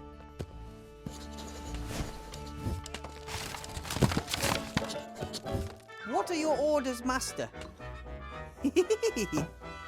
Let's go to the mage school. We can discuss everything else there. Good work, Wilbur. Thank you. It feels good to be able to take at least one worry off the Archmage's back. Until then.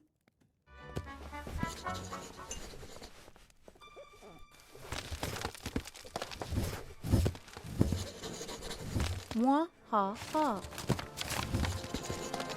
Mwah ha ha ha ha.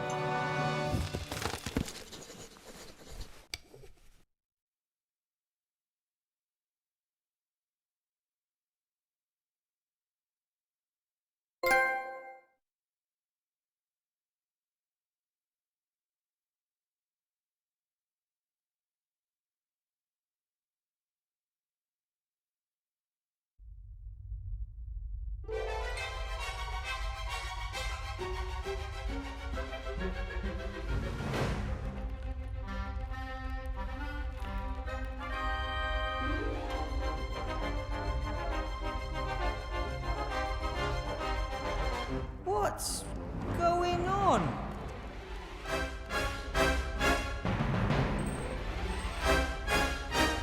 You looking for this? What the?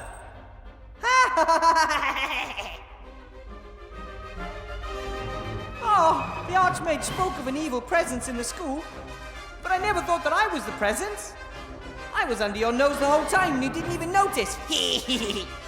Are you something like my evil self? I'm no petty sideshow conjurer. I'm the greatest sorcerer in the world.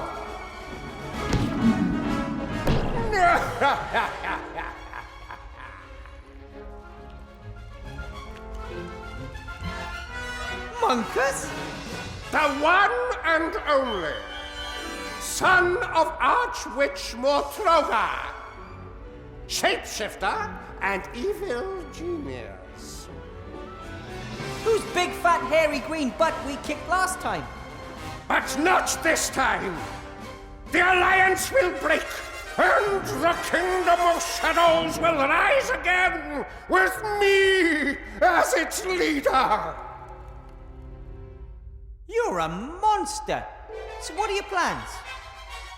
Oh, so this is the part where the bad guy tells the hero his plan so he can scupper it at the last moment. No, not this time. Nothing is going to stop me killing the Archmage. You want to kill Alistair? You don't stand a chance. He's become more powerful than you can possibly imagine. I admit his magical powers are impressive. And he can sense my presence. As soon as I get within a few meters of him, he recognizes my evil intentions. But how are you... That's right. Not magical powers, young friend.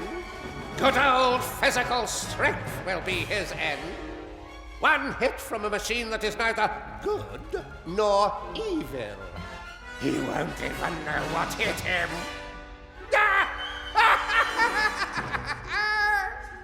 You, go on ahead. I'll follow soon.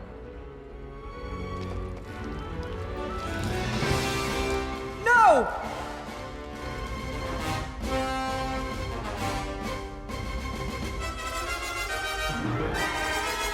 I'm a teacher and a graduate mage. I demand that you release me immediately. Otherwise, what?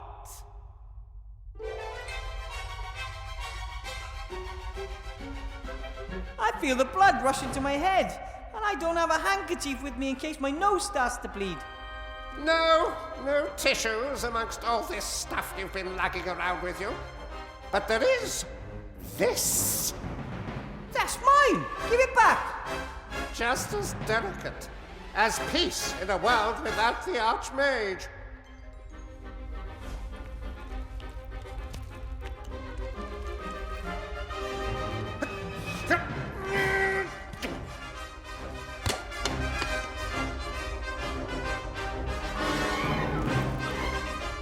Ha ha!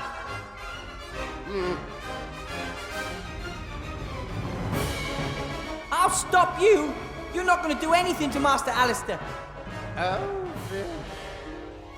Master Wilbur Weathervane, the big hero, will prevent it? The very same Master Weathervane who built me the weapon I need? No! What will the people say when it's your golem who crushes the Archmage? And that's not all.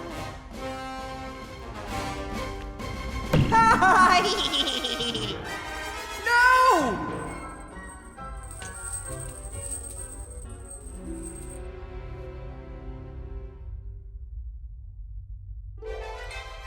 I really hope that it wasn't a student. And I hope I don't end up like that.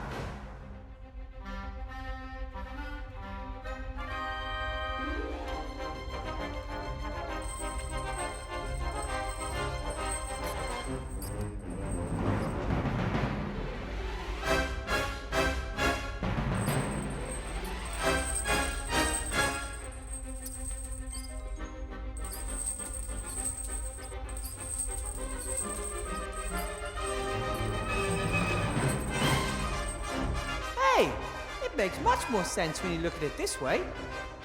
No, it doesn't.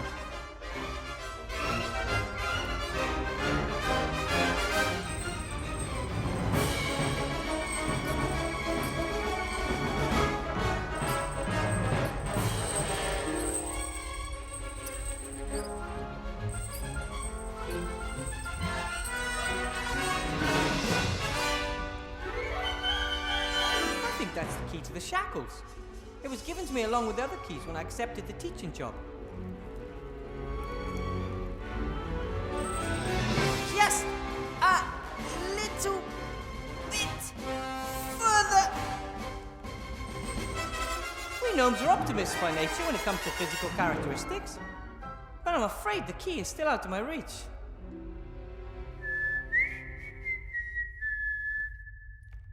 Timmy! What are you doing, Mr. Professor? Long story. You gotta get me out of here, okay? Fast!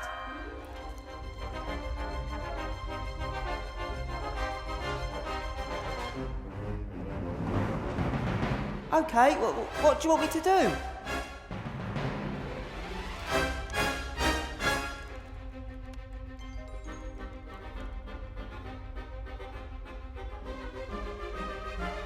Can you toss the wand up to me, Timmy? Looks heavy. Try!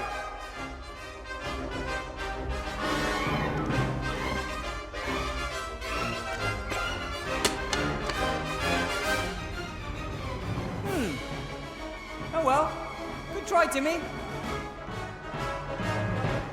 Timmy, a thread from the curtain. Can you bite one off?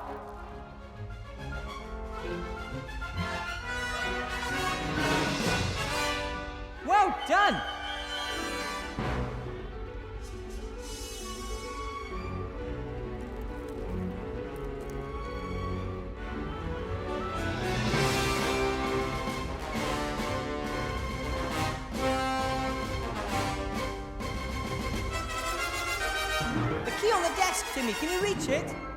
I can't get up there. I thought you were really good at climbing. Yes, but not flying. Well, think of something.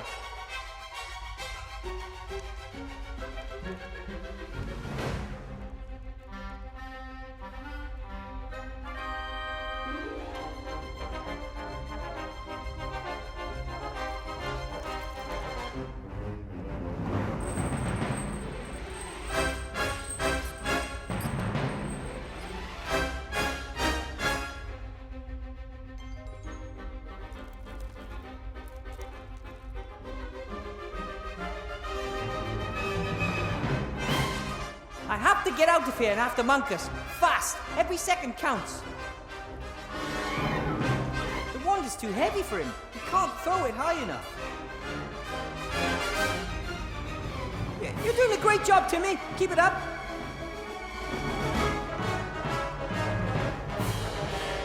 Somehow we need to get Timmy onto the desk.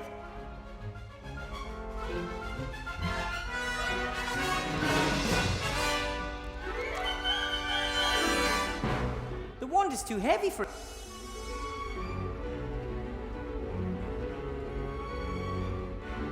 Somehow we need to get Timmy onto the desk.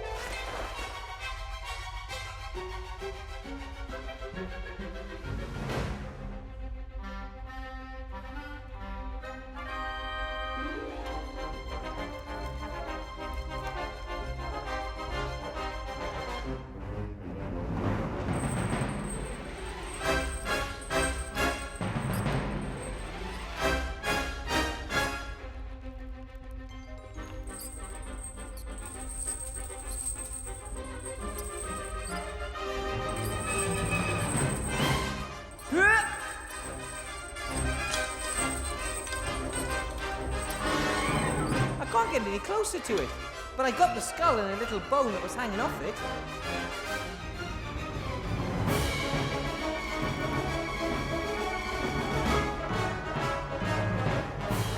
The skull's pretty heavy. It'll probably crush Timmy.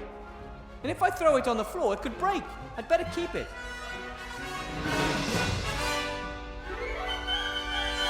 Hey, Timmy! I've got something for you. Catch!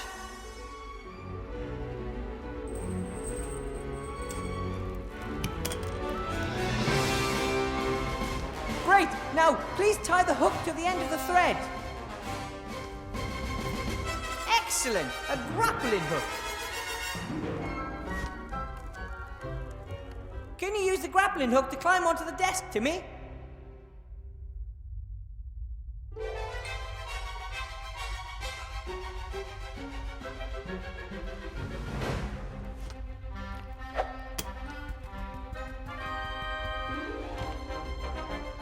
Great! All right, grab the key.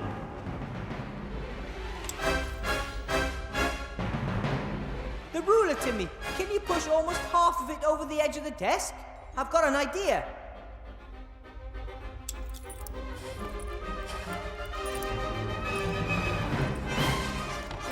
Perfect! About half of the ruler is on the desk, while the other half is hanging in thin air.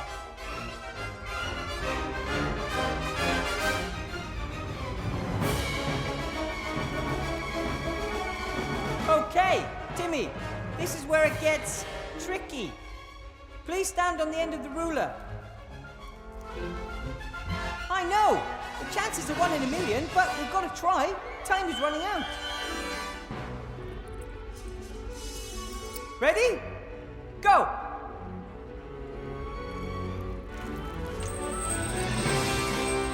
Way! Well, how good was that? The shackles, fast!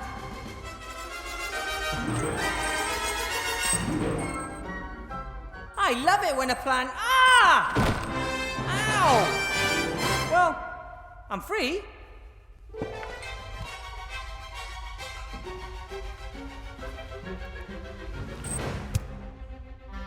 Well done! Now listen to me. You run as fast as you can to your Uncle Remy and tell him that there's an attack planned on the Archmage. Got it? An attack on Master Alistair? That shapeshifter Monkus is behind it, and he has a golem. My golem. We can do it. I'll get Uncle Remy.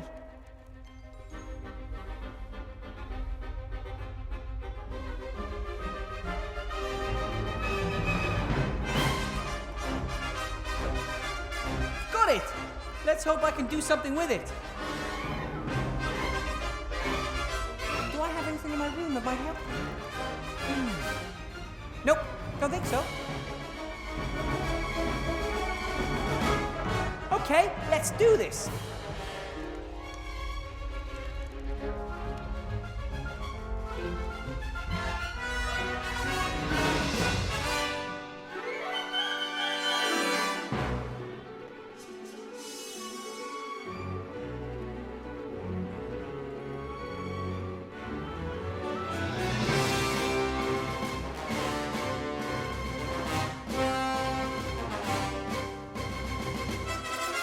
I need to get in the hall immediately. Stop. Admission only by written invitation. But the Archmage is in there and he's in mortal danger. Yeah, right. But... Look, I'm sure he can look after himself. The invitation? Oh, here you go. Ah!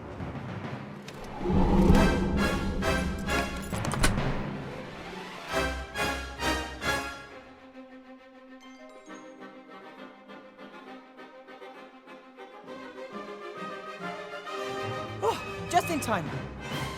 Ah, Wilbur, good to see you. Hello, Archmage. Good to see you too. No! No! No! Stop! Ah!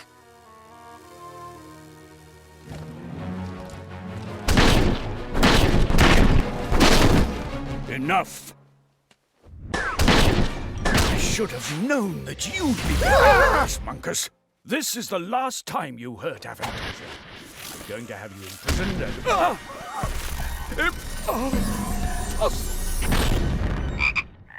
Alistair! Ooh! Ta-da!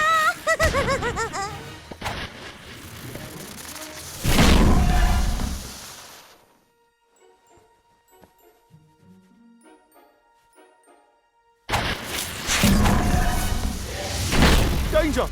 We have an intruder! Wilbur Weathervane! What the... You're too late, Shieldhand. The Archmage has been murdered. By him! But... what? How? He has murdered the leader of the Alliance, which makes me the new leader. Arrest him, Shieldhand!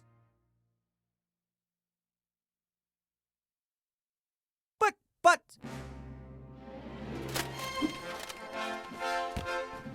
Wilbur, this way. Quick, put this on. Stop them! Oh. Out of the way!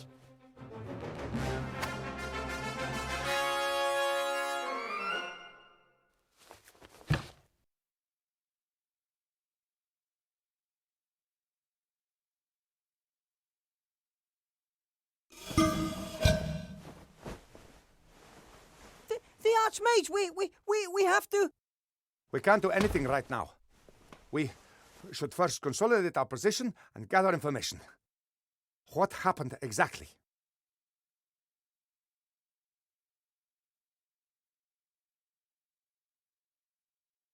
Monkus is behind all this. He tricked us all. Monkus, the sorcerer. He can use his amulet to transform himself. He assumed the role of the street urchin and the school headmaster, at least temporarily. We never found him in the Tower of Evil. And how could we? He must have disguised himself as one of our own soldiers and come with us to Seastone.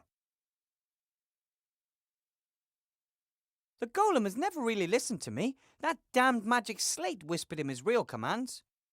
I built the weapon which tried to kill the Archmage. If you want to blame someone, then start with me. I encourage you to build the thing. It was my duty to not just think of the good, but also the bad it could cause. And your wand, what was that all about?